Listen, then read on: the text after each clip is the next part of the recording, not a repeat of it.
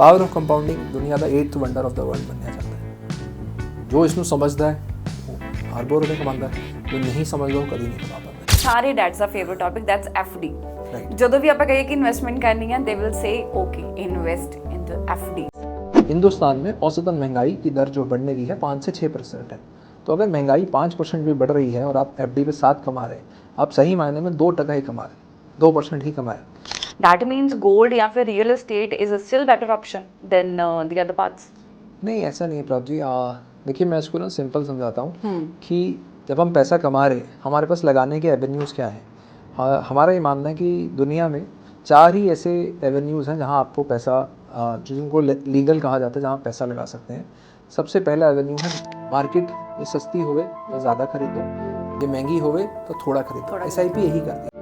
ਇਹਨਾਂ ਲੋਕਾਂ ਦਾ ਕੀ ਇਹੋ ਜਿਹਾ ਮਾਈਂਡਸੈਟ ਰਿਹਾ ਹੋਏਗਾ ਜਾਂ ਇਹੋ ਜਿਹਾ ਉਹਨਾਂ ਨੇ ਕੀ ਗਲਤੀਆਂ ਕੀਤੀਆਂ ਹੋਣਗੀਆਂ ਜਿਹੜੇ ਉਹ ਲੱਖਾਂ ਤੋਂ ਇੱਕਦਮ ਕੱਖਾਂ ਤੇ ਆ ਗਏ, ਦਿਨਾਂ ਦੇ ਵਿੱਚ ਉਹਨਾਂ ਨੇ ਉਹ ਜਿਹੜਾ ਪੈਸਾ ਸੀਗਾ ਜ਼ੀਰੋ ਕਰ ਦਿੱਤਾ।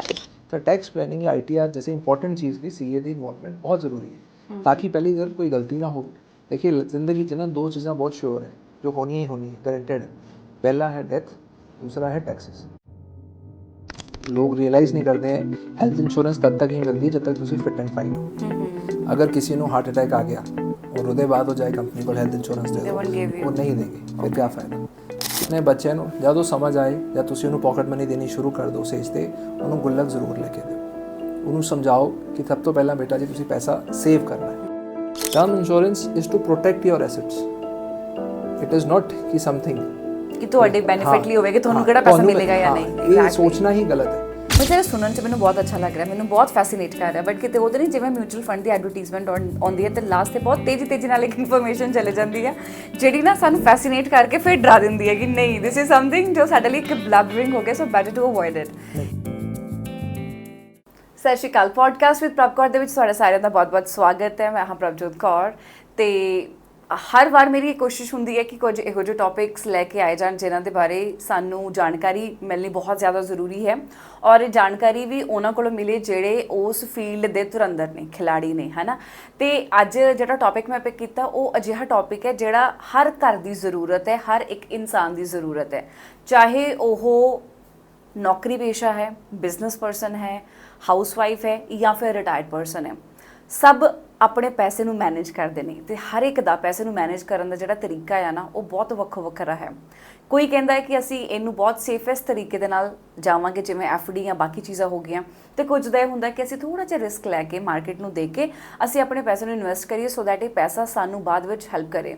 ਬਹੁਤ ਸਾਰੇ ਪ੍ਰਸ਼ਨ ਨੇ ਕਿਉਂਕਿ ਮੈਂ ਕੋਈ ਫਾਈਨੈਂਸ ਦੇ ਨਾਲ ਲਿਟਰੇਟ ਪਰਸਨ ਨਹੀਂ ਹਾਂ, ਮੈਨੂੰ ਵੀ ਉਨੀ ਕੁ ਹੀ ਨੌਲੇਜ ਹੈ ਜਿੰਨੀ ਕੁ ਆਪਣੀ ਆਮ ਜਨਤਾ ਨੂੰ ਹੈ ਇਹਨਾਂ ਫਾਈਨੈਂਸਿਸ ਬਾਰੇ।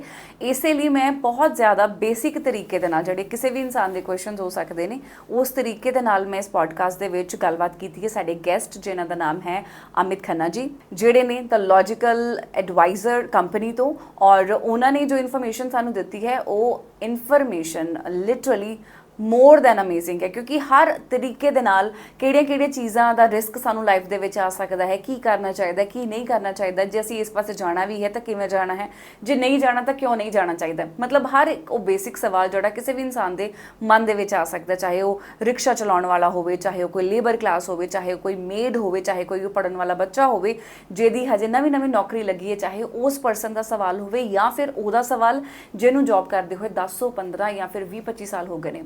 ਤਾਂ ਸਾਡੇ ਸਾਰਿਆਂ ਦੇ ਜਿਹੜੇ ਸਵਾਲ ਨੇ ਨਾ, ਮੇਰੀ ਕੋਸ਼ਿਸ਼ ਸੀ ਕਿ ਮੈਂ ਉਹਨਾਂ ਸਾਰਿਆਂ ਦੇ ਜਿਹੜੇ ਪ੍ਰਸ਼ਨ ਆ ਉਹ ਇਸ ਪੋਡਕਾਸਟ ਦੇ ਵਿੱਚ ਮੈਂ ਉਹਨਾਂ ਦੇ ਨਾਲ ਗੱਲਬਾਤ ਕਰਾਂ ਤਾਂ ਜੋ ਸਾਨੂੰ ਇੱਕ ਜਿਹੜੀ ਫਾਈਨੈਂਸ਼ੀਅਲ ਲਿਟਰੇਸੀ ਦੀ ਅਸੀਂ ਗੱਲ ਕਰਦੇ ਹਾਂ ਨਾ, ਸਾਨੂੰ ਉਹਦੇ ਬਾਰੇ ਪਤਾ ਲੱਗ ਸਕੇ। ਤਾਂ ਮੈਂ ਇਹ ਨਹੀਂ ਕਹੂੰਗੀ ਕਿ ਬਹੁਤ ਜ਼ਿਆਦਾ ਅਲੱਗ ਲੈਵਲ ਦੀਆਂ ਗੱਲਾਂ ਨੇ, ਬਟ ਅਜਿਹੀਆਂ ਗੱਲਾਂ ਨੇ ਜਿਹੜੀਆਂ ਸਾਨੂੰ ਪਤਾ ਵੀ ਨੇ ਬਟ ਸਟਿਲ ਅਸੀਂ ਉਹਨਾਂ ਦੇ ਉੱਤੇ ਧਿਆਨ ਨਹੀਂ ਦਿੰਦੇ ਕਿਉਂਕਿ ਅਸੀਂ ਕਦੇ ਸੁਣੀਆਂ ਹੋਈਆਂ ਨੇ। ਤਾਂ ਮੈਨੂੰ ਲੱਗਦਾ ਹੈ ਕਿ ਅੱਜ ਦਾ ਪੋਡਕਾਸਟ ਨਾ ਤੁਹਾਡੀ ਸਾਰਿਆਂ ਦੀ ਲਾਈਫ ਦੇ ਵਿੱਚ ਤੁਹਾਡੀ ਫਾਈਨੈਂਸ਼ੀਅਲ ਜਿਹੜੀ ਜਰਨੀ ਹੈ ਨਾ ਉਹਦੇ ਤੇ ਬਹੁਤ ਵੱਡਾ ਇੰਪੈਕਟ ਪਾ ਸਕਦਾ ਹੈ।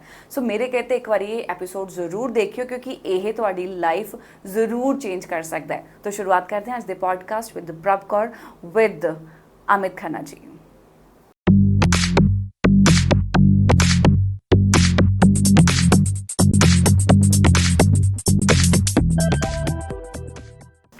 ਸਤਿ ਸ਼੍ਰੀ ਅਕਾਲ ਅਮਿਤ ਸਰ। ਸਤਿ ਸ਼੍ਰੀ ਅਕਾਲ ਪ੍ਰਭ ਜੀ। ਕੀ ਹਾਲ ਚਾਲ ਨੇ ਤੁਹਾਡੇ? ਸਭ ਠੀਕ ਠਾਕ ਸਰ। ਥੈਂਕ ਯੂ ਸੋ ਮੱਚ ਤੁਸੀਂ ਟਾਈਮ ਦਿੱਤਾ ਐਂਡ ਮੈਂ ਬਹੁਤ ਲੰਬੇ ਟਾਈਮ ਤੋਂ ਨਾ ਇਹ ਚਾਹੁੰਦੀ ਸੀਗੀ ਕਿ ਅਸੀਂ ਇੱਕ ਪੋਡਕਾਸਟ ਕਰੀਏ ਜਿਹਦੇ ਵਿੱਚ ਅਸੀਂ ਫਾਈਨੈਂਸ਼ੀਅਲ ਲਿਟਰੇਸੀ ਬਾਰੇ ਗੱਲ ਕਰੀਏ। ਬਹੁਤ ਵਾਰੀ ਕੀ ਹੁੰਦਾ ਕਿ ਸਾਡੇ ਆਪਾਂ ਜਿੱਦਾਂ ਦੀ ਫੈਮਲੀਜ਼ ਤੋਂ ਆਪਾਂ ਸਾਰੇ ਜਾਣੇ ਹੈਗੇ ਆ, ਆਪਣੀ ਫੈਮਲੀਜ਼ ਦੇ ਵਿੱਚ ਨਾ ਬਾਕੀ ਸਾਰੀ ਐਜੂਕੇਸ਼ਨ ਤਾਂ ਆਪਣੀ ਹੋ ਜਾਂਦੀ ਹੈ, ਪਰ ਜਦੋਂ ਅਸੀਂ ਗੱਲ ਕਰਦੇ ਆ ਨਾ ਫਾਈਨੈਂਸ ਦੇ ਨਾਲ ਰਿਲੇਟਡ ਇਨਫੋਰਮੇਸ਼ਨ ਦੀ, ਉਹ ਸਾਡੇ ਕੋਲ ਬਹੁਤ ਘੱਟ ਹੁੰਦੀ ਆ। ਸਾਡਾ ਸਕੂਲਿੰਗ ਜਿਹੜੀ ਆ, ਸਾਡਾ ਜੋ ਐਜੂਕੇਸ਼ਨ ਸਿਸਟਮ ਆ, ਉਹ ਵੀ ਕੁਝ ਇਸ ਤਰੀਕੇ ਨਾਲ ਬਣਿਆ ਜਿਹਦੇ ਵਿੱਚ ਬੇਸਿਕ ਸਰਵਾਈਵਲ ਦੀਆਂ ਜਿਹੜੀਆਂ ਸਕਿੱਲਸ ਨੇ ਉਹ ਵੀ ਨਹੀਂ ਸਿਖਾਈਆਂ ਜਾਂਦੀਆਂ, ਤੇ ਉਹਦੇ ਨਾਲ ਦੀ ਨਾਲ ਜਿਹੜੀ ਇਹ ਫਾਈਨੈਂਸ ਦੀ ਲਿਟਰੇਸੀ ਆ ਉਹ ਵੀ ਸਾਨੂੰ ਦੱਸੀ ਨਹੀਂ ਜਾਂਦੀ। ਔਰ ਜਦੋਂ ਤੱਕ ਇਹਨੂੰ ਸਮਝਣ ਦੀ ਬਾਰੀ ਆਉਂਦੀ ਆ ਉਦੋਂ ਤੱਕ ਤੁਹਾਡੀ ਐਜੂਕੇਸ਼ਨ ਖਤਮ ਹੋ ਚੁੱਕੀ ਹੁੰਦੀ ਆ, ਜਾਂ ਫਿਰ ਜੇ ਤੁਹਾਡਾ ਇੰਟਰਸਟ ਹੈ ਤਾਂ ਤੁਸੀਂ ਆਪਣੀ ਫਰਦਰ ਐਜੂਕੇਸ਼ਨ ਕਰਦੇ ਹੋ, ਜਿਵੇਂ ਤੁਹਾਡੀ BCom ਹੋ ਗਈ ਆ, ਤੁਸੀਂ ਫਰਦਰ MBA ਵਗੈਰਾ ਦੇ ਵਿੱਚ ਜਾਂਦੇ ਹੋ। ਤਾਂ ਮੈਂ ਬਹੁਤ ਬੇਸਿਕ ਉਸ ਤਰੀਕੇ ਦੇ ਨਾਲ ਜਾਣਨਾ ਚਾਹੁੰਦੀ ਹਾਂ ਕਿ ਕਿਉਂ ਤੁਹਾਡੇ ਅਕੋਰਡਿੰਗਲੀ, ਕਿਉਂਕਿ ਤੁਹਾਡੀ ਫਰਮ ਵੀ ਹੈ ਦਾ ਲੌਜੀਕਲ ਐਡਵਾਈਜ਼ਰ, ਤੁਹਾਡੀ ਫਰਮ ਦੇ ਵਿੱਚ ਤੁਸੀਂ ਜਿੰਨਾ ਪੁਰਾਣਾ ਟਾਈਮ ਤੋਂ ਤੁਸੀਂ ਕੰਮ ਕਰ ਰਹੇ ਹੋ, ਤੁਹਾਡੇ ਕੋਲ ਬਹੁਤ ਜ਼ਿਆਦਾ ਕਸਟਮਰਸ ਨੇ, ਤਾਂ ਤੁਹਾਡੀ ਜਦੋਂ ਆਮ ਜਨਤਾ ਦੇ ਨਾਲ ਗੱਲਬਾਤ ਵੀ ਹੁੰਦੀ ਹੋਏਗੀ, ਤੁਹਾਡੇ ਕੰਜ਼ਿਊਮਰਸ ਕਸਟਮਰਸ ਵੀ ਤੁਹਾਡੇ ਕੋਲ ਆਉਂਦੇ ਹੋਣਗੇ, ਤਾਂ ਤੁਸੀਂ ਕੀ ਇਸ ਸਿੱਟੇ ਤੇ ਪਹੁੰਚੇ ਹੋ ਕਿ ਸਾਡੇ ਇੱਥੇ ਫਾਈਨੈਂਸ਼ੀਅਲ ਲਿਟਰੇਸੀ ਨਹੀਂ ਘੱਟ ਕਿਉਂ ਆ? ਕਿਉਂ ਅਸੀਂ ਇਹਨਾਂ ਚੀਜ਼ਾਂ ਬਾਰੇ ਜ਼ਿਆਦਾ ਜਾਣਕਾਰੀ ਨਹੀਂ ਲੈ ਪਾਉਂਦੇ, ਜਾਂ ਸਾਡਾ ਮਤਲਬ ਸਮਝ ਉੱਧਰ ਕਿਉਂ ਨਹੀਂ ਜਾਂਦੀ, ਜਦ ਕਿ ਸਭ ਤੋਂ ਜ਼ਿਆਦਾ ਜ਼ਰੂਰੀ ਚੀਜ਼ ਹੀ ਇਹ ਹੈ? ਥੈਂਕ ਯੂ ਪ੍ਰਭ ਜੀ। ਇਹ ਬਹੁਤ ਇੰਪੋਰਟੈਂਟ ਟੌਪਿਕ ਹੈ, ਨਾ ਸਿਰਫ ਮੇਰੇ ਲਈ, ਮੇਰੀ ਆਰਗੇਨਾਈਜੇਸ਼ਨ ਲਈ ਵੀ। ਤੇ ਜਦ ਤੁਹਾਡਾ ਇਨਵੀਟੇਸ਼ਨ ਆਇਆ ਤਾਂ ਮੈਂ ਜ਼ਰੂਰ ਇਸ ਦਾ ਪਾਰਟ ਬਣਨਾ ਚਾਹੁੰਦਾ ਸੀਗਾ। ਤੁਸੀਂ ਬਹੁਤ ਇੰਪੋਰਟੈਂਟ ਕੁਐਸਚਨ ਉਠਾਇਆ ਕਿ ਫਾਈਨੈਂਸ਼ੀਅਲ ਲਿਟਰੇਸੀ ਦੀ ਨੌਲੇਜ ਕਿਉਂ ਨਹੀਂ ਹੈ। ਇਹਦਾ ਸਭ ਤੋਂ ਬੜਾ ਰੂਟ ਕਾਜ਼ ਜੋ ਹੈ, ਸਾਡੇ ਸਕੂਲਿੰਗ ਦੇ ਵਿੱਚ ਕੋਈ ਫਾਰਮਲ ਸਿਸਟਮ ਹੀ ਨਹੀਂ ਹੈ ਕਿ ਮਨੀ ਮੈਟਰਸ, ਯਾਨੀ ਕਿ ਪੈਸੇ ਤੋਂ ਰਿਲੇਟਡ ਸਾਨੂੰ ਗਿਆਨ ਦਿੱਤਾ ਜਾਵੇ। ਸਕੂਲ ਦੇ ਵਿੱਚ ਮੈਥ ਸਾਇੰਸ ਤਾਂ ਸਭ ਪੜ੍ਹਾਇਆ ਜਾਂਦਾ ਹੈ, ਜੀਓਗ੍ਰਾਫੀ ਪੜ੍ਹਾਈ ਜਾਂਦੀ ਹੈ, ਪਰ ਫਾਈਨੈਂਸ਼ੀਅਲ ਨੌਲੇਜ ਹੈ ਹੀ ਨਹੀਂ ਹੈ। ਅੱਜ ਵੀ ਆਪਾਂ ਕਿੰਨੀ ਨਿਊਜ਼ ਪੜ੍ਹਦੇ ਹਾਂ ਕਿ ਲੋਕਾਂ ਦੁਨੀਆ ਦੇ ਵਿੱਚ ਫਾਈਨੈਂਸ਼ੀਅਲ ਫਰਾਡਸ ਹੁੰਦੇ ਹੀ ਰਹਿੰਦੇ ਹਰ ਕਿਸੇ ਨਾਲ। ਪਰ ਜੇ ਇੱਕ ਫਾਰਮਲ ਐਜੂਕੇਸ਼ਨ ਦਿੱਤੀ ਜਾਂਦੀ ਹੋਵੇ ਸਕੂਲ ਦੇ ਪਾਰਟ ਤੋਂ, ਕਾਲਜ ਦੇ ਵਿੱਚ ਵੀ, ਤਾਂ ਸ਼ਾਇਦ ਇਹਨਾਂ ਗਲਤੀਆਂ ਤੋਂ ਲੋਕ ਬਚ ਸਕਦੇ ਸੀ। ਸਭ ਤੋਂ ਬੜਾ ਕਾਰਨ ਇਹ ਹੈ। ਦੂਸਰਾ ਕਾਰਨ ਜੋ ਮੈंने ਸਟੱਡੀ ਕੀਤਾ ਆਪਣੇ ਪਿਛਲੇ 18 ਸਾਲ ਦੇ ਕੈਰੀਅਰ ਵਿੱਚ, ਮਨੀ, ਪੈਸਾ ਇੱਕ ਐਸੀ ਚੀਜ਼ ਹੈ ਜੋ ਹਰ ਇਨਸਾਨ ਨਾ ਆਪਣੇ ਤੱਕ ਹੀ ਸੀਮਿਤ ਰੱਖਦਾ ਹੈ। ਉਹ ਆਪਣੇ ਪਰਿਵਾਰ ਨੂੰ ਇਨਵੋਲਵ ਨਹੀਂ ਕਰਦਾ ਇਸ ਡਿਸਕਸ਼ਨ 'ਚ। या तो अपने दोस्तों सलाह ले लेता है, या अपने CA को लो, या अपने बार्बर को लो, या किसी और को लो। लोग टिप्स से चलते हैं कि मुझे कोई टिप बता दे और मैं उससे अमीर बन जाऊँ। लोग उसके लिए प्रॉपर पढ़ाई सीखना ही नहीं चाहते, ज्ञान लेना ही नहीं चाहते। या तो लोग चाहते हैं कि रातों रात हम अमीर बन जाएं, स्लो एंड स्टडी अप्रोच कोई चाहता नहीं है। तो फॉर्मल एजुकेशन का ना होना, और दूसरा इस टॉपिक के ऊपर पैसा इन्वेस्टमेंट करने के ऊपर कोई सीखना ढंग से चाहता ही नहीं। ये सबसे बड़े दो कारण है।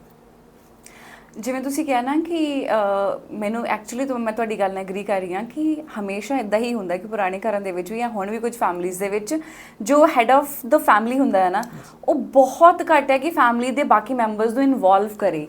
ਕਿੱਥੇ ਕਿੱਥੇ FDs ਨੇ, ਕਿੰਨੀਆਂ FDs ਨੇ, ਜਾਂ ਕਿੱਥੇ ਕਿੱਥੇ ਰੀਅਲ ਏਸਟੇਟ ਤੁਹਾਡੀ ਮਤਲਬ ਤੁਸੀਂ ਇਨਵੈਸਟ ਕੀਤਾ ਹੋਇਆ, ਬਹੁਤ ਘੱਟ ਹੁੰਦਾ ਕਿ ਫੈਮਿਲੀ ਮੈਂਬਰਸ ਨੂੰ ਪਤਾ ਹੋਵੇ। ਰੀਸੈਂਟ 1-2 ਇਨਸੀਡੈਂਟਸ ਹੋਏ ਮੇਰੀ ਫੈਮਿਲੀ ਦੇ ਵਿੱਚ ਵੀ, ਜਿਹਦੇ ਵਿੱਚ ਇੱਕ ਪਰਸਨ ਦੀ ਡੈਥ ਹੋ ਗਈ, ਔਰ ਉਹਨਾਂ ਦੀ ਡੈਥ ਇੰਨੀ ਕੁ ਜ਼ਿਆਦਾ ਮਤਲਬ ਸਮਝ ਨਹੀਂ ਆਇਆ ਕਿਸੇ ਨੂੰ ਵੀ ਕਿ ਇੱਕਦਮ ਕੀ ਹੋ ਗਿਆ, ਮਤਲਬ ਮਿੰਟਾਂ ਸਕਿੰਟਾਂ ਦੇ ਵਿੱਚ ਖਤਮ ਹੋ ਗਿਆ। ਐਂਡ ਸਭ ਤੋਂ ਵੱਡੀ ਤਰਾਸਦੀ ਸੀ ਕਿ ਉਹਨਾਂ ਦੇ ਜਾਣ ਤੋਂ ਬਾਅਦ ਉਹਨਾਂ ਦੇ ਫੈਮਿਲੀ ਮੈਂਬਰਸ ਨੂੰ ਪਤਾ ਹੀ ਨਹੀਂ ਸੀ ਕਿ ਉਹ ਬਿਜ਼ਨਸ ਕਿਵੇਂ ਰਨ ਕਰ ਰਹੇ ਸੀ, ਕਿਵੇਂ ਕਿੱਥੋਂ ਕੀ ਕੁਝ ਆ ਰਿਹਾ ਸੀਗਾ, ਜਾਂ ਕਿਹਦੇ ਕੋਲੋਂ ਪੈਸੇ ਲੈਣੇ ਨੇ ਜਾਂ ਕਿਹਦੇ ਕੋਲੋਂ ਦੇਣੇ ਨੇ। ਔਰ ਈਵਨ ਸੇਮ ਚੀਜ਼ ਬਾਅਦ ਵਿੱਚ ਦੂਸਰੀ ਫੈਮਿਲੀ ਦੇ ਨਾਲ ਵੀ ਹੋਈ। ਤਾਂ ਸਾਨੂੰ ਪਤਾ ਵੀ ਹੈ ਕਿ ਚੀਜ਼ਾਂ ਹੋ ਰਹੀਆਂ ਨੇ, ਪਰ ਤਾਂ ਵੀ ਨਾ ਲੋਕ ਇਨਵੋਲਵ ਨਹੀਂ ਕਰਦੇ। ਇਹ ਬਹੁਤ ਵੱਡੀ ਪ੍ਰੋਬਲਮ ਹੈ। ਜਾਂ ਤਾਂ ਇਹ ਸੋਚਦੇ ਨੇ ਕਿ ਫੀਮੇਲਸ ਜਿਹੜੀਆਂ ਨੇ ਉਹਨਾਂ ਨੂੰ ਸਮਝ ਨਹੀਂ ਆਏਗੀ, ਜਾਂ ਬੱਚਿਆਂ ਨੂੰ ਜੇ ਪਤਾ ਲੱਗ ਗਿਆ ਕਿ ਪੈਸਾ ਸਾਡੇ ਕੋਲ ਇੰਨਾ ਆ ਤਾਂ ਉਹ ਗਲਤ ਰਸਤੇ ਤੇ ਹੋ ਜਾਣਗੇ। ਇਹ ਵੀ ਇੱਕ ਰੀਜ਼ਨ ਹੈ ਨਾ। ਹਾਂਜੀ, ਬਿਲਕੁਲ ਸਹੀ ਕਹਿ ਰਹੇ ਹੋ, ਪਰ ਇਹ ਬਹੁਤ ਗਲਤ ਅਪਰੋਚ ਹੈ। ਜੇ ਆਪਣੇ ਅਸੀਂ ਪੈਸੇ ਨੂੰ ਸੰਭਾਲਣਾ ਚਾਹੁੰਦੇ ਹਾਂ, ਇਨਵੈਸਟ ਕਰ ਰਹੇ ਹਾਂ, ਚਾਹੇ ਕੁਝ ਵੀ ਹੈ, ਮੈਂ ਇਹ ਮੰਨਦਾ ਤੁਹਾਡਾ ਫੈਮਿਲੀ ਮੈਂਬਰਸ ਉਹਦੇ ਵਿੱਚ ਜ਼ਰੂਰ ਪਾਰਟ ਹੋਣਾ ਚਾਹੀਦਾ ਹੈ, ਤਾਂ ਕਿ ਜ਼ਿੰਦਗੀ ਔਰ ਮੌਤ ਭਗਵਾਨ ਜੀ ਦੇ, ਵਾਹਿਗੁਰੂ ਜੀ ਦੇ ਹੱਥ 'ਚ ਹੈ। ਤਾਂ ਅਗਰ ਗੋਡ ਫॉरबिड ਕਿਸੇ ਨੂੰ ਕੁਝ ਹੋ ਜਾਂਦਾ ਹੈ ਤਾਂ ਪਰਿਵਾਰ ਕਿੱਥੇ ਜਾ ਕੇ ਧੱਕੇ ਖਾਏਗਾ ਉਸ ਪੈਸੇ? ਜੇ ਕਿਸੇ ਨੂੰ ਪਤਾ ਹੀ ਨਹੀਂ ਹੈ ਤਾਂ ਉਹ ਪੈਸਾ ਜ਼ੀਰੋ ਹੀ ਹੈ। ਉਸ ਤੋਂ ਅੱਛਾ ਇਨਵੈਸਟ ਹੀ ਨਾ ਕਰੋ, ਬੈਂਕ ਅਕਾਊਂਟ 'ਚ ਹੀ ਪਏ ਰਹਿਣ ਦਿਓ। ਤਾਂ ਜੇ ਤੁਸੀਂ ਇਨਵੈਸਟਮੈਂਟ ਕਰ ਰਹੇ ਹੋ ਤਾਂ ਤੁਹਾਨੂੰ ਆਪਣੇ ਫੈਮਿਲੀ ਮੈਂਬਰਸ ਨੂੰ ਜ਼ਰੂਰ ਇਨਵੋਲਵ ਕਰਨਾ ਚਾਹੀਦਾ। ਉਹਨਾਂ ਨੂੰ ਨਹੀਂ ਇਨਵੋਲਵ ਕਰਨਾ ਤਾਂ ਪ੍ਰੋਪਰ ਇੱਕ ਆਪਣੀ ਫਾਈਲ ਬਣਾਓ, ਜਿਸ ਸਾਰੇ ਡਿਟੇਲਸ ਲਿਖ ਕੇ ਰੱਖੋ। ਅਸੀਂ ਸਾਰੇ ਕਲਾਇੰਟਸ ਨੂੰ ਅਸੀਂ ਸੈਮੀਨਾਰਸ ਕਰਦੇ ਹਾਂ, ਅਸੀਂ ਕਹਿੰਦੇ ਹਾਂ ਕਿ ਜਿਵੇਂ ਇੱਕ ਵਿਲ ਹੈ, ਵਸੀਅਤ ਹੈ, ਲੋਕ ਉਸ ਤੋਂ ਬਹੁਤ ਡਰਦੇ ਹੈ। ਡਰਨਾ ਨਹੀਂ ਚਾਹੀਦਾ। ਆਪਣੇ ਸਾਰੇ ਇਨਵੈਸਟਮੈਂਟਸ ਲੇਖਾ ਜੋਖਾ ਆਪਣੇ ਪਰਿਵਾਰ ਨਾਲ ਸਾਂਝਾ ਕਰਨਾ ਚਾਹੀਦਾ ਕਿ ਇਹ ਮੇਰਾ ਪੈਸਾ ਇੱਥੇ ਲੱਗਿਆ ਹੋਇਆ। ਕਿਉਂਕਿ ਜਦ ਤੱਕ ਮੈਂ ਕੰਮ ਕਰ ਰਿਹਾ, ਮੈਂ ਪੈਸਾ ਲਗਾ ਰਿਹਾ, ਮੈਨੂੰ ਤਾਂ ਪਤਾ ਹੈ, ਪਰ ਮੇਰੇ ਬਾਅਦ ਮੇਰਾ ਫੈਮਿਲੀ ਮੈਂਬਰ ਕਿਸੇ ਨੂੰ ਪਤਾ ਹੀ ਨਹੀਂ ਪਤਾ। ਇਹ ਪੰਜਾਬ ਦੇ ਵਿੱਚ ਇੱਕ ਬਹੁਤ ਬੜੀ ਪਰੇਸ਼ਾਨੀ ਦਾ ਕਾਰਨ ਹੈ ਐਂਡ ਸਾਡੇ ਨਾਲ ਕਈ ਵਾਰ ਹੁੰਦਾ ਹੈ। ਪਿੱਛੇ ਸਾਡੇ ਕਲਾਇੰਟ ਸੀਗੇ, ਉਹਨਾਂ ਦੇ ਹਸਬੈਂਡ ਦੀ ਡੈਥ ਹੋ ਗਈ। ਤੁਸੀਂ ਮੰਨ ਨਹੀਂ ਸਕਦੇ ਹੋ ਪ੍ਰਭ ਜੀ, ਉਹਨਾਂ ਦੇ ਵਾਈਫ ਨੂੰ ਇੱਕ ਛੋਟੀ ਛੋਟੀ ਚੀਜ਼, ਉਹਨਾਂ ਦੀ ਕਾਰ ਵੀ ਆਪਣੇ ਨਾਮ ਟ੍ਰਾਂਸਫਰ ਕਰਾਉਣ ਲਈ ਕਿੰਨੀ ਜਹਿਦ ਕਰਨੀ ਪਈ ਹੈ। ਇਹ ਜਦ ਐਕਚੁਅਲ ਕਿਸੇ ਨਾਲ ਬੀਤਦੀ ਹੈ ਨਾ ਤਾਂ ਸਮੱਸਿਆ ਸਮਝ ਆਉਂਦੀ। ਲੈਕ ਆਫ ਡਾਕੂਮੈਂਟਸ, ਐਵੇਂ ਕਿ ਇੱਕ ਵਸੀਅਤ ਨਾ ਹੋਣ ਕਰਕੇ ਕੋਰਟ ਦੇ ਕਿੰਨੇ ਧੱਕੇ ਖਾਣੇ ਪੈਂਦੇ ਹੈ ਕਿ ਜੀ ਸਕਸੈਸ਼ਨ ਸਰਟੀਫਿਕੇਟ ਬਣਵਾਉਣ ਲਈ ਸਾਲੋਂ ਗੁਜ਼ਰ ਜਾਂਦੀ ਤਾਂ ਜਾ ਕੇ ਐਸੈਟਸ ਕहीं ਟ੍ਰਾਂਸਫਰ ਹੁੰਦੇ ਫੈਮਿਲੀ ਦਾ। ਇਸ ਲਈ ਬੈਟਰ ਹੈ ਜੇ ਲੋਕ ਇਹਦੇ ਬਾਰੇ ਜਾਗਰੂਕ ਹੋਣ, ਇੱਕ ਅੱਛਾ ਫਾਈਨੈਂਸ਼ੀਅਲ ਸਲਾਹਕਾਰ ਆਪਣੇ ਨਾਲ ਅਪਾਇੰਟ ਕਰੇ ਤਾਂ ਉਸਕੇ ਨਾਲ, ਤਾਂ ਕਿ ਉਹਨਾਂ ਦੀ ਫਾਈਨੈਂਸ਼ੀਅਲ ਲਾਈਫ ਜ਼ਿੰਦਗੀ ਸਹੀ ਢੰਗ ਨਾਲ ਚੱਲਦੀ ਰਹੇ। ਮੇਰੇ ਨਾਲ ਇਹਦੇ ਨਾਲ ਰਿਲੇਟਡ ਦੋ ਕੁਐਸਚਨਸ ਨੇ। ਇੱਕ ਤਾਂ ਇਹ ਕੁਐਸਚਨ ਆ ਕਿ ਤੁਸੀਂ ਬਿਲਕੁਲ ਸਹੀ ਕਿਹਾ ਕਿ ਨਹੀਂ ਦੱਸਦੇ, ਔਰ ਇਸੇ ਚੱਕਰ ਦੇ ਵਿੱਚ ਨਾ ਜੋ ਆਈ ਥਿੰਕ ਇੱਕ ਵਾਰ ਮੈਂ ਕੋਈ ਆਰਟੀਕਲ ਪੜ੍ਹਿਆ ਸੀਗਾ ਜਿਹਦੇ ਵਿੱਚ ਇਹ ਸੀਗਾ ਕਿ ਬੈਂਕ ਦੇ ਕੋਲ ਇੰਨਾ ਕਈ ਹਜ਼ਾਰ ਕਰੋੜ ਪੈਸਾ ਇਹੋ ਜਿਹਾ ਪਿਆ ਹੋਇਆ ਜਿਹਦਾ ਕੋਈ ਵਾਲੀ ਵਾਰਸ ਨਹੀਂ ਆ। ਬਿਲਕੁਲ ਸਹੀ ਕਹਿ ਰਹੇ ਸਰ ਮੈਡਮ। ਸਟਾਕ ਮਾਰਕੀਟ ਦੇ ਵਿੱਚ ਵੀ ਇਹ ਬੜਾ ਕਾਮਨ ਹੈ। ਸਭ ਤੋਂ ਜ਼ਿਆਦਾ ਪੈਸਾ ਉਹਨਾਂ ਲੋਕਾਂ ਨੇ ਬਣਾਇਆ ਹੈ ਜੋ ਲਗਾ ਕੇ ਗੁਜ਼ਰ ਗਏ, ਕਿਉਂਕਿ ਉਹ ਭੁੱਲ ਹੀ ਗਏ ਕਿ ਅਸੀਂ ਪੈਸਾ ਲਗਾਇਆ ਸੀ, ਪਰਿਵਾਰ ਨੂੰ ਪਤਾ ਹੀ ਨਹੀਂ ਚੱਲਿਆ। 20 25 ਸਾਲ ਬਾਅਦ ਜੋ ਕਰੋੜੋਂ ਰੁਪਏ ਬਣ ਗਏ ਔਰ ਉਹ ਪੈਸਾ ਬੇਨਾਮੀ ਖਾਤਿਆਂ 'ਚ ਪਿਆ, ਕੋਈ ਹੈ ਹੀ ਨਹੀਂ। ਉਹ ਪੈਸਾ ਕਿੱਥੇ ਜਾਏਗਾ? ਉਹ ਪਿਆ ਇਸ ਤਰ੍ਹਾਂ ਹੀ ਮੈਮ। ਸਰਕਾਰ ਬੈਂਕਾਂ ਨੂੰ ਕਹਿ ਚੁੱਕੀ ਹੈ ਅਪਰੋਚ ਕਰੋ, ਲੋਕਾਂ ਨੂੰ ਲੱਭੋ, ਪਰ ਕਿਆ ਦਿੱਕਤ क्या आती है, पैन नंबर जैसे एक चीज़ है हुणी 15 साल पहला ही हिंदुस्तान से इंप्लीमेंट होनी शुरू हुई है। 2007 तो पहला पैन कार्ड था ही नहीं, मतलब पैन कार्ड था पर इन्वेस्टमेंट से दिता ही नहीं जाता सीगा। आधार कार्ड 2010 तो आया, तो जब मेरा कोई डॉक्यूमेंट ही नहीं दिता है उस खाते दे विच 1990 मान लो मैंने कहीं FD कराई, मैंने सिर्फ एक नाम अनाउंस करता अमित कुमार, और 5 लाख दी FD, पर ना मैंने उत्थे पैन दिता ना एड्रैस दिता, घर मेरा बदल गया परिवार ने, तो बैंक कित्थे जाके लभेगा अमित कुमार कौन है। तो इन्हां चीज़ों के विच वो पैसा बैंकां कोल पिया और ਇਹਦਾ ਕੋਈ ਹੱਲ ਹੈ ਨਹੀਂ ਹੈ। ਪਰ ਇਹੀ ਹੈ ਕਿ ਅੱਜ ਵਾਲੇ ਜਿਹੜੇ ਤੁਹਾਡੇ ਅੱਜ ਦੇ ਲਿਸਨਰਸ ਨੇ ਉਹ ਸਮਝਦਾਰੀ ਨਾਲ ਕੰਮ ਲੈ, ਆਪਣੇ ਪੈਸੇ ਨੂੰ, ਆਪਣੇ ਹਰ ਚੀਜ਼ ਨੂੰ ਸਮਝਦਾਰੀ ਨਾਲ ਲਗਾਏ, ਪ੍ਰੋਪਰ ਡਾਕੂਮੈਂਟੇਸ਼ਨ ਘਰ 'ਚ ਸੰਭਾਲ ਕੇ ਰੱਖੇ, ਇੱਕ ਇੱਕ ਚੀਜ਼ ਦਾ ਆਪਣਾ ਵੇਰਵਾ ਕਰੇ। ਇਹਦਾ ਬੜਾ ਇੱਕ ਸਿੰਪਲ ਸਟੈਪ ਹੈ। ਤੁਸੀਂ ਕहीं ਵੀ ਪੈਸਾ ਲਗਾਉਂਦੇ ਹੋ, ਰੋਜ਼ਮਰਰਾ ਦਾ ਉਸਨੂੰ ਕਰਨਾ ਬੜਾ ਮੁਸ਼ਕਿਲ ਹੋ ਸਕਦਾ ਹੈ, ਪਰ ਹਰ 3 ਮਹੀਨੇ ਬਾਅਦ ਤੁਸੀਂ ਆਪਣੀ ਸਟੇਟਮੈਂਟਸ ਅਪਡੇਟ ਕਰਕੇ ਆਪਣੇ ਘਰ 'ਚ ਇੱਕ ਫਾਈਲ 'ਚ ਲਗਾ ਦਿਓ, ਪੁਰਾਣੀਆਂ ਫਾੜ ਦਿਓ, ਨਹੀਂ ਰੱਖ ਦਿਓ। तो सो दैट ਤੁਹਾਨੂੰ ਵੀ ਇੱਕ ਅਪ ਟੂ ਡੇਟ ਰਹਿੰਦਾ ਕਿ ਹਾਂ ਮੇਰਾ ਪੈਸਾ ਇੱਥੇ ਲੱਗਿਆ ਸੀ। 3 ਮਹੀਨੇ ਮੁਸ਼ਕਿਲ ਲੱਗਦਾ ਤਾਂ ਐਨੂਅਲ ਇੱਕ ਐਕਟੀਵਿਟੀ ਕੀਤੀ ਜਾ ਸਕਦੀ ਹੈ ਕਿ ਹਰ ਸਾਲ ਜਦ ਫਾਈਨੈਂਸ਼ੀਅਲ ਈਅਰ ਖਤਮ ਹੁੰਦਾ ਹਿੰਦੁਸਤਾਨ ਦੇ ਵਿੱਚ, ਆਪਾਂ ਨੇ ਆਪਣੇ ਸਾਰੇ ਪੋਰਟਫੋਲੀਓ ਐਸੈਟ ਸੰਭਾਲ ਕੇ ਇੱਕ ਫਾਈਲ 'ਚ ਅਪ ਟੂ ਡੇਟ ਕਰਦੇ ਕਿ ਪਿਛਲੇ ਸਾਲ ਤੱਕ ਮੈंने ਇੰਨੇ ਪੈਸੇ ਦੀ FD ਕਰੀ ਸੀ, ਗੋਲਡ ਲਿਆ ਸੀ, ਕੁਛ ਲਿਆ ਸੀ, ਕहीं ਤਾਂ ਉਹਦਾ ਬਿਊਰਾ ਹੋਵੇ, ਤਾਂ ਕਿ ਪਰਿਵਾਰ ਨੂੰ ਬਾਅਦ 'ਚ ਮੈਂ ਲਗਾ ਕਿਸ ਲਈ ਰਿਹਾ, ਪਰਿਵਾਰ ਲਈ, ਆਪਣੇ ਲਈ ਤਾਂ ਨਹੀਂ ਲਗਾ ਰਿਹਾ, ਪਰਿਵਾਰ ਦੇ ਲਈ ਹੀ ਲਗਾ ਰਿਹਾ। ਤਾਂ ਜੇ ਮੇਰੇ ਪਰਿਵਾਰ ਨੂੰ ਹੀ ਨਹੀਂ ਪਤਾ ਹੈ ਉਸ ਪੈਸੇ ਲਗਾਏ ਦਾ ਕੋਈ ਫਾਇਦਾ ਨਹੀਂ। ਬਿਲਕੁਲ। ਇੱਕ ਨਾ ਬਹੁਤ ਬੇਸਿਕ ਚੀਜ਼ ਹੈ ਆਪਣੇ ਸਾਰਿਆਂ ਦੇ ਲਈ, ਆਪਾਂ ਨੂੰ ਹਰ ਸਾਲ, ਚਾਹੇ ਅਸੀਂ ਜੌਬ ਦੇ ਵਿੱਚ ਆ ਚਾਹੇ ਅਸੀਂ ਬਿਜ਼ਨਸ ਪਰਸਨ ਆ, ITR ਭਰਨੀ ਹੁੰਦੀ ਆ। ਮੈਨੂੰ ਲੱਗਦਾ ਹੈ ਕਿ ਮੇਰੇ ਅਕੋਰਡਿੰਗਲੀ 90% ਲੋਕ ਇਹੋ ਜਿਹੇ ਹੋਣਗੇ ਜਿਹੜੇ ਆਪਣੀ ITR CS ਦੇ ਕੋਲੋਂ ਭਰਵਾਉਂਦੇ ਨੇ। ਮੇਰਾ ਨੰਬਰ ਗਲਤ ਹੋ ਸਕਦਾ ਬਿਕਾਜ਼ ਤੁਸੀਂ ਡੀਲ ਕਰਦੇ ਹੋ ਇਸ ਚੀਜ਼ ਦੇ ਨਾਲ, ਬਟ ਮੈਂ ਇਹੀ ਦੇਖਿਆ ਕਿ ਮੈਕਸਿਮਮ ਜਿੰਨਾ ਮਰਜ਼ੀ ਕਮਾ ਲੈਣ, ਇੱਕ ITR ਵਰਗੀ ਬੇਸਿਕ ਚੀਜ਼ ਵੀ ਜਿਹੜੀ ਹੈਗੀ ਆ, ਜਿਹਦੀ ਨੌਲੇਜ ਗੂਗਲ ਤੇ ਵੀ ਅਵੇਲੇਬਲ ਹੈ, ਤੁਸੀਂ YouTube ਤੇ ਵੀ ਚੈੱਕ ਕਰੋ, ਤੁਹਾਨੂੰ ਆਰਾਮ ਨਾਲ ਪਤਾ ਲੱਗ ਜਾਏਗਾ। ਬਟ ਉਸ ਤੋਂ ਬਾਅਦ ਵੀ ਅਸੀਂ ਕੀ ਕਰਦੇ ਹਾਂ ਕਿ ਅਸੀਂ CA ਦੇ ਕੋਲ ਜਾਂਦੇ ਹਾਂ ਕਿ ਬਈ ਇਹ ITR ਭਰ ਦਿਓ, ਜਿਹੜੀ ਕਿ ਹਰ ਸਾਲ ਹੋਣ ਵਾਲੀ ਆ। ਬਿਲਕੁਲ ਠੀਕ। ਦੇਖिए ਇਸ 'ਚ ਕੋਈ ਗਲਤੀ ਨਹੀਂ ਹੈ ਪ੍ਰਭ ਜੀ। ਅੱਜ ਪ੍ਰੋਬਲਮ ਕੀ ਹੋ ਗਈ ਹੈ YouTube ਦੇ ਨਾਲ ਜਾਂ ਇੰਟਰਨੈਟ ਦੇ ਨਾਲ, ਲੋਕ ਹਰ ਚੀਜ਼ ਦਾ ਆਨਸਰ ਗੂਗਲ ਤੋਂ ਚਾਹੁੰਦੇ, ਠੀਕ ਹੈ। ਪਰ ਮੈਂ ਇਹ ਮੰਨਦਾ ਜਿਸ ਤਰ੍ਹਾਂ ਆਪਾਂ ਬਿਮਾਰ ਪੈਂਦੇ ਆਪਾਂ ਕੈਮਿਸਟ ਕੋਲ ਨਹੀਂ ਜਾਂਦੇ ਇਲਾਜ ਕਰਾਉਣ, ਆਪਾਂ ਡਾਕਟਰ ਕੋਲ ਜਾਂਦੇ। ਜਦ ਟੈਕਸ ਪਲੈਨਿੰਗ ਦੀ ਗੱਲ ਆਉਂਦੀ, ਸਾਡੀ ਕੰਪਨੀ 'ਚ ਵੀ CAs ਹੈਗੇ ਹੈ, ਤਾਂ ਟੈਕਸ ਪਲੈਨਿੰਗ ਜਾਂ ITR जैसे इंपॉर्टेंट चीज़ ਲਈ CA ਦੀ ਇਨਵੋਲਵਮੈਂਟ ਬਹੁਤ ਜ਼ਰੂਰੀ ਹੈ, ਤਾਂ ਕਿ ਪਹਿਲੀ ਗੱਲ ਕੋਈ ਗਲਤੀ ਨਾ ਹੋਵੇ। देखिए ज़िंदगी 'ਚ ਨਾ ਦੋ ਚੀਜ਼ਾਂ ਬਹੁਤ श्योर ਹੈ ਜੋ ਹੋਣੀਆਂ ਹੀ ਹੋਣੀਆਂ, ਗਰੰਟਡ ਹੈ। ਪਹਿਲਾ ਹੈ ਡੈਥ, ਦੂਸਰਾ ਹੈ ਟੈਕਸਿਸ। ਸਰਕਾਰ ਨੂੰ ਟੈਕਸ ਦੇਣਾ ਹੀ ਪੈਂਦਾ, ਤਾਂ ਉਹਦੇ ਲਈ ਇੱਕ ਅੱਛੇ CA ਨਾਲ ਤੁਸੀਂ ਆਪਣੀ ITR ਫਾਈਲ ਕਰਾਓ। ਪਰ ਇਹ ਨਹੀਂ ਹੈ ਕਿ ਆਪਾਂ ਬਲਾਈਂਡ ਫੇਥ ਤੇ CA ਦੇ ਕਹੇ ਤੇ ਚਲੇ ਜਾਈਏ, ਆਪਾਂ ਨੂੰ ਜਾਗਰੂਕ ਹੋ ਕੇ ਸਮਝਣਾ ਜ਼ਰੂਰ ਚਾਹੀਦਾ। ਥੋੜਾ ਉਹ ITR ਫਾਰਮ ਭਰ ਰਿਹਾ, ਬਹੁਤ ਜ਼ਿਆਦਾ ਮੈਂ ਲੋਕਾਂ ਨਾਲ ਦੇਖਦਾ, ਲੋਕ ਆਪਣੀ ITR ਭਰਦੇ हैं, कई चीज़ों को छड़ ही देने, वो कहते हैं हमारे CA ने भरी नहीं।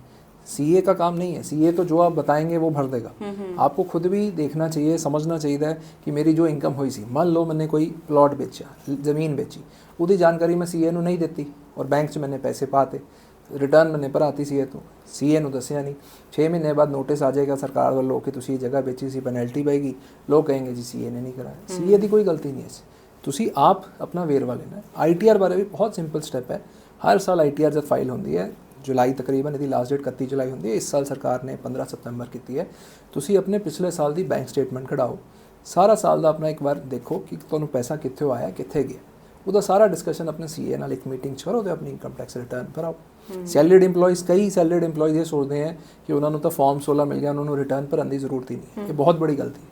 रिटर्न पर नहीं बहुत ਜ਼ਰੂਰੀ ਉਹਨਾਂ ਲਈ ਵੀ। ਕੱਲ੍ਹ ਨੂੰ ਅੱਗੇ ਜਾ ਕੇ ਜ਼ਿੰਦਗੀ 'ਚ ਉਹਨਾਂ ਨੇ ਕੋਈ ਲੋਨ ਲੈਣਾ ਹੈ, ਹਾਊਸ ਲੋਨ ਘਰ ਵਾਸਤੇ, ਤਾਂ ਉੱਥੇ ਇਨਕਮ ਟੈਕਸ ਰਿਟਰਨ ਦਿਖਾਣੀ ਪੈਂਦੀ ਹੈ। ਹਾਊਸ ਲੋਨ ਨੂੰ ਛੱਡ ਦਿੰਦੇ ਹੈ। ਦੇਖੀਏ ਹਰ ਚੀਜ਼ ਦਾ ਨਾ ਆਨਸਰ ਐਕਚੁਅਲੀ ਉਹ ਆ ਜਾਂਦਾ ਹੈ, ਅਗਰ ਤੁਹਾਡੇ ਕੋਲ ਕੋਈ ਅੱਛਾ ਫਾइनेंशियल एडवाइज़र है वो ये चीज़ भी ਤੁਹਾਡੇ ਲਈ ਮੈਨੇਜ ਕਰ ਸਕਦਾ ਹੈ।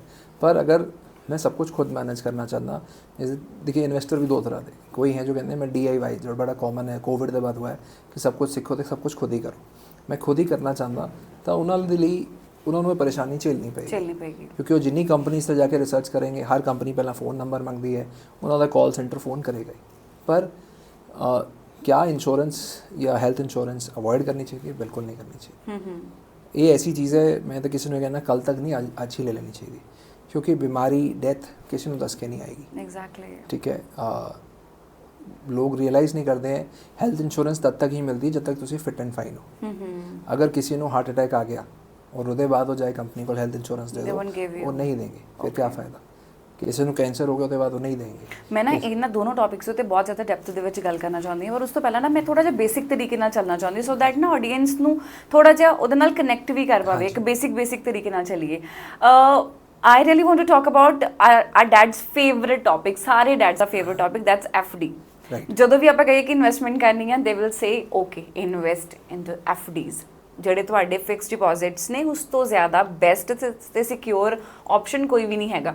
ਬਟ ਜਦੋਂ ਅਸੀਂ ਅੱਛਾ ਇੱਕ ਇਹ ਵੀ ਚੀਜ਼ ਹੈ ਕਿ ਅਸੀਂ FD ਵਿੱਚ ਕਈ ਸਾਲਾਂ ਤੋਂ ਕਰਦੇ ਆ ਰਹੇ ਹਾਂ, ਹੋ ਸਕਦਾ ਸਾਡੇ ਪੈਰੈਂਟਸ ਵੀ ਕਰਦੇ ਸੀ, ਉਸ ਤੋਂ ਬਾਅਦ ਅਸੀਂ ਵੀ ਕਰ ਰਹੇ ਔਰ ਅੱਗੇ ਬੱਚੇ ਜਿਹੜੇ ਨੇ ਉਹ ਵੀ ਇਸੇ ਤਰੀਕੇ ਨਾਲ ਚੱਲਣ ਕਿ ਬਹੁਤ ਸੇਫੈਸਟ ਆ, ਇਹਦੇ ਵਿੱਚ ਕੋਈ ਵੀ ਰਿਸਕ ਫੈਕਟਰ ਨਹੀਂ ਹੈਗਾ ਔਰ ਜਿੰਨਾ ਪੈਸਾ ਸਾਡੇ ਕੋਲ ਹੈਗਾ ਥੋੜਾ ਵਧੇਗਾ ਲੇਕਿਨ ਠੀਕ ਆ। ਇੱਕ ਸਾਨੂੰ ਨਾ ਥੋੜਾ FD ਬਾਰੇ ਸਮਝਾਓ, ਕਿੰਨੇ ਤਰ੍ਹਾਂ ਦੀ FD ਹੁੰਦੀ ਆ, ਕੀ ਇਹਦੇ ਵਿੱਚ ਝੋਲ ਆ ਜੋ ਆਮ ਜਨਤਾ ਨੂੰ ਨਹੀਂ ਪਤਾ ਔਰ ਉਸ ਚੱਕਰ ਦੇ ਵਿੱਚ ਦਿਖਾਇਆ ਕੁਝ ਹੋਰ ਜਾਂਦਾ ਹੈ ਤੇ ਜਦੋਂ ਉਹਦਾ ਰਿਟਰਨ ਆਉਂਦਾ ਹੈ ਉਹ ਆਲ ਟੂਗੇਦਰ ਡਿਫਰੈਂਟ ਹੁੰਦਾ ਆ। ਠੀਕ ਹੈ, ਦੇਖिए FD ਤੁਸੀਂ ਬਿਲਕੁਲ ਠੀਕ ਕਿਹਾ, ਸਿਰਫ ਤੁਹਾਡੇ ਫਾਦਰ ਦਾ ਨਹੀਂ, ਮੇਰੇ ਵੀ ਫੈਮਿਲੀ ਰੂਟਸ ਦੇ ਵਿੱਚ ਫਿਕਸਡ ਡਿਪੋਜ਼ਿਟ ਇੱਕ ਬਹੁਤ ਸੇਫੈਸਟ ਤੇ ਕਾਮਨ ਮੋਡ ਆਫ ਇਨਵੈਸਟਮੈਂਟ ਮੰਨੀ ਜਾਂਦੀ ਹੈ। ਪਰ ਸਭ ਤੋਂ ਪਹਿਲਾਂ ਸਾਨੂੰ ਇਹ ਸਮਝਣਾ ਪਏਗਾ FDs ਇਨਵੈਸਟਮੈਂਟ ਨਹੀਂ ਹੈ। ਓਕੇ, ਸਾਨੂੰ समझना पड़ेगा दो चीज़ें ने, एक है सेविंग्स, एक है इन्वेस्टमेंट। सेविंग है जो मैंने पैसा जोड़िया और संभाल के रखा किसी ज़रूरत ली, वो जो सेविंग अकाउंट्स होवे पैसा चाहे फिक्स डिपॉजिट्स होवे वो सेविंग्स है। इन्वेस्टमेंट वो चीज़ है अपन मानना पड़ेगा जो कि मैनू इन्फ्लेशन तो ज़्यादा रिटर्न कमा के दे पाए। इन्फ्लेशन FD तो सब तो पहले सानू समझना पड़ेगा इन्फ्लेशन की है। इन्फ्लेशन थोड़े ऑडियंस लिए बहुत ज़रूरी है समझना। इन्फ्लेशन यानी कि सीधे शब्दों से कहा महंगाई। आप एक सिंपल दा एग्जाम्पल लईए, अज एक ब्रेड का पैकेट है जो 50-60 रुपए का आता है, अज तो 10 साल पहला याद करो वही ब्रेड शायद 25-30 रुपए की सी, उस तो 20 साल पहला वो शायद 10 रुपए की सी, अज तो 10 साल बाद किन्ने दी होएगी। जो ये महंगाई बढ़ रही है रेट, ये इन्फ्लेशन है। ठीक है, आप गोल्ड के बारे गल करिए, हुणी गोल्ड सब भी ताज़ा याद होगा लाख रुपये टच कर गया, जो 2010 तकरीबन 30,000 रुपए से। 2010 नहीं, मेरी 7 साल पहला वेडिंग हुई है और उस वेले गोल्ड के प्राइसेस बहुत घट सी गए ना। फीलिंग वेरी हैप्पी कि ਅਸੀਂ अच्छा खासा इन्वेस्ट किया उस वेले ना। तो क्या हुआ, अब मैं पैसा तो जोड़ रहा हूँ FD में और मुझे बैंक मान लेते, किसी भी बैंक में आप जाके पैसा दे सकते हैं। FD क्या है? FD बेसिकली आप बैंक को लोन दे रहे हैं। एक है कि हमने खुद लोन लिया, एक है हमने बैंक को दिया कि आप मेरा पैसा लो, आगे जाके आप लोन में दो, कहीं भी दो, मेरे को एक बंधा हुआ ब्याज दे दो। तो बैंक ने आपको कहा कि ठीक है जी 7% ब्याज ले लीजिए। आप ABC बैंक है उसने कहा 7, आप XYZ बैंक है उसने कहा मैं 7.25 दूंगा, आपको लगा 7.25 25 पैसे ज़्यादा मिलते हैं, वहाँ दे देते हैं पैसे। वो बैंक ने तो आगे आपका पैसा ब्याज के लिए काम में लगा दिया, पर आपने कितना कमाया, आपको लगा हमने 7.25 कमा लिया, आपने 7.25 नहीं कमाया। आपको ये देखना पड़ेगा कि उन सालों में, आने वाले सालों में महंगाई कितनी बढ़ी। हिंदुस्तान में औसतन महंगाई की दर जो बढ़ने की है 5 से 6% है। तो अगर महंगाई 5% भी बढ़ रही है और आप FD पे 7 कमा रहे हैं, आप सही मायने में 2% ही कमा रहे हैं, 2% ही कमाया, 5% तो महंगाई खा गई। मैंने सोचा था बच्चों को पढ़ाई के लिए विदेश भेजूंगा और 1 करोड़ की ज़रूरत पड़ेगी, मैं FD करता चला गया। पता चला जो पढ़ाई की इन्फ्लेशन है वो 5-6% भी नहीं है प्रभ जी, पढ़ाई की इन्फ्लेशन दर तो 10% से भी ज़्यादा है। मैंने जब MBA की थी 2005 में, तो तब टोटल फीस 2 साल की सब कुछ मिला के 4-4.25 लाख रुपए। आज मेरे ही इंस्टीट्यूट में साल की एनुअल फीस 10 लाख रुपए, तो 2 साल की MBA 25 लाख रुपए। पटियाला की ही आप बात करेंगे, थापर कॉलेज में इंजीनियरिंग की खर्चा कहीं ज़्यादा है।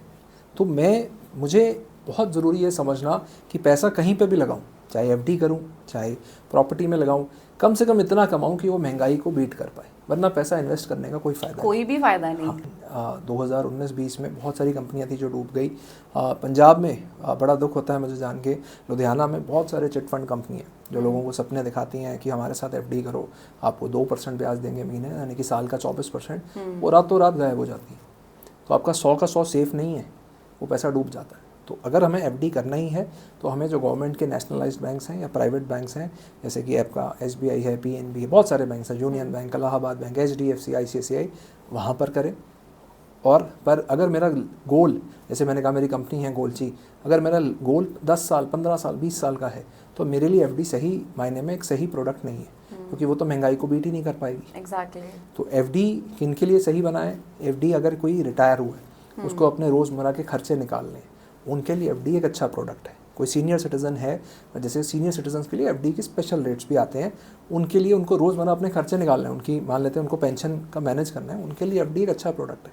पर कोई 30 साल का बच्चा जो भी नौकरी करके पैसे कमाने लगा है, उसके लिए एफडी बेकार प्रोडक्ट है। एग्जैक्टली। पर अगर अब इसमें भी सबसे इम्पोर्टेंट है कि उसकी ज़रूरत क्या है। अगर मुझे 6 महीने बाद एक बाइक खरीदनी है और मैं उसके लिए पैसे इकट्ठे कर रहा हूँ, तो 6 महीने में मुझे पैसा चाहिए, तो शायद मेरे लिए 6 महीने की एफडी एक अच्छा प्रोडक्ट है। पर अगर मेरा 6 साल का कोई गोल है तो मुझे एफडी के बजाय म्यूचुअल फंड जैसे प्रोडक्ट्स के ऊपर देखना चाहिए। मतलब बहुत ज़्यादा क्लियर शब्दाਂ ਦੇ ਵਿੱਚ ਜੇ ਕਹੀਏ ਤਾਂ ਐਫਡੀ ਤੁਹਾਡੀਆਂ ਸੇਵਿੰग्स ਨੇ, इन्वेस्टमेंट नहीं है। बहुत ही क्लियर हो गया ਇਹਦੇ ਵਿੱਚ। इन्वेस्टमेंट्स वही है जो सही मायने में इन्फ्लेशन से ज़्यादा कमा के देती है। अगर मेरी इन्वेस्टमेंट इन्फ्लेशन को बीट नहीं कर रही है तो वो इन्वेस्टमेंट ਕੋਈ ਫਾਇਦਾ ਨਹੀਂ ਆ। ਓਕੇ, ਜੇ ਆਪਾਂ ਆਪਣੇ ਇੰਡੀਆ ਦੀ ਗੱਲ ਕਰੀਏ, ਜੇ ਅਸੀਂ ਹੋਰ ਵੀ ਇਨਵੈਸਟਮੈਂਟ ਦੀ ਗੱਲ ਕਰੀਏ ਤਾਂ ਚਲੋ ਮਿਊਚੁਅਲ ਫੰਡ ਹੱਲੇ ਵੀ ਰਿਸਕੀ ਲੱਗਦਾ ਬਹੁਤ ਸਾਰੇ ਲੋਕਾਂ ਨੂੰ। ਆਪਾਂ ਕਹਿ ਦਿੰਦੇ ਹਾਂ ਰੀਅਲ estate, ਅਸੀਂ ਕਹਿ ਦਿੰਦੇ ਹਾਂ 골ਡ, ਇਹ ਬਹੁਤ ਸਾਰੀਆਂ ਆਪਸ਼ਨਸ ਸਾਡੇ ਕੋਲ ਨੇ ਜਿਹੜੇ ਆਪਣੇ ਆਮ ਜਨਤਾ ਉਹਦੇ ਵਿੱਚ ਇਨਵੈਸਟ ਕਰਦੇ ਨੇ। ਬਟ ਨਾਲ ਦੇ ਨਾਲ ਉਹਨਾਂ ਨੂੰ ਇਹ ਵੀ ਹੁੰਦਾ ਕਿ ਅਸੀਂ ਜਦੋਂ ਵੀ ਇਨਵੈਸਟਮੈਂਟ ਕਰੀਏ, ਸਾਡੀ ਇਨਵੈਸਟਮੈਂਟ ਇਹੋ ਜਿਹੀ ਹੋਵੇ ਜਿਹਦੇ ਵਿੱਚ ਸਾਨੂੰ 0 ਤੋਂ 5% ਤੱਕ ਦਾ ਰਿਸਕ ਹੋਵੇ। ਇਸ ਤੋਂ ਵੱਧ ਦਾ ਰਿਸਕ ਅਸੀਂ ਨਹੀਂ ਲੈ ਸਕਦੇ, ਕਿਉਂਕਿ ਤੁਹਾਡੀ ਸੇਮ ਗੱਲ ਕਿ ਬਹੁਤ ਇਹੋ ਜਿਹੇ ਕੰਪਨੀਜ਼ ਉੱਠਦੀਆਂ ਨੇ, ਲੋਕੀ ਗੱਲਾਂ ਦੇ ਵਿੱਚ ਆ ਕੇ, ਜੇ ਤੁਹਾਨੂੰ ਯਾਦ ਹੋਵੇ ਤਾਂ ਪਹਿਲਾਂ ਕਮੇਟੀਆਂ ਵੀ ਪੈਂਦੀਆਂ ਹੁੰਦੀਆਂ ਸੀ, ਹਨਾ। ਕਮੇਟੀਆਂ ਦੇ ਵਿੱਚ ਕੋਈ ਕਮੇਟੀ ਲੈ ਕੇ ਭੱਜ ਗਿਆ, ਅਭੀ ਵੀ ਹੋਤੀ ਹੈ, ਹਨਾ। ਆਈ ਹੈਵ ਹਰਡ ਅਬਾਊਟ ਸੋ ਮੈਨੀ ਸਟੋਰੀਜ਼ ਕਿ ਕਿਸੇ ਨੇ ਪੈਸੇ ਪਾਏ, ਬਹੁਤ ਲੱਖਾਂ 'ਚ ਪੈਸੇ ਪਾਏ, ਐਂਡ ਕੋਈ ਕਮੇਟੀ ਲੈ ਕੇ ਭੱਜ ਗਿਆ। ਤਾਂ ਇਹ ਰਿਸਕ ਫੈਕਟਰ ਸਾਰੇ ਪਾਸੇ ਆ। ਫਿਰ ਜਦੋਂ ਅਸੀਂ 골ਡ ਦੀ ਵੀ ਗੱਲ ਕਰਦੇ, ਕਿਉਂਕਿ 골ਡ ਦੇ ਵਿੱਚ ਜਿਹੜੇ ਰੇਟਸ ਨੇ ਬਹੁਤ ਜ਼ਿਆਦਾ ਮਤਲਬ ਹਾਈਕ ਤੇ ਗਏ ਨੇ, दैट मीन्स गोल्ड या फिर real estate is still better option than the other parts. नहीं, ऐसा नहीं है प्रभ जी। देखिए मैं इसको ना सिंपल समझाता हूँ कि जब हम पैसा कमा रहे हैं, हमारे पास लगाने के एवेन्यूज़ क्या हैं। हमारा ये मानना है कि दुनिया में 4 ही ऐसे एवेन्यूज़ हैं जहाँ आपको पैसा, जिनको लीगल कहा जाता है, जहाँ आप पैसा लगा सकते हैं। सबसे पहला एवेन्यू है गोल्ड, जो लोगों का ऑल टाइम फेवरेट है। गोल्ड जैसे आपने कहा आज महंगा हो गया है, 1 लाख हो गया है, पर ये कोई नहीं कह सकता अगले 10 साल बाद क्या हो सकता है 10 साल बाद उसकी वैल्यू 10 लाख हो, 5 लाख हो, मतलब 10 ग्राम के हिसाब से हम बात कर रहे हैं, तो ये तो कोई जज नहीं कर सकता। दूसरा, रियल एस्टेट पंजाब में तो लोगों का फेवरेट है। तो लोगों ने बहुत ज़्यादा पैसा कमाया रियल एस्टेट में। अब हमें ये भी समझना पड़ेगा पंजाब में कमाया क्यों है। पंजाब में रियल एस्टेट में पैसा इसलिए बना, हमारा लैंड बहुत फर्टाइल है, हमारा पंजाब 5 नदियाँ से बना है। हमारे लैंड फर्टाइल होने की वजह से, एग्रीकल्चर होने की वजह से हमारे लैंड की, और हम नेशनल हाईवे से कनेक्टेड स्टेट है, तो हमारे यहाँ पे रियल एस्टेट में लोगों ने अच्छा पैसा कमाया है। तो सबको लगता है कि हाँ, अगर अच्छा पैसा बन जाए रियल एस्टेट में लगा दो, लोगों को रिस्क नहीं लगता है। तीसरा एवेन्यू है जो बहुत कॉमन, जगह हमने डिस्कस भी किया, एफडी, हम उसको डेट कहते हैं या फिक्स्ड इनकम कहते हैं, जिसमें आपको बंधा बंधाया ब्याज मिलता है। अब ये सबसे जो डेट और फिक्स्ड इनकम है ना, ये दुनिया में लोगों को इस पर बहुत भरोसा है। लोग रिस्क नहीं लेना चाहते और लोग कहते हैं कि हमें बंधा हुआ ब्याज मिल जाए। तो आपका बैंक एफडी, आपका डाक खाने की स्कीम, आपका एलआईसी, आपका आपने दोस्त को कोई पैसा दिया जो ब्याज पे, आपने कहीं पे कुछ भी पैसा लगाया जहाँ पर आपको ब्याज मिल रहा है, वो सब डेट है। इसके इर्द गिर्द आपको हज़ारों स्कीमें मिलेंगी, चाहे कोई वुमन प्लान हो, चाहे कोई चाइल्ड इंश्योरेंस प्लान हो, वो सब डेट है। आप पैसा दे रहे हैं, आपको आगे कंपनी ब्याज की देने की गारंटी या वादा करती है। और चौथा है जो हम डिस्कस भी करेंगे, स्टॉक मार्केट, जिसमें पैसा लगाते हैं आप कंपनीज़ के अंदर। हम बेसिकली इसको कहते हैं लोनर वर्सेस ओनर फिलॉसफी, कि अगर जब आप डेट कर रहे हैं तो आप लोनर हैं, आप बेसिकली लोन दे रहे हैं। पर अगर आप इक्विटी में पैसा लगाते हैं, शेयर बाज़ार में, आप ओनर बन रहे हैं। अब ये चारों चीज़ें आपके पोर्टफोलियो में होनी चाहिए। ऐसा नहीं है कि इक्विटी ही अच्छी है और बाकी सब बेकार है, या रियल एस्टेट ही अच्छी है बाकी सब बेकार है। सबकी अपनी ज़रूरत है। मुझे घर रहने के लिए चाहिए ही चाहिए, गोल्ड हमें बच्चों की शादी के लिए चाहिए ही चाहिए, ठीक है। ऐसे ही डेट, जैसे मैंने कहा आपका कोई 6 महीने बाद का गोल है, आपको डेट के अंदर पैसा रखना ही पड़ेगा, एफडी होनी ही चाहिए। और ऐसे ही इक्विटी है। तो जो लंबे मेरे गोल्स हैं, जो मुझे पैसा 10 साल 20 साल अपनी रिटायरमेंट प्लानिंग के लिए पैसा चाहिए, वो मुझे एक स्टॉक मार्केट के अंदर लगाना ही चाहिए। अब लगाना कैसे, उसके बहुत सारे एवेन्यूज़ हैं जो हम आगे डिस्कस करेंगे, पर ये 4 चीज़ें हैं जहाँ पर गवर्नमेंट भी इनको लीगल मानती है कि आप पैसा लगाएं, पर हर चीज़ में पैसा लगाने से पहले उनके रिस्क फैक्टर्स को समझना चाहिए। Research exactly that will be considered as a white money right. ਹਾਂ, ਉਸ ਤੋਂ ਬਾਅਦ ਜਿਹੜੀ ਵੀ ਹੈ ਜਦੋਂ ਤੁਸੀਂ ਪੋਰਟਫੋਲੀਓ ਦੀ ਗੱਲ ਕਰਦੇ ਆ, ਪੋਰਟਫੋਲੀਓ ਇੰਡੀਵਿਜੂਅਲ ਬੇਸਿਸ ਤੇ ਹੁੰਦਾ ਜਾਂ ਫੈਮਿਲੀ ਬੇਸਿਸ ਤੇ ਬਣਦਾ ਆ? नहीं, पोर्टफोलियो फैमिली बेसिस या बेसिकली इंडिविजुअल बेसिस, हर इंडिविजुअल की नीड्स अलग हैं। अब देखिए, एक ही फैमिली में हस्बैंड का रिस्क अलग हो सकता है, वाइफ का अलग हो सकता है। तो हमारे बहुत सारे क्लाइंट्स हैं जो फैमिलीज़ हैं, वाइफ 1 रुपये का भी रिस्क नहीं लेना चाहती, हस्बैंड थोड़ा ज़्यादा एग्रेसिव है, वो रिस्क ज़्यादा लेना चाहते हैं। कई बार उल्टा भी होता है, तो वाइफ ज़्यादा समझती हैं, वो कहती हैं हमें लगाना है पैसा, हस्बैंड पैनिक करते हैं, वो कहते हैं नहीं FD ही बेटर है। तो ये सबके लिए ना बहुत इंडिविजुअलिस्टिक चॉइस है। 2 सगे भाई भी अगर पैसा लगा रहे हैं ना, उन दोनों की सोच भी अलग अलग है। ਤੁਹਾਡੇ ਅਕੋਰਡਿੰਗਲੀ ਸਭ ਤੋਂ ਜ਼ਿਆਦਾ ਬੈਨੀਫੀਸ਼ੀਅਲ ਕੀ ਆ, ਇੰਡੀਵਿਜੂਅਲੀ ਜਾਣਾ ਜਾਂ ਫੈਮਿਲੀ? ਲੈਟਸ ਸਪੋਜ਼ ਕਿ ਜੇ ਮੈਂ ਆਪਣੇ ਪ੍ਰੋਫਾਈਲ ਤੇ ਕੰਮ ਕਰਨਾ ਚਾਹੁੰਦੀ ਹਾਂ and I am coming to you as a consumer, as a customer, ਤਾਂ ਮੈਂ ਮੇਰੇ ਹਸਬੈਂਡ ਅਸੀਂ ਦੋਨੋਂ ਜਾਣੇ ਜਦੋਂ ਵੀ ਉੱਤੇ ਕੰਮ ਕਰਾਂਗੇ ਤਾਂ ਅਸੀਂ ਇੱਕ ਪ੍ਰੋਫਾइल ਤੇ ਕੰਮ ਕਰਾਂਗੇ, ਇੰਡੀਵਿਜੂਅਲ 2 प्रोफाइल्स ਦੇ ਉੱਤੇ ਅਸੀਂ सोचेंगे? सही मायने में तो अगर एक फैमिली ही साथ में करे तो ज़्यादा बेटर है, सो दैट, क्योंकि हमने स्टार्टिंग में भी डिस्कस किया कि परिवार को जब पता ही होना चाहिए मेरा पैसा कहाँ लग रहा है, तो परिवार का साथ में आना उस प्रोसेस के लिए बहुत ज़रूरी है, पर ऐसा बहुत कम होता है। तो मैंने कहा नॉर्मली ज़्यादातर लोग अपने तक ये चीज़ कन्फाइंड रखते हैं। काफ़ी वुमेन इन्वेस्टर्स भी हमारे, वो भी नहीं चाहते फैमिली में डिस्कस, मतलब ये सबका एक धारणा कि शायद मेरे स्पाउस इस चीज़ को एक्सेप्ट नहीं करेंगे। तो उनको लगता है कि मेरे फ्रेंड ने अगर मुझे गाइड किया है, लोग फाइनेंशियल एडवाइस से ज़्यादा फ्रेंड की बात मानते हैं, और उनको लगता है कि अगर मेरे फ्रेंड ने कहा मुझे करना चाहिए। अब वो सही है या गलत है ये तो बात समय बताएगा, पर लोग ज़्यादातर अपनी वो करते हैं, तो इट्स बहुत इंडिविजुअलिस्टिक ये हो जाती है बात। I really want to talk about one part. मैं ना बड़ी पुरानी गल है, मैं पढ़िया भी सी, किते कहानी भी सुनी सी, और फिर फ्रेंड्स ਦੇ ਵਿੱਚ ਇਹ ਵਾਰੀ ਗੱਲ ਵੀ ਹੋਈ। ਕਹਿੰਦੇ ਕਿ ਕੋਈ ਆਪਣੀ ਸਟੋਰੀ ਸੁਣਾ ਰਿਹਾ ਸੀ, ਕਿਸੇ ਦੀ ਵੈਡਿੰਗ ਹੋਣ ਲੱਗੀ ਔਰ ਉਹਦੇ ਅੱਗੋਂ ਫਰੈਂਡ ਨੇ ਕਿ ਫੈਮਿਲੀ ਮੈਂਬਰ ਨੇ ਸੁਜੈਸਟ ਕੀਤਾ ਕਿ ਤੂੰ ਜਿੰਨਾ ਕਮਾ ਰਹੀ ਹੈ ਨਾ, ਆਪਣੇ ਹਸਬੈਂਡ ਨੂੰ ਕਦੇ ਨਾ ਦੱਸੀ ਕਿੰਨਾ ਕਮਾ ਰਹੀ ਹੈ, ਔਰ ਤੂੰ ਆਪਣਾ ਇੱਕ ਅਲੱਗ ਤੋਂ ਖਾਤਾ ਬਣਾ ਕੇ ਰੱਖੀ, ਔਰ ਉਹ ਪੈਸਾ ਤੂੰ ਉਹਦੇ ਵਿੱਚ ਪਾਉਂਦੀ ਰਹੀ ਜਿਹਦਾ ਤੇਰੇ ਹਸਬੈਂਡ ਨੂੰ ਕੁਝ ਨਾ ਪਤਾ ਹੋਵੇ। ਉਸ ਵੇਲੇ ਤਾਂ ਉਹ ਸੁਣ ਕੇ ਨਾ ਬੜਾ ਲੱਗਿਆ ਵੀ ਹਾਂ ਵੀ ਬਹੁਤ ਵਧੀਆ ਗੱਲ ਹੈ ਨਾ, ਬਟ ਜਦੋਂ ਇਵੈਂਚੁਅਲੀ ਆਪਣੇ ਦੇ ਟਾਈਮ ਆਇਆ, ਜਦੋਂ ਵੈਡਿੰਗ ਹੋਈ ਹੈ, ਸਾਰਾ ਕੁਝ ਹੋਇਆ, ਉਦੋਂ ਮੈਨੂੰ ਇੱਕ ਚੀਜ਼ ਸਮਝ ਆਈ ਕਿ ਜਦੋਂ ਤੁਸੀਂ ਸ਼ੇਅਰ ਕਰ ਰਹੇ ਹੋ, ਤੁਸੀਂ ਆਪਣੀ ਲਾਈਫ ਸ਼ੇਅਰ ਕਰ ਰਹੇ ਹੋ, ਉਦੋਂ ਤੁਸੀਂ ਇਹ ਚੀਜ਼ਾਂ ਕਿਉਂ ਲੁਕਾਉਣੀਆਂ? ਉਹੀ ਗੱਲ, ਆਪਾਂ ਨੂੰ ਨਹੀਂ ਪਤਾ ਕਦੋਂ ਕਿਸੇ ਤੇ ਕੋਈ ਐਮਰਜੈਂਸੀ ਆ ਜਾਏ, ਪਤਾ ਹੀ ਨਾ ਲੱਗੇ ਅੱਜ ਬੈਠਾ ਬੰਦਾ ਕੱਲ 2 ਮਿੰਟ ਦੇ ਵਿੱਚ ਬੰਦਾ ਰਹੇ ਹੀ ਨਾ, ਔਰ ਜਿਹੜਾ ਉਹ ਪੈਸਾ, ਜਿਹੜਾ ਮੈਂ ਕਿਹਾ ਨਾ ਕਈ ਲੱਖਾਂ ਕਰੋੜ ਪੈਸੇ ਇਹੋ ਜਿਹੇ ਪਏ ਨੇ ਜਿਹੜੇ ਬੈਂਕਸ ਦੇ ਕੋਲ, ਜਿਨ੍ਹਾਂ ਦਾ ਕੋਈ ਵਾਲੀ ਵਾਰਸ ਨਹੀਂ ਹੈਗਾ, ਉਹ ਸਾਰੇ ਦੇ ਸਾਰੇ ਪੈਸੇ ਐਵੇਂ ਨਿਕਲ ਜਾਣਗੇ। ਇਸ ਨੂੰ ਆਪਾਂ ਇੱਕ ਨੈਗੇਟਿਵ ਵੇ 'ਚ ਤਾਂ ਕੀਤਾ ਹੀ ਡਿਸਕਸ। ਮੈਂ ਆਇਰੋਨਿਕਲੀ ਵੀ ਕਹਿੰਦਾ, ਨੋਟਬੰਦੀ ਤੁਹਾਨੂੰ ਸਭ ਨੂੰ ਯਾਦ ਹੋਏਗੀ। ਮੇਰੀ ਆਪਣੀ ਵਾਈਫ ਸਾਡੇ ਦੇਸ਼ ਦੇ ਪ੍ਰਧਾਨ ਮੰਤਰੀ ਜੀ ਨਾਲ ਖੁਸ਼ ਨਹੀਂ ਸੀ ਕਿ ਮੇਰੇ ਪੈਸੇ ਮੇਰੇ ਹਸਬੈਂਡ ਨੂੰ ਪਤਾ ਚੱਲ ਗਏ ਕਿ ਕਿੱਥੇ ਕਿੱਥੇ ਛੁਪਾ ਕੇ ਕਿਸ ਕਿਸ ਡੱਬੇ 'ਚ ਰੱਖੇ ਹੋਏ ਸੀਗੇ। ਤਾਂ ਇਹ ਬਹੁਤ ਮੈਨੇ ਕਿਹਾ ਕਿ ਫੈਮਿਲੀਜ਼ ਦੇ ਵਿੱਚ ਇੰਡੀਵਿਜੁਅਲਿਸਟਿਕ ਹੋ ਜਾਂਦਾ ਹੈ, specially with when it comes to ਕਿ ਆਪਾਂ ਆਪਣੇ ਸਪਾਊਸ ਨਾਲ, ਆਪਾਂ ਪੇਰੈਂਟਸ ਨਾਲ ਫਿਰ ਸ਼ੇਅਰ ਕਰ ਲੈਂਦੇ ਹਾਂ। ਕਈ ਵਾਰ ਹੁੰਦਾ ਕਿ ਸਪਾਊਸ ਨਾਲ ਉਨਾ ਕੰਫਰਟੇਬਲ ਨਹੀਂ ਹੋ ਪਾਉਂਦਾ, ਕਿਉਂਕਿ ਫਾਈਨੈਂਸ ਮੈਂ ਤੁਹਾਨੂੰ ਦੱਸਿਆ ਨਾ ਮੈਮ, ਇਹ ਸਕੂਲ ਦਾ ਸਬਜੈਕਟ ਹੀ ਨਹੀਂ ਹੈ। ਤਾਂ ਜਦ ਮੈਨੇ ਬਚਪਨ ਤੋਂ ਕਦੀ ਪੜ੍ਹਿਆ ਹੀ ਨਹੀਂ, ਸਿਰਫ ਅੱਜ ਅਰਨਿੰਗ ਹੋਣ 'ਤੇ ਮੇਰੇ ਦੋਸਤ ਨੇ, ਮੇਰੇ CA ਨੇ, ਕਿਸੇ ਨੇ ਸਮਝਾਇਆ, ਤਾਂ ਮੈਂ ਸੋਚਿਆ, ਤਾਂ ਲੋਕ ਇਸ ਨੂੰ ਲੈ ਕੇ ਬਹੁਤ ਜ਼ਿਆਦਾ ਸਕੈਪਟੀਕਲ ਹੈ, ਉਹ ਡਰਦੇ ਹੈ, ਉਹਨਾਂ ਨੂੰ ਪਤਾ ਹੀ ਨਹੀਂ ਹੈ ਐਕਚੁਅਲ ਚੀਜ਼ ਕੀ ਹੈ। ਪਰ ਇਹੀ ਜੇ ਮੇਰੇ ਰੂਟਸ 'ਚ ਬਸੀ ਹੁੰਦੀ ਤਾਂ ਜ਼ਿਆਦਾ ਮੈਚੋਰਿਟੀ ਅਸੀਂ ਹੋ ਜਾਂਦੀ। ਤਾਂ ਇਸ ਲਈ ਅਸੀਂ ਦੇਖਿਆ ਕਈ ਸਾਡੇ ਮੈਚੋਰ ਕਲਾਇੰਟਸ ਹੈ ਜੋ ਫੈਮਿਲੀ ਬੇਸਿਸ 'ਤੇ ਡਿਸੀਜਨਸ ਲੈਂਦੇ ਹੈ। ਮੇਰੇ ਕੋਲ ਲਿਸਟ ਆਫ ਕੁਐਸਚਨਸ ਨੇ ਜਿਹੜੇ ਮੈਂ ਬਣਾਏ ਹੋਏ, ਬਟ ਮੈਂ ਤੁਹਾਡੇ ਨਾਲ ਗੱਲਾਂ ਕਰਦੇ ਕਰਦੇ ਇੰਨੇ ਜ਼ਿਆਦਾ ਕੁਐਸਚਨਸ ਮੇਰੇ ਮਾਈਂਡ ਦੇ ਵਿੱਚ ਆ ਰਹੇ, ਮੈਨੂੰ ਲੱਗਦਾ ਮੈਂ ਕਵਰ ਕਰ ਵੀ ਪਾਉਂਗੀ ਕਿ ਨਹੀਂ। ਮੈਂ ਇੱਕ ਹੋਰ ਚੀਜ਼ ਤੁਹਾਨੂੰ ਪੁੱਛਣਾ ਚਾਹੁੰਦੀ ਹਾਂ, ਜਿਵੇਂ ਆਪਾਂ ਇਹਨਾਂ ਸਾਰੀਆਂ ਚੀਜ਼ਾਂ ਬਾਰੇ ਗੱਲ ਕਰਦੇ ਪਏ, ਆਪਾਂ ਕਹਿੰਦੇ ਕਿ ਬੱਚੇ ਨੂੰ ਬਚਪਨ ਤੋਂ ਇਹਨਾਂ ਚੀਜ਼ਾਂ ਬਾਰੇ ਇਨਫੋਰਮੇਸ਼ਨ ਹੋਣੀ ਚਾਹੀਦੀ ਆ, ਬਟ ਬਹੁਤ ਜ਼ਿਆਦਾ ਤਰਾਸਦੀ ਹੈ, ਟ੍ਰੈਜੇਡੀ ਹੈ ਸਾਡੇ ਐਜੂਕੇਸ਼ਨ ਸਿਸਟਮ ਦੀ ਕਿ ਹਜੇ ਵੀ ਫਾਈਨੈਂਸ ਐਜੂਕੇਸ਼ਨ ਜਿਹੜੀ ਹੈਗੀ ਆ ਉਹ ਆਪਣੇ ਬੇਸਿਕ ਲੈਵਲ ਤੋਂ ਸਟਾਰਟ ਨਹੀਂ ਹੁੰਦੀ। ਬਟ ਮੈਂ ਚਾਹੁੰਦੀ ਹਾਂ ਕਿ ਜੇ ਮੈਨੂੰ ਇਹ ਇਨਫੋਰਮੇਸ਼ਨ ਨਹੀਂ ਸੀ, ਬਟ ਮੇਰੇ ਬੱਚੇ ਨੂੰ ਅੱਗੇ ਤੋਂ ਪਤਾ ਹੋਣੀ ਚਾਹੀਦੀ ਹੈ, ਜਾਂ ਉਹਨੂੰ ਬਹੁਤ ਬੇਸਿਕ ਲੈਵਲ ਤੋਂ ਮੈਨੂੰ ਇਹਦੇ ਬਾਰੇ ਸਿਖਾਵਾਂ। ਸਕੂਲ ਨਹੀਂ ਸਿਖਾ ਰਿਹਾ ਤਾਂ ਮੇਰੇ ਕੋਲ ਕਿਹੜੇ ਆਪਸ਼ਨਸ ਨੇ ਜਿਹਦੇ ਨਾਲ ਬੱਚੇ ਨੂੰ ਮੈਂ ਇਨੀਸ਼ੀਅਲ ਟਾਈਮ ਪੀਰੀਅਡ ਤੋਂ ਉਹਨੂੰ ਮੈਂ ਸੁਜੈਸ਼ਨਸ ਦੇਣੀਆਂ, ਜਾਂ ਉਹਨੂੰ ਸੁਜੈਸਟ ਕਰਨਾ, ਜਾਂ ਫਿਰ ਉਹਨੂੰ ਪੜ੍ਹਨ ਦੇ ਲਈ ਮਤਲਬ ਕਰਨਾ ਕਿ ਤੁਹਾਨੂੰ ਪੜ੍ਹਨਾ ਚਾਹੀਦਾ, ਜਾਂ ਉਹ ਮੈਂ ਕਿਵੇਂ ਕਰਾਂ ਉਹਦੇ ਲਈ? ਮੈਂ ਤੁਹਾਨੂੰ ਦੱਸਦਾ, ਦੇਖੀਏ ਜੇ ਸਕੂਲ ਨਹੀਂ ਦੱਸ ਰਿਹਾ ਨਾ, ਹਾਂ ਸਿਰਫ ਕਲਪਰੇਟ ਸਕੂਲ ਨਹੀਂ ਹੈ, ਫੈਮਿਲੀ ਬੈਕਗਰਾਉਂਡ ਵੀ ਬਹੁਤ ਬੜਾ ਕਲਪਰੇਟ ਹੈ। ਓਕੇ, ਮੇਰੇ ਫਾਦਰ ਦਾ ਬਹੁਤ ਬੜਾ ਰੋਲ ਰਿਹਾ ਮੈਨੂੰ ਫਾਈਨੈਂਸ ਲਾਈਨ ਦੇ ਵਿੱਚ ਮੋਟੀਵੇਟ ਕਰਨ ਦਾ।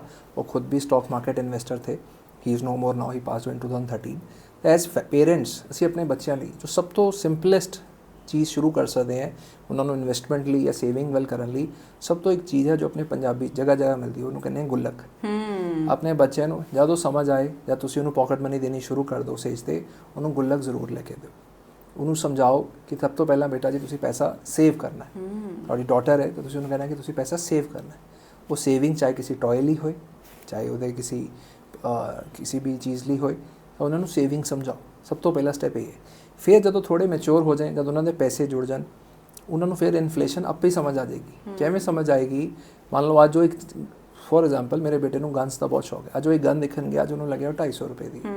ਜਦ ਤੱਕ ਉਹਨੇ ਪੈਸੇ ਜੋੜੇ, ਉਹ ਜਾ ਕੇ ਪਤਾ ਚੱਲਿਆ ਉਹ ਗਨ ਤਾਂ 300 ਦੀ ਹੋ ਗਈ।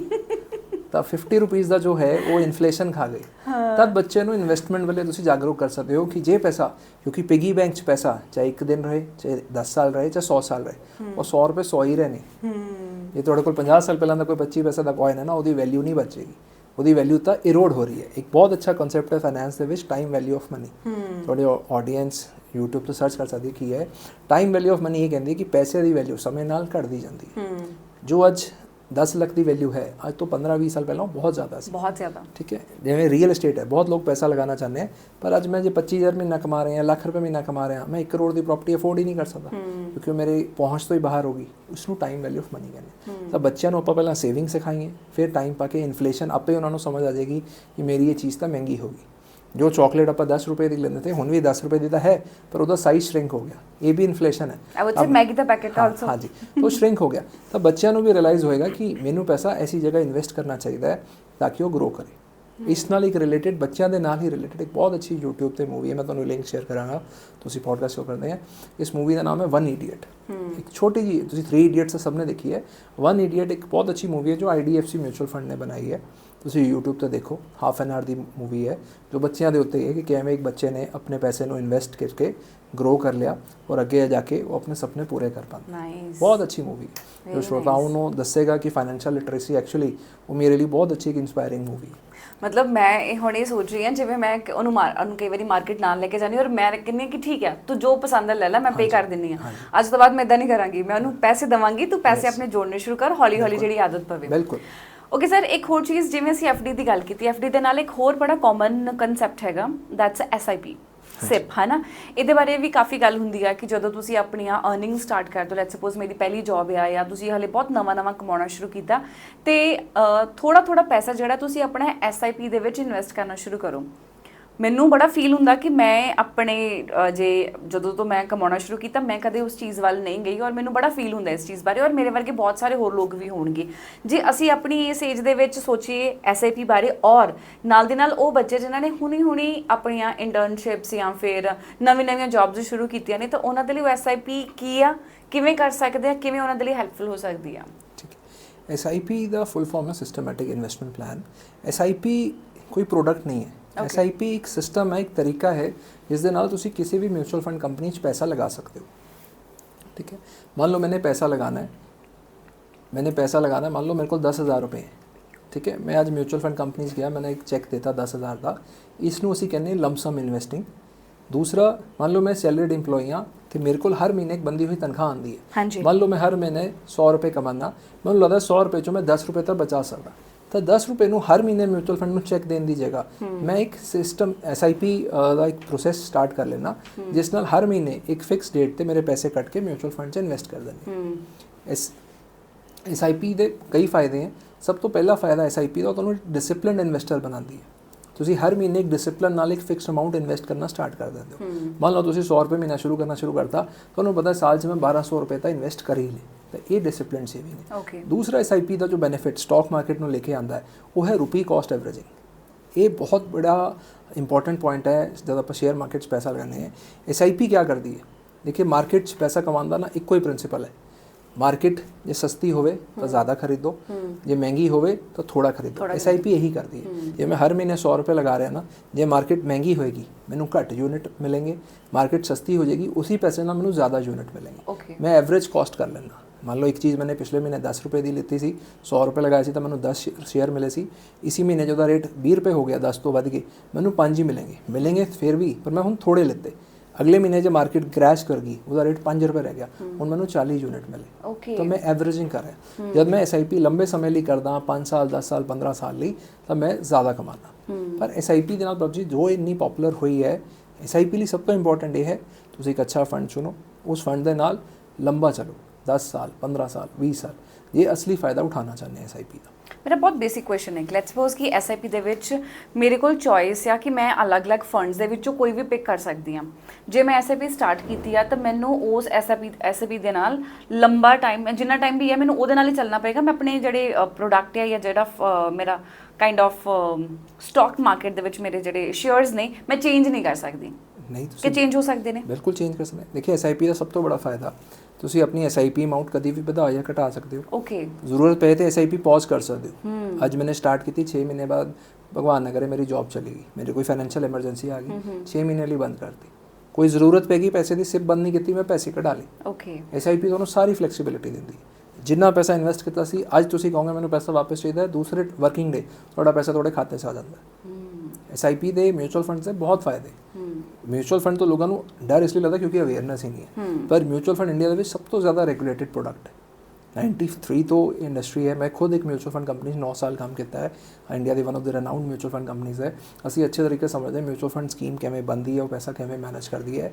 ਇੱਕੋ ਹੀ ਚੀਜ਼ ਮਿਊਚੁਅਲ ਫੰਡ ਜੋ ਇੰਪੋਰਟੈਂਟ ਹੈ, ਜੋ ਇਨਵੈਸਟਰ ਨਹੀਂ ਦਿੰਦੇ ਹੈ, ਉਹ ਹੈ ਟਾਈਮ। ਮਿਊਚੁਅਲ ਫੰਡ, ਸਟॉक ਮਾਰਕੀਟ, ਸਭ ਤੋਂ ਇੰਪੋਰਟੈਂਟ ਚੀਜ਼ ਟਾਈਮਿੰਗ ਨਹੀਂ ਹੈ, ਟਾਈਮ ਹੈ। Time spend in the market is more important. Consistency और लंबे समय तक बने रहना। ओके, मैं एक दोनों बड़ा एग्जांपल, और म्यूचुअल फंड का सिप का सब तो इंपॉर्टेंट फायदा है पावर ऑफ कंपाउंडिंग। बहुत घट लोग हैं जिन्होंने समझते हैं। पावर ऑफ कंपाउंडिंग दुनिया का 8th wonder of the world बनया जाता है। जो इसनों समझदा है वो अरबों रुपये कमाता है, जो नहीं समझता वो कभी नहीं कमा। एक छोटी सी आपकी ऑडियंस के लिए गेम खेलते हैं। मान लेते हैं मैं आपको 2 चॉइस देता हूँ। एक ऑप्शन है कि मैं आज ही आपको 10 करोड़ रुपए दे दूँ।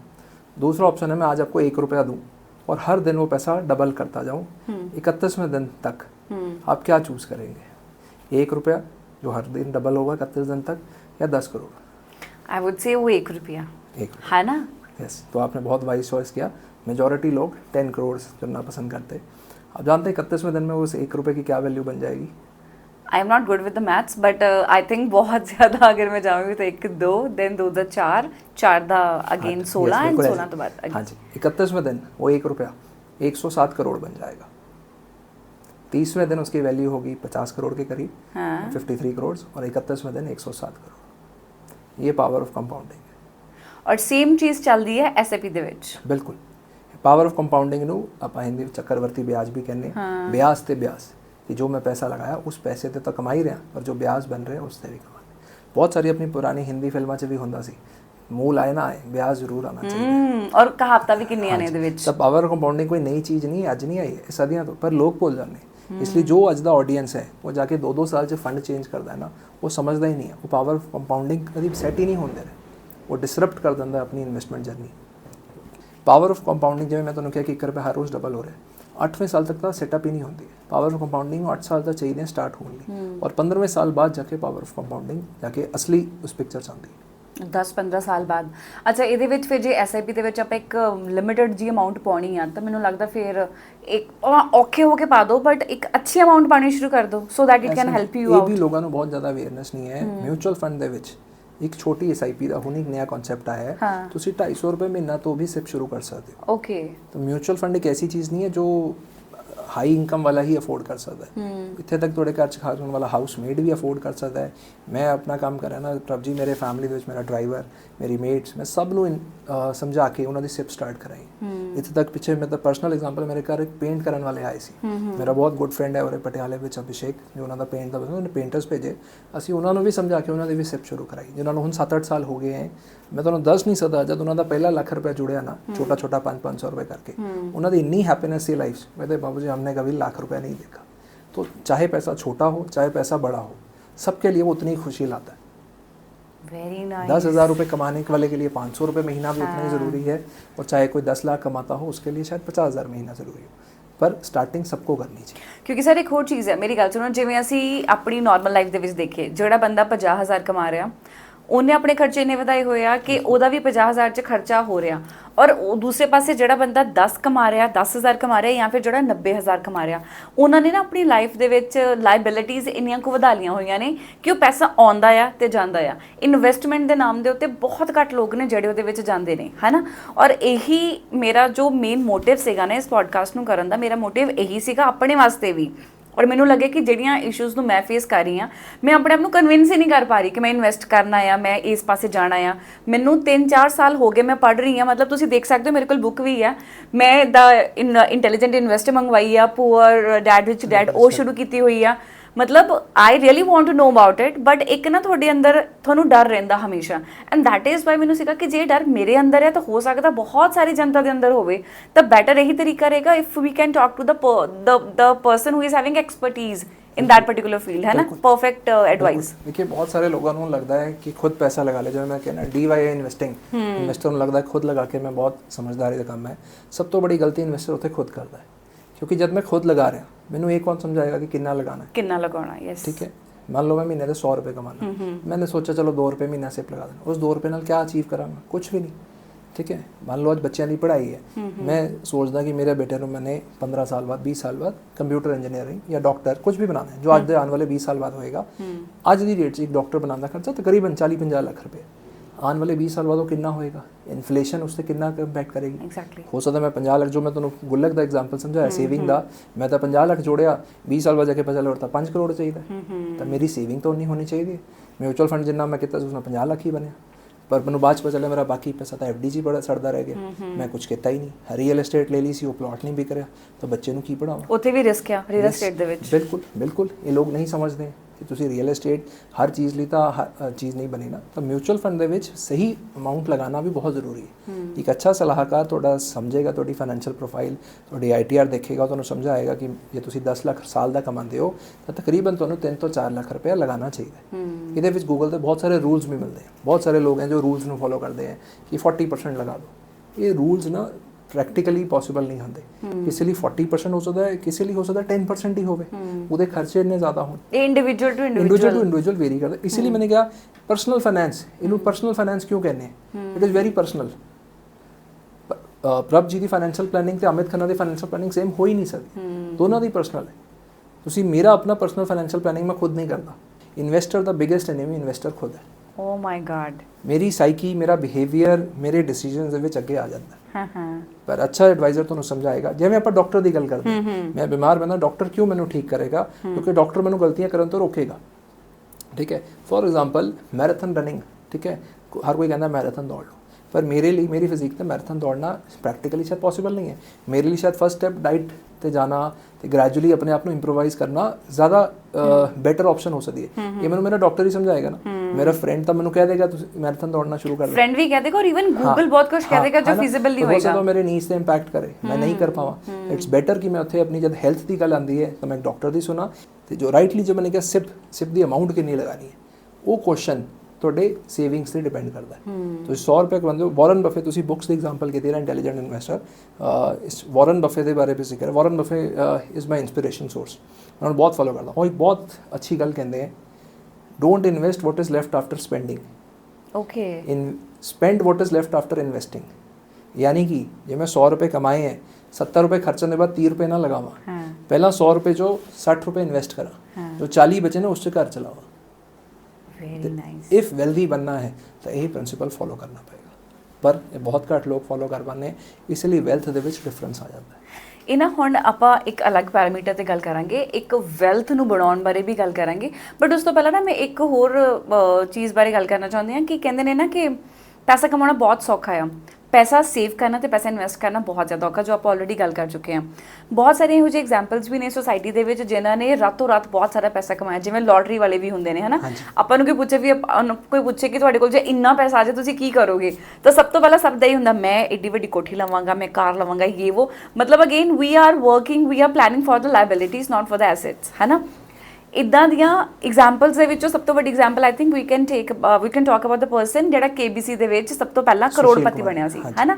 ਇੱਕ ਉਹ ਐਗਜ਼ਾਮਪਲ, ਐਂਡ ਈਵਨ ਬਾਲੀਵੁੱਡ ਤੇ ਹਾਲੀਵੁੱਡ ਦੇ ਵਿੱਚ ਵੀ ਬਹੁਤ ਸਾਰੇ ਐਗਜ਼ਾਮਪਲਸ ਨੇ। ਇਹਨਾਂ ਲੋਕਾਂ ਦਾ ਕੀ ਇਹੋ ਜਿਹਾ ਮਾਈਂਡਸੈਟ ਰਿਹਾ ਹੋਏਗਾ, ਜਾਂ ਇਹੋ ਜਿਹੇ ਉਹਨਾਂ ਨੇ ਕੀ ਗਲਤੀਆਂ ਕੀਤੀਆਂ ਹੋਣਗੀਆਂ ਜਿਹੜੇ ਉਹ ਲੱਖਾਂ ਤੋਂ ਇੱਕਦਮ ਕੱਖਾਂ ਤੇ ਆ ਗਏ, ਦਿਨਾਂ ਦੇ ਵਿੱਚ ਉਹਨਾਂ ਨੇ ਉਹ ਜਿਹੜਾ ਪੈਸਾ ਸੀਗਾ ਜ਼ੀਰੋ ਕਰ ਦਿੱਤਾ। ਇੱਕ ਮੈਂ ਤੁਹਾਨੂੰ ਹੋਰ ਚੀਜ਼ ਸ਼ੇਅਰ ਕਰਨਾ ਚਾਹੁੰਦੀ ਹਾਂ, ਜਿਵੇਂ ਮੈਂ ਤੁਹਾਨੂੰ ਦੱਸਿਆ ਨਾ, ਅੱਜ ਕੱਲ੍ਹ ਮੈਂ ਫਾਈਨੈਂਸ ਦਾ ਬੜਾ ਪੜ੍ਹ ਰਹੀ ਹਾਂ, ਮੇਰੀਆਂ ਐਲਗੋਰਿਦਮ ਦੇ ਵਿੱਚ ਮੇਰੀਆਂ ਰੀਲਸ ਵੀ ਜਿਹੜੀਆਂ ਨੇ ਨਾ ਉਹ ਫਾਈਨੈਂਸ ਔਰ ਇਹਨਾਂ ਸਾਰੀਆਂ ਚੀਜ਼ਾਂ ਬਾਰੇ ਆਉਂਦੀਆਂ ਨੇ।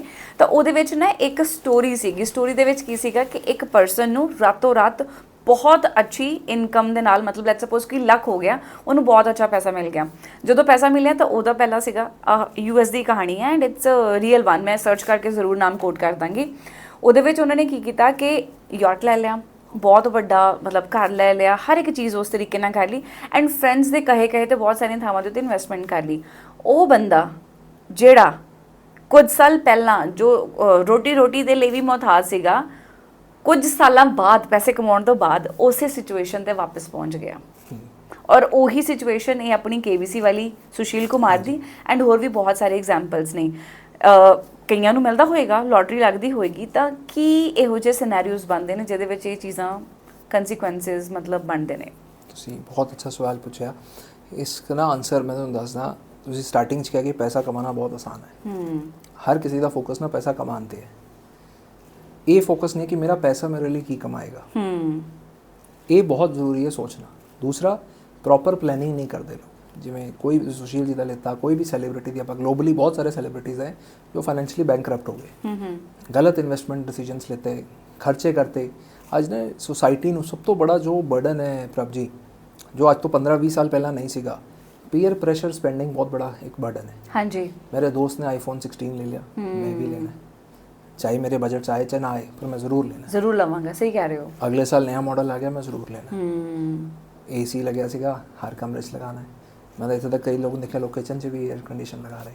ਪੀਅਰ ਪ੍ਰੈਸ਼ਰ ਨਾ ਪਾਗਲ ਕਰਦਾ ਜਾ ਰਿਹਾ। ਮੇਰੇ ਚਾਚਾ ਜੀ ਨੇ ਗੱਡੀ ਲੈ ਲਈ, ਮੈਂ ਵੀ ਲੈਣੀ ਹੈ। ਅੱਛਾ, ਹਰ ਸਾਲ ਤੁਹਾਡੇ ਟ੍ਰਿਪਸ ਵੀ ਉਹਦੇ ਵਿੱਚ ਅੱਜ ਕੱਲ੍ਹ ਇਨਕਲੂਡਡ ਨੇ? ਲੋਕਾਂ ਨੂੰ ਬਹੁਤ ਕਰੇਜ਼ ਹੋ ਗਿਆ ਕੋਵਿਡ ਦੇ ਬਾਅਦ ਕਿ ਜ਼ਿੰਦਗੀ ਪਤਾ ਨਹੀਂ ਛੋਟੀ ਰਹਿ ਜਾਏਗੀ, ਹਰ ਸਾਲ ਘੁੰਮ ਲਓ, ਵਿਦਆਊਟ ਰਿਅਲਾਈਜ਼ਿੰਗ ਕਿ ਜੇ ਮੈਂ ਲੰਬਾ ਜੀ ਗਿਆ ਤਦ ਕੀ ਹੋਊਗਾ, ਤਦ ਕੀ ਹੋਏਗਾ। ਲੋਕ ਇਹੀ ਨਹੀਂ ਸੋਚਦੇ। ਤਾਂ ਮੈਂ ਤੁਹਾਨੂੰ ਦੱਸਦਾ ਸੀ, ਮੈਨੂੰ ਬਹੁਤ ਰੀਡਿੰਗ ਦਾ ਸ਼ੌਕ ਹੈ, ਮੈਂ ਕਾफ़ੀ ਪੜ੍ਹਦਾ। ਮੈਡੀਕਲ ਐਡਵਾਂਸਮੈਂਟ ਵਿੱਚ ਵੀ ਸਰਪ੍ਰਾਈਜ਼ਡ ਹੋंगे, ऐसी रिसर्च चल रही है, आने वाले 10-15 साल शायद हर डिजीज़ वर्ल्ड तो इरेडिकेट ऑलमोस्ट क्यूरेबल हो जाएगी।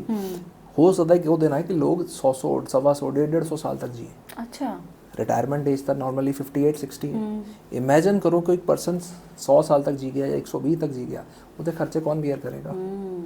लोगों का फोकस अज ते हो गया, फ्यूचर बारे कोई सोचता ही नहीं है। दूसरी गल जो अपना मेन क्वेश्चन सी, ये सैलीब्रिटीज़ पैसा क्यों नहीं करते, प्रॉपरली पैसा मैनेज ही नहीं होता। जिस तरह किसी दोस्त ने गया, ये खरीद ला, वो खरीद ला, लॉटरी लगी, क्योंकि देखो कई बार बंदे दी परसनल सिचुएशन भी होंगी है। जिवें मैं किया ना कि पेंटर्स ने मेरे नाल सिप स्टार्ट की, उन्होंने छोटा जिहा कॉर्पस बनया, चाहे बहुत छोटा कॉर्पस, लाख रुपया बनया, उन्होंने कोल अज तक हर चीज़ तो वंचित थे। अगला कहता 1 करोड़ आया, सब तो पहले एक घर ले लिया, घर ले लिया, घर इन्वेस्टमेंट नहीं है। लोगों को यही नहीं पता एक फॉर्मूला है फाइनेंस के विच, तुहाडी नेटवर्थ, नेटवर्थ कहते हैं तुहाडे एसेट्स माइनस लाइबिलिटी की है। जिस घर में आप रह रहे हो वो आपका एसेट नहीं है, क्योंकि कुछ भी हो जाए आप घर तो नहीं बेचने वाले, वो तो आपने एक खर्चा कर दिया, पर वो मेरे लिए ज़रूरी है। तो लॉटरी वालों के साथ क्या होता है, ज़्यादातर लोग घर ले लेते हैं तो पैसा बचे ही नहीं। हम अब ये गलत भी नहीं है, किसी को घर किसी लिए बहुत ज़रूरी हो सकता है, पर घर लेने के चक्कर में मैंने इतना बड़ा घर ले लिया या इतना महंगा घर ले लिया कि मैंने अपने बारे फ्यूचर के बारे में सोचा ही नहीं। इसको जब लॉटरी है या सेलिब्रिटी, इनको हम विंडफॉल गेन कहते हैं कि एक का एक सपने में रात रात मेरे को लॉटरी लगी, मेरे को पैसा आ गया, तो अगर मैं उस पैसे को अच्छे से मैनेज करूँ, हम लॉजिकल एडवाइज़र में हम एडवोकेट करते हैं 3 बकेट स्ट्रेटजी, कि आपके पास अगर एक बल्क पैसा आया है, कुछ भी अमाउंट हो, चाहे किसी के पास लाख रुपये ही आए, किसी के पास 10 लाख आए, किसी के पास 1 करोड़ है, या प्रॉपर्टी बेची 10 करोड़ आए, आप 3 बकेट्स बनाएं उस पैसे के। जैसे गुल्लक होती है ना, तो सबसे पहला बकेट बनाएं इमरजेंसी बकेट। आपकी आज की जो इनकम है, अगले 6 से 12 महीने की एक इमरजेंसी बकेट बनाएं, वो पैसा वहाँ पे इन्वेस्ट कर दें। वो पैसा आप FD कर सकते हैं, वो पैसा आप किसी भी म्यूचुअल फंड में जाकर, एक बहुत सेविंग का अच्छा फंड आता है जिसे लिक्विड फंड कहते हैं, आप लिक्विड फंड के अंदर इन्वेस्ट कर दीजिए। तो वहाँ पे क्या है, वो पैसा कम भी नहीं होगा, 6-7% ब्याज भी देता रहेगा, ज़रूरत पड़ने पे आप उसको इस्तेमाल कर लेंगे। तो ये तो हो गया इमरजेंसी बकेट। दूसरा बकेट बनाए आप अपनी मिड टर्म ज़रूरतों के लिए, मान लेते हैं कि आपके 2 बच्चे हैं, 1 बच्चा है, आपको पता है बच्चों की पढ़ाई के लिए आने वाले समय में मुझे ज़रूरत पड़ेगी, एक बकेट उस तरफ जानी चाहिए, क्योंकि देखिए वो ऐसी चीज़ है आप इग्नोर तो नहीं कर सकते। आज से 15 मेरा बेटा खुद का बेटा 4 साल का है, तो 15 साल बाद उसकी पढ़ाई का खर्चा एज अ फादर मैं ही उठाऊंगा। तो मैं अगर आज मेरे पास विंडफॉल गेन आया है तो क्या ये समझदारी नहीं है कि मैं आज ही उस पैसे को उस डायरेक्शन में इन्वेस्ट कर दूँ उसके लिए। और तीसरी बकेट मेरी खुद की रिटायरमेंट, तो मैं सारी लाइफ तो काम नहीं करूँगा, ओल्ड एज के साथ कई बार ओल्ड एज में हमें समझना पड़ेगा हम सारी ज़िंदगी काम नहीं कर पाएंगे, हेल्थ इश्यूज़ हो सकते हैं, कोई सारी ज़िंदगी काम ना कर पाए, तब मेरे एक्सपेंसेस कौन बियर करेगा। तो तीसरी बकेट जो रिटायरमेंट बकेट है आपको तब काम आएगी। उसके बाद जो बचता है वो आप अपनी ज़रूरतों के लिए, अपने लाइफ की लग्जरीज़ के लिए यूज़ कर सकते हैं। होता इसका उल्टा है, लोग 90% से 80% पैसा फ़ॉरेन घूम लिया, वहाँ घूम लिया, और इसी तरीके से पैसा ख़त्म हो जाता है, और लैक ऑफ प्लानिंग की वजह से वो पैसा बचता नहीं है। सेम चीज़ सेलिब्रिटीज़ के साथ, उनके साथ विंडफॉल तो नहीं होता, उनके काम करते हैं, मूवीज़ करते हैं तो आता है, पर वहाँ पर भी क्योंकि प्रॉपर कोई सेविंग्स नहीं है, कोई प्रॉपर नहीं है, या तो वो लोग वहाँ पर उनको पैसा नहीं मिल पाता है, प्रॉपर जगह से पैसा इन्वेस्ट ही नहीं हो पाता है, या रियल इस्टेट के अंदर फंस गए और वो इलिक्विड रियल इस्टेट प्रॉपर्टी ले ली जो बिकी ही नहीं बाद में। कितनी बार सुनने में आया कि किसी ने मुंबई में रियल इस्टेट प्रॉपर्टी नुकसान में बेची, क्योंकि बीइंग सेलिब्रिटी आपके पास इतना समय नहीं होता कि आप रेट का तोल मोल कर पाओ, और अब जनरली आपको प्रोडक्ट्स मिस सेल ही होते। तो एक लैक ऑफ प्रॉपर प्लानिंग, और जो फिर मैं बार बार कहता हूँ अच्छा फाइनेंशियल एडवाइजरी एक लग्जरी है जो सबके पास नहीं मिलती। Can you quote some examples of these celebrities from Bollywood and Hollywood if you can, if you do remember? No, I don't remember. और सुशील कुमार तो है ही जो एक रिसेंट उसमें आता है। बहुत सारे इंडियन स्पोर्ट्स पर्सन हैं, क्रिकेटर्स हैं जिन्होंने कमाया है and then they had to suffer, होता ही। ਕਿਉਂਕਿ ਐਗਜ਼ਾਮਪਲਸ ਦੇ ਵਿੱਚ ਇਹ ਹੁੰਦਾ ਕਿ ਇੱਕ ਟਾਈਮ ਦੇ ਉੱਤੇ ਬੰਦਾ ਸੁਪਰਸਟਾਰ ਸੀ ਜਾਂ ਮਤਲਬ ਬਹੁਤ ਰਿਚ ਸੀ, ਐਂਡ ਉਸ ਤੋਂ ਬਾਅਦ ਉਹਨੂੰ ਸੜਕਾਂ ਤੇ ਰੁਲਦੇ ਹੋਏ ਵੇਖਿਆ ਗਿਆ। ਤਾਂ there are so many things, multiple examples, yes rather than naming anyone, पर ये एक है, और ये रूट कॉज इसका लैक ऑफ प्रॉपर प्लानिंग है, उस पैसे के लिए सोच ही नहीं है कि इस पैसे का मैं जो समझदारी के साथ इसका इस्तेमाल कैसे करूं। ਯੂ ਵੋਂਟ ਬਿਲੀਵ ਤੁਹਾਨੂੰ ਮਿਲਣ ਤੋਂ ਪਹਿਲਾਂ, ਆਪਣੀ ਗੱਲਬਾਤ ਤੋਂ ਪਹਿਲਾਂ ਮੇਰੇ ਮਾਈਂਡ ਦੇ ਵਿੱਚ ਕਦੇ ਨਹੀਂ ਸੀ ਕਿ ਫਾਈਨੈਂਸ਼ੀਅਲ ਐਡਵਾਈਜ਼ਰ ਪਲੈਨਰ ਤੋਂ ਹੋਣਾ ਇੰਨਾ ਜ਼ਿਆਦਾ ਜ਼ਰੂਰੀ ਹੈ। ਹੁਣ ਮੈਨੂੰ ਇਹ ਲੱਗ ਰਿਹਾ ਮੈਂ ਬਾਕੀ ਖਰਚੇ ਆਪਣੇ ਸਾਈਡ ਤੇ ਕਰ ਸਕਦੀ, but this is one thing that I really want to invest on it, because this is something which can save my future. ਜਿਹੜੀਆਂ ਚੀਜ਼ਾਂ ਨੂੰ ਮੈਨੂੰ ਇੱਕ ਬਹੁਤ ਪ੍ਰੈਕਟੀਕਲੀ ਮੈਨੂੰ ਇੱਕ ਰਸਤਾ ਦਿਖਾਏਗੀ। ਔਰ ਆਈ ਥਿੰਕ ਜੇ ਤੁਹਾਨੂੰ ਲੱਗਦਾ ਹੈ ਕਿ ਤੁਹਾਨੂੰ ਇਹਨਾਂ ਚੀਜ਼ਾਂ ਵੱਲ ਜਾਣਾ ਚਾਹੀਦਾ, I think you should go, not for one person, you can have a research, you can have a proper research about the same, and then you can consider whether you have to go here or there, है ना। Sir एक ਹੋਰ ਚੀਜ਼ ਹੈ, I really want to talk about mutual funds ਜ਼ਿਆਦਾ depth ਦੇ ਵਿੱਚ, but ਮੈਨੂੰ ਲੱਗਦਾ ਸਾਡਾ ਐਪੀਸੋਡ ਬਹੁਤ ਵੱਡਾ ਹੋ ਜਾਏਗਾ ਔਰ ਅਸੀਂ ਇਹਨੂੰ ਕਵਰ ਨਹੀਂ ਕਰ ਪਾਵਾਂਗੇ। ਸੋ I really want to talk in the other episode, ਜਿਹੜਾ ਅਸੀਂ ਕ੍ਰਿਪਟੋ ਕਰੰਸੀ ਔਰ ਮਿਊਚੁਅਲ ਫੰਡਸ ਦੇ ਉੱਤੇ ਰੱਖਾਂਗੇ, ਬਿਕੋਜ਼ ਮੇਰੇ ਕੋਲ ਜਿੰਨੇ ਕੁਐਸਚਨਸ ਨੇ ਉਹ ਆਪਣੇ ਕਵਰ ਨਹੀਂ ਹੋ ਪਾਣਗੇ, ਹੈ ਨਾ। ਮੈਂ ਇੱਕ ਹੋਰ ਬੜਾ ਬੇਸਿਕ ਕੁਐਸਚਨ ਪੁੱਛਣਾ ਚਾਹੁੰਦੀ ਹਾਂ। This is related to life insurance policy and medical cover, ਜਿਹੜਾ ਆਪਾਂ ਪਹਿਲਾਂ ਥੋੜ੍ਹਾ ਜਿਹਾ ਡਿਸਕਸ ਕੀਤਾ ਸੀਗਾ। ਇਹ ਉਹ ਚੀਜ਼ਾਂ ਨੇ ਜਿਨ੍ਹਾਂ ਬਾਰੇ ਅਗੇਨ ਕਹਿੰਦੇ ਨੇ ਕਿ ਹੋਣੀਆਂ ਚਾਹੀਦੀਆਂ ਨੇ, ਬਟ ਫਿਰ ਮੈਕਸਿਮਮ ਜਨਤਾ ਹੋ ਸਕਦੀ ਹੈ ਜਿਨ੍ਹਾਂ ਨੇ ਇਹਦੇ ਵਿੱਚ ਹਜੇ ਵੀ ਇਨਵੈਸਟਮੈਂਟ ਨਾ ਕੀਤੀ ਹੋਵੇ। ਮੈਂ 30 ਕ੍ਰਾਸ ਕਰ ਚੁੱਕੀ ਹਾਂ, ਐਂਡ ਮੈਂ ਵੀ ਇਹਨਾਂ ਦੋਨਾਂ ਵਿੱਚੋਂ ਕਿਸੇ ਵੀ ਚੀਜ਼ ਦੇ ਉੱਤੇ ਹਜੇ ਤੱਕ ਇਨਵੈਸਟਮੈਂਟ ਨਹੀਂ ਕੀਤੀ, ਜਦਕਿ ਮੈਂ ਇਹਨਾਂ ਬਾਰੇ ਇੰਨਾ ਪੜ੍ਹਦੀ ਹਾਂ। ਦੈਟ ਮੀਨਸ ਮੇਰੇ ਵਰਗੇ ਹੋਰ ਵੀ ਬਹੁਤ ਸਾਰੇ ਲੋਕ ਹੋ ਸਕਦੇ ਨੇ ਜਿਨ੍ਹਾਂ ਨੇ ਇਸ ਪਾਸੇ ਹਜੇ ਕੋਈ ਵੀ ਧਿਆਨ ਨਹੀਂ ਦਿੱਤਾ। ਇਹਦੇ ਬਾਰੇ ਸਮਝਾਓ ਕਿੰਨਾ ਜ਼ਰੂਰੀ ਹੈ, ਕਿ ਇਹ ਸਕੈਮ ਨੇ ਜਾਂ ਲਿਟਰਲੀ ਸਾਨੂੰ ਇਹਦੇ 'ਚ ਜਾਣਾ ਚਾਹੀਦਾ ਆ। क्योंकि मेरे हस्बैंड मैंने हर बारी कहते हैं आप करते हैं और ये कहते 7 साल बीत चुके हैं, हो सकता बाकी के नाल भी सेम सिचुएशन हो। देखिए आपका बहुत इंपॉर्टेंट क्वेश्चन है, बहुत रेलेवेंट है आज के टाइम में। लाइफ इंश्योरेंस और हेल्थ इंश्योरेंस, पहले तो हमें ये समझना पड़ेगा ये इन्वेस्टमेंट नहीं है। इन्वेस्टमेंट वही प्रोडक्ट है जो इन्फ्लेशन को बीट करता है। लाइफ इंश्योरेंस एक ज़रूरी एक्सपेंस है। ओके, लाइफ इंश्योरेंस क्या है, पहले तो हमें ये समझना पड़ेगा। लाइफ इंश्योरेंस कोई सेविंग पॉलिसी नहीं है। नॉर्मली इंडिया में, हिंदुस्तान में वैसे ही बेची जाती है कि इतने पैसे लगाओगे 20 साल 21 साल बाद एग्जैक्टली यही चीज़ होती है हमेशा। तो ये लाइफ इंश्योरेंस नहीं है, ये मिस सेलिंग हो रही है। लाइफ इंश्योरेंस है आज मैं अपनी फैमिली का ब्रेड अर्नर हूँ, आप अर्न करते हैं, अपनी फैमिली चलाते हैं, गॉड फॉरवर्ड आज मुझे कुछ हो जाए, ठीक है, तो आज मेरा बेटा 4 साल का है, जैसे मैंने कहा 15 साल बाद उसकी पढ़ाई का खर्चा वो कौन बियर करेगा। मेरी फैमिली के लिए तो मेरी इनकम आज ही बंद हो जाएगी, तो वो आने वाले 15 साल 20 साल उनको कौन सपोर्ट करेगा, वो पैसा लाइफ इंश्योरेंस से ही आएगा। तो इसके लिए सबसे जो इकलौता एक ही प्रोडक्ट है लाइफ इंश्योरेंस में जो बनाए लेने के लिए, वो उसको कहते हैं टर्म इंश्योरेंस। लोग उसके बारे में बहुत कम जानते हैं। टर्म इंश्योरेंस बहुत एक सस्ता इंश्योरेंस प्रोडक्ट है। आप 30 साल की एज में अगर आपके इनकम के हिसाब से आएँ, आज आप 1 करोड़ की टर्म इंश्योरेंस पॉलिसी ले सकते हैं, जिसके लिए आपको साल का प्रीमियम जो होगा 15 से 20 हज़ार रुपये होगा सिर्फ। आपको इतना ही देना है। गॉड फॉरबिड कुछ भी आपको हो जाता है, डेथ हो जाती है किसी भी सिचुएशन में, तो फैमिली को 1 करोड़ लमसम मिल जाता है। इसको प्योर भाषा में टर्म इंश्योरेंस है। और हस्बैंड वाइफ जी ने तो दोनों ਨੂੰ अलग-अलग, हाँ दोनों, देखिए बेसिकली टर्म इंश्योरेंस बना है ब्रेड अर्नर, इंडिविजुअल और ब्रेड अर्नर के लिए ज़्यादा इंपॉर्टेंट है।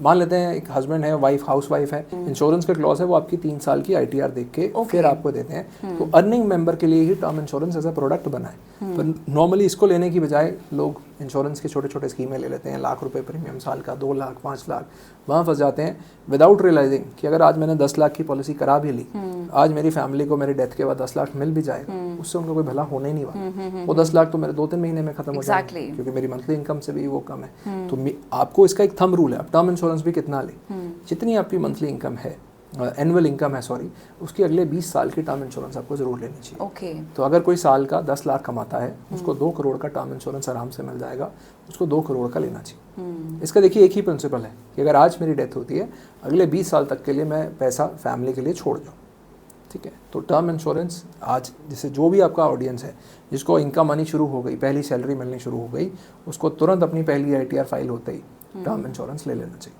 क्योंकि अपनी फैमिली का होली सोली वही ब्रेड अर्नर है। हमने बहुत सारे केसेस देखे हैं, कई लोगों को हमने हेल्प किया है। दलवाई में मैं बहुत सारे फैमिली क्लाइंट्स के साथ मिलता हूँ। आई रिमेंबर पटियाला में 8-9 साल पहले एक यंग लड़का था, he had 3 sisters, old parent, he was the only bread earner and वो एजुकेशन लाइन में थे, उनको हमने समझाया, फिर then he bought a term plan. वो आज भी उसको ही इज़ वेरी हैप्पी। हमें आपने मेरे को बहुत सही टाइम पे बताया। और टर्म इंश्योरेंस सबसे बड़ी खास बात, आप जिस एज पे ले लेते हैं, आपका वो प्रीमियम सारी लाइफ वही चलता है। तो जितना अर्ली आप लेंगे, आपको टर्म इंश्योरेंस सस्ती पड़ेगी। सस्ती, हाँ। आज से अगर आपने 5 साल पहले टर्म इंश्योरेंस लिया होता, शायद आपका प्रीमियम अमाउंट 10,000 होता। मतलब ਇਹ ਆਪਣੇ ਐਮਰਜੈਂਸੀ ਵਾਲੀ ਬਕਟ ਹੈ ਜਿਹੜੀ ਆਪਾਂ ਸੋਚੀ ਸੀ ਕਿ ਲਾਸਟ ਵਿੱਚ ਰਿਟਾਇਰਮੈਂਟ ਹੈ ਡਾਲਰ ਦੇ ਵਿੱਚ ਆਪਣੀ फैमिली इन्वेस्टमेंट से भी सबसे पहले, इन्वेस्टमेंट करने से भी पहले you should have a term plan. और इसको डिले नहीं करना चाहिए। मैंने जैसे आपको बोला, जब तक आप फिट एंड फाइन है तब तक ही इंश्योरेंस कंपनी आपको पॉलिसी देती है। कोई भी कंपनी हो, वो नुकसान नहीं उठाना चाहती। आप मरने वाले हैं किसी बीमारी की वजह से, तो आपको टर्म इंश्योरेंस नहीं मिलेगी। I do have one question, term ਦੇ ਨਾਲ ਰਿਲੇਟਡ ਹੀ ਆ। ਇਹਦੇ ਵਿੱਚ ਸਮਟਾਈਮਸ ਲੋਕਾਂ ਦਾ ਇਹ ਵੀ ਕਹਿਣਾ ਹੁੰਦਾ ਆ ਕਿ ਇਹ ਪੈਸਾ ਮੈਨੂੰ ਥੋੜੀ ਮਿਲਣਾ, ਇਹ ਤਾਂ ਮੇਰੇ ਮਰਨ ਤੋਂ ਬਾਅਦ ਮਿਲੇਗਾ, ਤਾਂ ਮੈਨੂੰ ਇਹਦਾ ਕੀ ਫਾਇਦਾ। This is very common concept ਜੋ। हाँ जी, मैं यही गल दस रहा। एक फैमिली है, हस्बैंड वाइफ, जिन्होंने 2 बच्चे हैं, 1 बच्चा 3 बच्चे हैं, गॉड फॉरबिड हस्बैंड की आज डेथ हो जाती है, ये सोचते तक की करेंगे, फोटो टंग के परिवार के में ही चलेगा। एग्जैक्टली। लोग यही नहीं समझते हैं। क्या तुम ये जानते हो, मान लो कई क्लाइंट्स मिलते हैं जिन्होंने कोल कहने घर है, कार है, सब कुछ है, हमें टर्म इंश्योरेंस की क्या जरूरत है। God forbid you are not there. क्या तुम चाहोगे थोड़ा परिवार को कार बेचे? क्या तुम चाहोगे थोड़ा परिवार को घर बेचे? Term insurance is to protect your assets, it is not कि समथिंग कि ਤੁਹਾਡੇ ਬੈਨੀਫਿਟ ਲਈ ਹੋਵੇ ਕਿ ਤੁਹਾਨੂੰ ਕਿਹੜਾ ਪੈਸਾ ਮਿਲੇਗਾ ਜਾਂ ਨਹੀਂ। ये सोचना ही गलत है।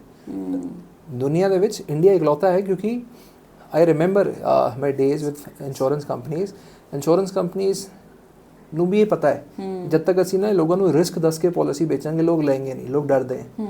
लोगों ਨੂੰ सेविंग इन्वेस्टमेंट ਦੇ ਨਾਮ ਤੇ ਕਹਾਂਗੇ, लोग ले लेंगे। ये सोच ही गलत है। इसलिए फाइनेंशियल लिटरेसी आज तक लो है, और अगेन वही फॉर्मल एजुकेशन नहीं है, जबकि globally term insurance is the most popular product. Exactly, yes. In fact अपनी गवर्नमेंट ऑफ इंडिया ने भी लोगों ਲਈ टर्म इंश्योरेंस ਦੇ ਫਾਰਮ 'ਚ ਇੱਕ ਬਹੁਤ ਸਿੰਪਲ ਟਰਮ ਇੰਸ਼ੋਰੈਂਸ ਸਟਾਰਟ ਕੀਤੀ ਸੀ। ਮੋਦੀ ਜੀ ਨੇ PM ਜਨ ਕਲਿਆਣ ਇੰਸ਼ੋਰੈਂਸ ਹੈ, ਜਿਹਦੇ ਵਿੱਚ ਆਈ ਥਿੰਕ ਕਵਰ ਅਮਾਊਂਟ ਤੋਂ ਜ਼ਿਆਦਾ ਨਹੀਂ ਹੈ, ਪਰ 300 ਰੁਪਏ 'ਚੋਂ 2 ਲੱਖ ਦਾ ਕਵਰ ਦਿੰਦੇ। ਓਕੇ। ਗॉड ਫॉरबिड डेथ हो जाए फैमिली में, तो 300 रुपये साल देना, 2 लाख मिल जाएगा। वो भी टर्म इंश्योरेंस ही है। ਜਿਹੜੇ ਕੁਝ ਨਹੀਂ ਕਰ ਰਹੇ, ਐਟਲੀਸਟ ਇੰਨਾ ਤਾਂ ਬੀਅਰ ਕਰ ਹੀ ਸਕਦੇ ਨੇ, ਹੈ ਨਾ। ਬਿਲਕੁਲ। ਤੁਹਾਡੇ ਮੇਡਸ ਲਈ ਸ਼ਾਇਦ 2 ਲੱਖ ਹੀ ਬਹੁਤ ਬੜਾ ਅਮਾਊਂਟ ਹੋਵੇ, ਤਾਂ ਟਰਮ ਇੰਸ਼ੋਰੈਂਸ ਦਾ ਹੋਣਾ ਬਹੁਤ ਜ਼ਰੂਰੀ ਹੈ ਹਰ ਸਭ ਲਈ। ਤੇ ਮੈਡੀਕਲ ਕਵਰ ਜਿਹੜਾ ਆਪਾਂ ਕਹਿੰਦੇ ਆ, ਮੈਡੀਕਲ ਹੈ। ਹੁਣ ਦੂਸਰਾ ਹੈਲਥ ਇੰਸ਼ੋਰੈਂਸ ਤੁਸੀਂ ਕਹਿ ਸਕਦੇ ਹੋ, ਇੱਕ ਤਰੀਕੇ ਦਾ ਇਨਵੈਸਟਮੈਂਟ ਵੀ ਹੈ, ਤੁਹਾਨੂੰ ਸੇਵਿੰਗਸ ਤੋਂ ਵੀ ਬਚਾਉਂਦਾ, ਮਤਲਬ ਖਰਚਿਆਂ ਤੋਂ ਵੀ ਬਚਾਉਂਦਾ ਹੈ। ਅੱਜ मैंने 5 ਲੱਖ ਦੀ 10 ਲੱਖ ਦੀ ਹੈਲਥ ਇੰਸ਼ੋਰੈਂਸ ਪॉलिसी ਖਰੀਦ ਲਈ। ਬਹੁਤ ਸਾਰੀ ਕੰਪਨੀਆਂ ਇੰਡੀਆ ਦੇ ਵਿੱਚ 30-40 ਕੰਪਨੀਆਂ ਹੈ, ਉਹਨਾਂ ਦੇ ਲੱਖੋਂ ਏਜੰਟਸ ਹੈ, ਕहीं ਤੋਂ ਵੀ ਮੈਂ ਲੈ ਸਕਦਾ, ठीक है। हाँ, विदाउट नेमिंग एनी कंपनी, मैंने XYZ कंपनी की 10 लाख की पॉलिसी ले ली। गॉड फॉरबिड मैनू कोई बीमारी होगी, मेरा एक्सीडेंट हो गया, कोविड हो गया, मेरी हॉस्पिटलाइजेशन, डेंगी हो गया, कोई भी कुछ भी होया, मैं हॉस्पिटल होया, जो भी खर्चा है वो इंश्योरेंस कंपनी देगी। मैनू अपनी जेब तो कोई पैसा नहीं देना। इस तो बढ़िया प्रोडक्ट कोई है ही नहीं। लोग ये नहीं समझते हैं, हेल्थ एक ऐसा सब्जेक्ट है जिहदे विच अगर आप प्राइवेट हॉस्पिटल से जा रहे हैं, स्पेशली मतलब ट्रीटमेंट प्राइवेट हॉस्पिटल से जा रहे हैं, अमाउंट कुछ भी हो सकती है। थोड़ा बिल मिनिमम 50,000 1 लाख तो लेके 40-50 लाख तक भी जा सकता है। एग्जैक्टली, ठीक है। I remember one of my clients, he is retired now with electricity board. ਹੀ ਉਹਨਾਂ ਦਾ ਇੱਕ ਬੜਾ ਅਨਫੋਰਚੂਨੇਟ ਐਕਸੀਡੈਂਟ ਹੋਇਆ, ਕੋਮਾ 'ਚ ਸਲਿਪ ਕਰ ਗਏ and 50-60 days he was hospitalized. Okay ਉਹਨਾਂ ਦਾ ਬਿੱਲ ਹੀ 60-70 ਲੱਖ ਰੁਪਏ ਬਣ ਗਿਆ, then he fortunately got alive, he came back. ਇੰਨਾ ਬਿੱਲ ਉਹ ਕਿੱਥੋਂ ਭਰਦੇ, ਠੀਕ ਹੈ ਨਾ ਹੈਲਥ ਇੰਸ਼ੋਰੈਂਸ ਥੀ. So then their family head to sell the assets and ਕਿਉਂਕਿ ਹੈਲਥ ਇੰਸ਼ੋਰੈਂਸ ਵੀ ਸੀ ਉਹ ਵੀ ਬਹੁਤ ਘੱਟ ਅਮਾਊਂਟ ਸੀ, ਉਹ 5 ਲੱਖ ਦੀ ਸੀਗੀ, ਠੀਕ ਹੈ. ਤਦ ਤੱਕ ਤਾਂ ਉਹਨਾਂ ਨੂੰ ਸਪੋਰਟ ਉਹਨਾਂ ਦੇ ਡਿਪਾਰਟਮੈਂਟ ਨੇ ਕੀਤਾ, ਡਿਪਾਰਟਮੈਂਟ ਮਿਲ ਰਿਹਾ, ਬਾਅਦ ਚ ਉਹਨਾਂ ਡਿਪਾਰਟਮੈਂਟ ਨੂੰ ਤਾਂ ਦੇਣਾ ਹੀ ਸੀ. ਕੁਝ ਫੈਮਿਲੀ ਨੇ ਲੋਨ ਲਿੱਤਾ ਫਰੈਂਡਸ ਐਂਡ ਫੈਮਿਲੀ, ਪਰ ਉਹ ਭਰਨਾ ਪਿਆ. ਤਾਂ ਹੈਲਥ ਇੰਸ਼ੋਰੈਂਸ ਵੀ ਸਹੀ ਕਵਰ ਹੋਣਾ ਵੀ ਬਹੁਤ ਜ਼ਰੂਰੀ ਹੈ. ਹੈਲਥ ਇੰਸ਼ੋਰੈਂਸ ਦੇ ਵਿੱਚ ਬਹੁਤ ਅੱਛੇ ਪ੍ਰੋਡਕਟਸ ਆ ਗਏ ਹੈ. ਇੱਕ ਤਾਂ ਹੁੰਦੀ ਹੈ ਬੇਸਿਕ ਹੈਲਥ ਇੰਸ਼ੋਰੈਂਸ ਪਾਲਿਸੀ ਜੋ 5-10 ਲੱਖ ਦੀ ਮਿਲਦੀ ਹੈ, ਉਹਦੇ ਇਲਾਵਾ ਇੱਕ ਟੌਪ ਅਪ ਹੁੰਦਾ ਹੈ. ਤੁਸੀਂ 5 ਲੱਖ ਦੀ ਪਾਲਿਸੀ ਨਾਲ ਇੱਕ 20 ਲੱਖ ਦਾ ਜਾਂ 25 ਲੱਖ ਦਾ ਟੌਪ ਅਪ ਲੈ ਸਕਦੇ ਹੋ, 10 ਲੱਖ ਦੀ ਪਾਲਿਸੀ ਨਾਲ ਇੱਕ 90 ਲੱਖ ਦਾ ਟੌਪ ਅਪ ਲੈ ਸਕਦੇ ਹੋ. ਟੌਪ ਅਪ ਇੰਸ਼ੋਰੈਂਸ ਕੀ ਕਰਦੀ ਹੈ, ਕੋਈ ਕ੍ਰਿਟੀਕਲ ਇਲਨੈਸ ਆਪਾਂ ਨੂੰ ਹੋ ਜੇ ਲਾਈਕ ਕੈਂਸਰ, ਕੋਮਾ, ਜਿੱਥੇ ਮੇਰਾ ਟ੍ਰੀਟਮੈਂਟ 50-60 ਲੱਖ 70 ਲੱਖ ਚਲਾ ਜੇ, ਉਹ ਖਰਚਿਆਂ ਦਾ ਆਪਾਂ ਐਕਸਪੈਂਸ ਟੌਪ ਅਪ ਤੋਂ ਲੈ ਸਕਦੇ. ਔਰ ਇਹ ਟੌਪ ਅਪ ਇੰਸ਼ੋਰੈਂਸ ਬਹੁਤ ਸਸਤੀ ਹੈ. ਤੁਹਾਡੇ ਏਜ ਤੇ I think top up 90 lakh ਦਾ ਖਰਚਾ ਸ਼ਾਇਦ ਸਾਲ ਦਾ 3-4 ਹਜ਼ਾਰ ਹੀ ਹੋਏਗਾ. ਯੈਸ, ਸੋ ਵਿਦਾਊਟ ਰਿयलाइजिंग ਲੋਕ ਰਿयलाइज ਹੀ ਨਹੀਂ ਕਰਦੇ हैं. और हेल्थ इंश्योरेंस भी एक ऐसा टॉपिक है जो लोग बहुत डिले करते हैं. ਐਗਜ਼ੈਕਟਲੀ ਮੈਂ ਉਹੀ ਸੋਚਦੀ ਪਈ ਕਿਉਂਕਿ ਇਸ ਚੀਜ਼ ਮੈਂ ਇੰਨਾ ਕਦੇ ਆਪਾਂ ਨੂੰ ਪਤਾ. ਓਕੇ ਮੈਂ ਤੁਹਾਨੂੰ ਇੱਕ ਸਿੰਪਲ ਜੀ ਗੱਲ ਦੱਸਦੀ, ਹੋਰ ਕੁਝ ਨਹੀਂ ਕਹਿੰਦੀ. ਜਦੋਂ ਤੱਕ ਸਾਡੇ ਤੇ ਨਹੀਂ ਪੈਂਦੀ ਸਾਨੂੰ ਪਤਾ ਕੀ ਲੱਗਦਾ, ਇਹ ਦਿਨ ਮੇਰੇ ਤੇ ਕਦੇ ਨਹੀਂ ਆਏਗਾ. ਬਿਲਕੁਲ ਹਰ ਇੱਕ ਇਨਸਾਨ ਨੂੰ ਇਹ ਲੱਗਦਾ ਮੈਂ ਹੈਲਦੀ ਹਾਂ, ਮੇਰੇ ਨਾਲ ਨਹੀਂ ਹੋਏਗਾ, ਇਹ ਬਾਕੀ ਕਿਸੇ ਨਾਲ ਵੀ ਹੋ ਜਾਏਗਾ, ਇਹ ਚੀਜ਼ ਮੇਰੇ ਨਾਲ ਨਹੀਂ ਹੋਏਗੀ. ਔਰ ਇਸੇ ਚੱਕਰ ਦੇ ਵਿੱਚ ਅਸੀਂ ਸਾਰੇ ਲੋਕ ਬਾਅਦ ਵਿੱਚ ਪਿਸਦੇ ਹਾਂ. ਬਿਲकुल. ਐਂਡ ਇਸ ਗੱਲ ਨੂੰ ਅੱਗੇ ਕਰਦੇ ਹੋਏ मे बी लोग कहेंगे कि अमित गलत हो सकता है इस बारे, अगर इन्नी छोटी इंपॉर्टेंट चीज़ नहीं है तो सोचो गवर्नमेंट ऑफ इंडिया ने अपना हेल्थ इंश्योरेंस का एक प्रोग्राम लेके आए हैं ਜਿਹਦੇ ਵਿੱਚ ਇਫ ਯੂ ਰਿਮੈਂਬਰ ਸਭ ਦੇ 5-5 ਲੱਖ ਦੇ ਕਾਰਡ ਬਣਾ ਕੇ ਦੇ ਰਹੇ. ਪਹਿਲੇ ਫੇਜ਼ 'ਚ ਉਹਨਾਂ ਨੇ ਗਰੀਬਾਂ ਦੇ ਬਣਾਏ ਸੀ, ਹੁਣ ਦੂਸਰੇ ਫੇਜ਼ 'ਚ ਪੀਪਲ ਅਬਵ 70 ਉਹਨਾਂ ਨੂੰ 5 ਲੱਖ ਤੱਕ ਦੀ ਹੈਲਥ ਇੰਸ਼ੋਰੈਂਸ ਦੇ ਰਹੇ. ਕਿਉਂ ਦੇ ਰਹੀ ਹੈ ਗਵਰਨਮੈਂਟ ਆਫ ਇੰਡੀਆ ਵੀ ਰਿਅਲਾਈਜ਼ ਕਰ ਰਹੀ ਹੈ ਕਿ ਲੋਕਾਂ ਦੇ ਲਈ ਮੈਡੀਕਲ ਐਕਸਪੈਂਸ ਅਨਬੀਅਰੇਬਲ ਬਣ ਜਾਏਗਾ. ਗਵਰਨਮੈਂਟ ਹਸਪੀਟਲ ਦੀ ਉਨੀ ਬੈਂਡਵਿਡਥ ਨਹੀਂ ਹੈ, ਠੀਕ ਹੈ. ਤੁਸੀਂ ਇੱਥੇ ਕਿੱਥੇ ਜਾਓਗੇ ਜਦ ਕੋਵਿਡ ਆ, ਸਭ ਨੇ ਦੇਖਿਆ ਇੰਨਾ ਰਸ਼ ਸੀਗਾ, ਤੁਹਾਨੂੰ ਉੱਥੇ ਹਸਪੀਟਲ ਜਗ੍ਹਾ ਹੀ ਨਹੀਂ ਦੇ ਰਿਹਾ. ਤੁਸੀਂ ਕੀ ਕਹੋਗੇ? ਤੁਸੀਂ ਕਹੋਗੇ ਮੈਂ ਵੇਟ ਕਰਾਂਗਾ ਜਾਂ ਤੁਸੀਂ ਕਹੋਗੇ ਮੈਂ ਪ੍ਰਾਈਵੇਟ ਜਾ ਕੇ ਆਪਣਾ ਇਲਾਜ ਕਰਾ ਕੇ ਬਚ ਜਾਵਾਂਗਾ? ਉਹਦੇ ਲਈ ਖਰਚਾ ਤਾਂ ਹੋਏਗਾ. ਤਾਂ ਇੱਕ ਯਾਦ ਰੱਖੋ, ਇੱਕ ਫਾਈਨੈਂਸ਼ੀਅਲ ਐਮਰਜੈਂਸੀ ਤੁਹਾਡੀ ਸਾਰੀ ਜ਼ਿੰਦਗੀ ਦੀ ਸੇਵਿੰਗਸ ਖਤਮ ਕਰ ਸਕਦੀ ਹੈ. ਇੱਕ ਮਤਲਬ ਸੀਰੀਅਸਲੀ ਇੱਕ ਇਨਸੀਡੈਂਟ ਤੁਹਾਨੂੰ ਖਤਮ ਕਰ ਦੇਗਾ ਪੂਰੇ ਦਾ ਪੂਰਾ. ਇਸ ਸਭ ਤੋਂ ਬਚਣਾ ਹੈ ਤਾਂ ਹੈਲਥ ਇੰਸ਼ੋਰੈਂਸ ਬਹੁਤ ਜ਼ਰੂਰੀ ਹੈ. ਤਾਂ ਇਸ ਲਈ life insurance and health insurance ਦੋਨੋਂ ਬਹੁਤ ਜ਼ਰੂਰੀ ਹੈ. ਮੈਡੀਕਲ ਇੰਸ਼ੋਰੈਂਸ ਦੇ ਵਿੱਚ ਜਿਵੇਂ ਆਪਾਂ ਗੱਲ ਕੀਤੀ ਹੈ, ਮਤਲਬ ਕਿਹੜੀਆਂ ਚੀਜ਼ਾਂ ਨੇ ਜਿੱਦਾਂ ਜਾਂ ਅਸੀਂ ਜੇ ਅਮਾਉਂਟ ਦੀ ਗੱਲ ਕਰੀਏ, ਤੁਸੀਂ ਜਿਵੇਂ ਕਿ ਟੌਪ ਅਪ ਦੇ ਨਾਲ ਰਿਲੇਟਡ, ਤਾਂ ਜਦੋਂ ਵੀ ਅਸੀਂ ਇਹਨਾਂ ਦੇ ਵਿੱਚ ਇਨਵੈਸਟ ਕਰਨਾ ਤਾਂ ਕਿਸੇ ਐਕਸਪਰਟ ਦੇ ਨਾਲ ਡਿਸਕਸ ਕਰਨ ਤੋਂ ਬਾਅਦ ਹੀ ਆਈ ਥਿੰਕ ਇਹਦੇ ਵੱਲ ਜਾਣਾ ਚਾਹੀਦਾ ਹੈ ਨਾ. ਇਹ ਨਹੀਂ ਕਿ ਆਪਾਂ ਪੜ੍ਹਿਆ ਐਂਡ ਉਸ ਤੋਂ ਬਾਅਦ ਅਸੀਂ ਉਸ ਚੀਜ਼ ਦੇ ਵਿੱਚ ਇਨਵੈਸਟ ਕਰ ਲਈ, ਕਿਉਂਕਿ ਅਗੇਨ ਇਹ ਉਹ ਚੀਜ਼ ਹੈ ਜਿਹੜੀ ਸਾਰੀ ਜ਼ਿੰਦਗੀ ਚੱਲਣ ਵਾਲੀ ਔਰ ਮੇਰੀ ਫੈਮਿਲੀ ਡਿਪੈਂਡ ਕਰਦੀ ਹੈ ਇਹਦੇ ਉੱਤੇ. ਬਿਲਕੁਲ. ਐਂਡ ਅੱਜ ਦੀ ਡੇਟ 'ਚ ਨਾ ਇੰਸ਼ੋਰੈਂਸ ਪਾਲਿਸੀ ਲੈਣਾ ਬਹੁਤ ਸਿੰਪਲ ਹੋ ਗਿਆ. ਤੁਹਾਨੂੰ ਕੁਝ ਵੀ ਨਹੀਂ ਪਤਾ, देयर आर कंपनीज, ठीक है, मैं नाम नहीं लेता पर bazaar.com है और बहुत सारी कंपनीज हैं. ਤੁਸੀਂ ਕਿਸੇ ਦੀ ਵੈਬਸਾਈਟ ਤੇ ਜਾਓ, ਮਿੰਟਾਂ 'ਚ ਆਪਣਾ ਪ੍ਰੋਫਾਈਲ ਕਰੋ, ਤੁਹਾਨੂੰ ਫੋਨ ਆਏਗਾ ਉਹਨਾਂ ਦੀ ਟੀਮ ਤੋਂ ਔਰ ਉਹਨਾਂ ਤੁਹਾਨੂੰ ਗਾਈਡ ਕरेंगे, ਤੁਸੀਂ ਲੈ ਲਓ. ਉੱਥੋਂ ਸਮਝ ਨਹੀਂ ਆਉਂਦਾ ਹੈ, ਪਟਿਆਲੇ 'ਚ ਹਰ ਇੰਸ਼ੋਰੈਂਸ ਕੰਪਨੀ ਦਾ ਆਫਿਸ ਹੈ. You can visit 5-6 companies offices. ਤੁਸੀਂ ਉਹਨਾਂ ਦਾ ਪ੍ਰੋਡਕਟ ਲਿਓ, ਸਮਝੋ, ਪ੍ਰੀਮੀਅਮ ਕੰਪੈਰੀਜ਼ਨ ਕਰੋ, ਜੋ ਤੁਹਾਨੂੰ ਸਸਤਾ ਲੱਗੇ, ਠੀਕ ਲੱਗੇ, ਤੁਸੀਂ ਉਸ ਨਾਲ ਚਲੇ ਜਾਓ. ਜਿਵੇਂ ਆਪਾਂ ਬ੍ਰਾਂਡ ਕੌਨਸ਼ੀਅਸ ਹੁੰਦੇ ਹਾਂ, ਠੀਕ ਹੈ ਨਾ, ਆਪਾਂ ਸ਼ੂਜ਼ ਲੈਣ ਜਾਂਦੇ, ਕਿਸੇ ਨੂੰ ਐਡੀਡਾਸ ਅੱਛਾ ਲੱਗਦਾ, ਕਿਸੇ ਨੂੰ ਨਾਈਕੀ ਲੱਗਦਾ ਹੈ. ਇੰਸ਼ੋਰੈਂਸ ਦੇ ਵਿੱਚ ਸਾਰੇ ਬੜੇ ਬ੍ਰਾਂਡਸ ਹੈ, HDFC ਹੈ, ICICI ਹੈ, ਐਕਸਿਸ ਹੈ. ਤੁਹਾਨੂੰ ਜੋ ਕੰਪਨੀ ਅੱਛੀ ਲੱਗਦੀ ਹੈ, ਮੈਕਸ ਹੈ, ਨੀਵਾ ਬੂਪਾ ਹੈ, ਅਪੋਲੋ, ਜੋ ਤੁਹਾਨੂੰ ਅੱਛਾ ਲੱਗਦਾ ਹੈ ਬ੍ਰਾਂਡ, ਆਪਣੇ ਕੰਫਰਟ ਦੇ ਅਕੋਰਡਿੰਗ, ਆਪਣੇ ਪ੍ਰੀਮੀਅਮ ਪॉकेट ਦੇ ਅਕੋਰਡਿੰਗ ਤੁਸੀਂ ਲੈ ਲਓ, ਪਰ ਜ਼ਰੂਰ ਲੈ ਲਓ. ਮੈਨੂੰ ਨਾ ਹੁਣ ਮੇਰੇ ਮਾਈਂਡ ਦੇ ਵਿੱਚ ਇੱਕ ਚੀਜ਼ ਆ ਰਹੀ, ਜਿਵੇਂ ਬੱਚਿਆਂ ਦੀ ਵੈਡਿੰਗ ਦੇ ਉੱਤੇ ਅਸੀਂ ਇੰਨੇ ਵਾਕਈ ਲੱਖਾਂ ਰੁਪਏ ਖਰਚ ਕਰ ਦਿੰਦੇ ਹਾਂ, ਹੋਰ ਵੀ ਬਹੁਤ ਸਾਰੀਆਂ ਚੀਜ਼ਾਂ ਦੇ ਵਿੱਚ. ਜੇ ਅਸੀਂ ਉਹਨਾਂ ਚੀਜ਼ਾਂ ਨੂੰ ਨਾ ਖਰਚ ਕੇ ਜੇ ਅਸੀਂ ਬੇਸਿਕ ਚੀਜ਼ਾਂ ਦੇ ਬਾਰੇ ਆਪਾਂ ਲਿਟਰੇਟ ਕਰੀਏ ਆਪਣੇ ਬੱਚਿਆਂ ਨੂੰ ਜਾਂ ਆਪਣੀ ਯੰਗ ਜਨਰੇਸ਼ਨ ਨੂੰ, ਤਾਂ ਚੀਜ਼ਾਂ ਤਾਂ ਆਟੋਮੈਟਿਕਲੀ ਬਹੁਤ ਜ਼ਿਆਦਾ ਈਜ਼ੀ ਹੋ ਜਾਣਗੇ ਸਾਰਿਆਂ ਦੇ ਲਈ, ਹੈ ਨਾ. ਬਿਲਕੁਲ. ਅੱਛਾ ਅਮਿਤ ਜੀ, ਮੈਨੂੰ ਇੱਕ ਹੋਰ ਗੱਲ ਦੱਸੋ. ਇਹ ਤਾਂ ਚਲੋ ਅਸੀਂ ਥੋੜਾ ਜਿਹਾ ਹੁਣ ਡਰ ਵਾਲਾ ਹੋ ਗਿਆ ਕਿ ਇਹ ਸਾਰੀਆਂ ਚੀਜ਼ਾਂ ਨੇ, ਹੁਣ ਮੈਂ ਥੋੜਾ ਜਿਹਾ ਲਾਈਟ ਅਪ ਕਰਨਾ ਚਾਹੁੰਦੀ ਹਾਂ. ਲਾਈਟਨ ਅਪ ਇਹਦੇ ਵਿੱਚ ਕੁਝ ਮਿਡਲ ਕਲਾਸ ਪੀਪਲ ਜਦੋਂ ਅਲੀਟ ਕਲਾਸ ਦੇ ਵਿੱਚ ਮੂਵ ਕਰਦੇ ਨੇ, ਹੋਰ ਬਹੁਤ ਸਾਰੇ ਜਿਹੜੇ ਲੋਕ ਨੇ, ਇੰਡੀਵਿਜੂਅਲਸ ਨੇ, ਉਹ ਮੂਵ ਕਰਦੇ ਨੇ. ਕਿੱਦਾਂ ਦੇ ਬਿਜ਼ਨਸਿਸ ਤੇ ਕਿੱਦਾਂ ਦੀਆਂ ਸਟ੍ਰੈਟਜੀਜ਼ ਹੁੰਦੀਆਂ ਨੇ ਜਿਹਦੇ ਨਾਲ ਇੱਕ ਮਿਡਲ ਕਲਾਸ ਬੰਦਾ ਜਿਹੜਾ ਨਾਰਮਲ ਕਮਾ ਰਿਹਾ ਸਾਡੇ ਵਰਗਾ, ਹੈ ਨਾ, ਉਹ ਆਪਣੀ ਚੀਜ਼ਾਂ ਨੂੰ ਸਟ੍ਰੈਟਜੀਕਲੀ ਪਲਾਨ ਕਰਕੇ ਇੱਕ ਕਲਾਸ ਤੋਂ ਦੂਜੀ ਕਲਾਸ ਦੇ ਵਿੱਚ ਸ਼ਿਫਟ ਹੋ ਸਕਦਾ ਹੈ? ਪੋਸਿਬਿਲਿਟੀ ਹੈ? ਬਿਲਕੁਲ ਹੈ. ਦੋ ਦੀ ਪਰਸੈਂਟੇਜ ਬਹੁਤ ਘੱਟ ਹੈ. ਨੋਰਮਲੀ ਉਹਨਾਂ ਨੇ ਐਵਰੇਜ 3 ਤੋਂ 5% ਪੀਪਲ ਹੈ ਜੋ ਮਿਡਲ ਕਲਾਸ ਤੋਂ ਐਲੀਟ ਕਲਾਸ ਦੇ ਵਿੱਚ ਸ਼ਿਫਟ ਕਰਦੇ ਹੈ, ਪਰ ਸ਼ਿਫਟ ਹੋਣਾ ਮੁਸ਼ਕਿਲ ਨਹੀਂ ਹੈ. ਓਕੇ. ਪ੍ਰੋਬਲਮ ਇਹ ਲੋਕ ਸੋਚਦੇ ਹੈ ਓਵਰਨਾਈਟ ਕੋਈ ਸੋਲਿਊਸ਼ਨ ਮਿਲ ਜਾਏ, ਮੈਂ ਅੱਜ ਕ੍ਰਿਪਟੋ ਦਾ ਕੋਈ ਕੋਇਨ ਲੈ ਲਾਂ, इमीडिएटली करोड़ों बन जाए, वो नहीं होता. वो सुनी सुनाई कहानियाँ बहुत अच्छी लगती हैं कि फलाने नहीं कमाया, एक्चुअल विच नहीं होता. ਇਹ ਵੀ ਨਹੀਂ ਹੋਣਾ ਚਾਹੀਦਾ ਹੈ ਮੈਂ ਮਿਡਲ ਕਲਾਸ ਤੋਂ ਪੂਅਰ ਕਲਾਸ 'ਚ ਵਾਪਸ ਚਲਾ ਜਾਵਾਂ। ਹਾਰਡ ਅਰਨ ਮਨੀ ਸੀ, ਪੈਸਾ ਇੰਨੀ ਮੁਸ਼ਕਿਲ ਨਾਲ ਕਮਾਇਆ ਸੀਗਾ, ਗਲਤ ਸਟਾਕ ਟਿਪ ਤੇ ਘੁਸ ਗਿਆ ਤੇ ਉਹਦੇ ਬਾਅਦ ਪੈਸਾ ਉੜ ਗਿਆ। ਅਕੋਰਡਿੰਗ ਟੂ ਸੈਬੀ ਜੋ securities exchange board of India, securities exchange board of India, India ਦੇ ਵਿੱਚ 89% ਲੋਕ ਟ੍ਰੇਡਰਸ F&O ਦੇ ਵਿੱਚ ਹਰ ਸਾਲ ਲਾਸ ਅਰਨ ਕਰਦੇ, ਔਰ ਲਾਸ ਦੀ ਪਰਸੈਂਟੇਜ ਵੀ 10% ਤੋਂ ਜ਼ਿਆਦਾ ਹੈ। ਸਿਰਫ 11% ਲੋਕ ਹੈ ਜੋ ਲਾਸ ਨਹੀਂ ਅਰਨ ਕਰਦੇ, ਉਹਦੇ ਵਿੱਚ ਵੀ ਸਿਰਫ 2-3% ਲੋਕ हैं जो 7% ਤੋਂ ਜ਼ਿਆਦਾ ਕਮਾਉਂਦੇ हैं ਐਨੂਅਲਾਈਜ਼ਡ। ਤਾਂ ਰਾਦਰ ਦੈਨ ਰਨਿੰਗ ਕਿ ਮੈਂ ਉਸ 1% 2% 'ਚ ਆ ਜਾਵਾਂਗਾ ਔਰ ਆਪਣੀ ਜ਼ਿੰਦਗੀ F&O ਦੇ ਵਿੱਚ ਖਰਾਬ ਕਰਾਂਗਾ, ਇੱਕ ਸਿਸਟਮੈਟਿਕ ਵੇ ਦੇ ਵਿੱਚ ਵੈਲਥ ਕ੍ਰੀਏਸ਼ਨ 'ਤੇ ਫੋਕਸ ਕੀਤਾ ਜਾਵੇ, ਐਡਵਾਈਜ਼ਰ ਨੂੰ ਲੈਣਾ ਤਾਂ ਉਹਨੂੰ ਲਿੱਤਾ ਜਾਵੇ, ਬੁੱਕਸ ਪੜ੍ਹਨੀ ਹੈ ਬੁੱਕਸ ਪੜ੍ਹ ਕੇ ਆਪਣਾ ਇੱਕ ਪਾਥ ਬਣਾਇਆ ਜਾਏ, ਔਰ ਵੈਲਥ ਬਣਾਉਣੀ ਕੋਈ ਮੁਸ਼ਕਿਲ ਗੱਲ ਨਹੀਂ ਹੈ। टॉप 5 रूल्स और top 3 rules to create and preserve wealth.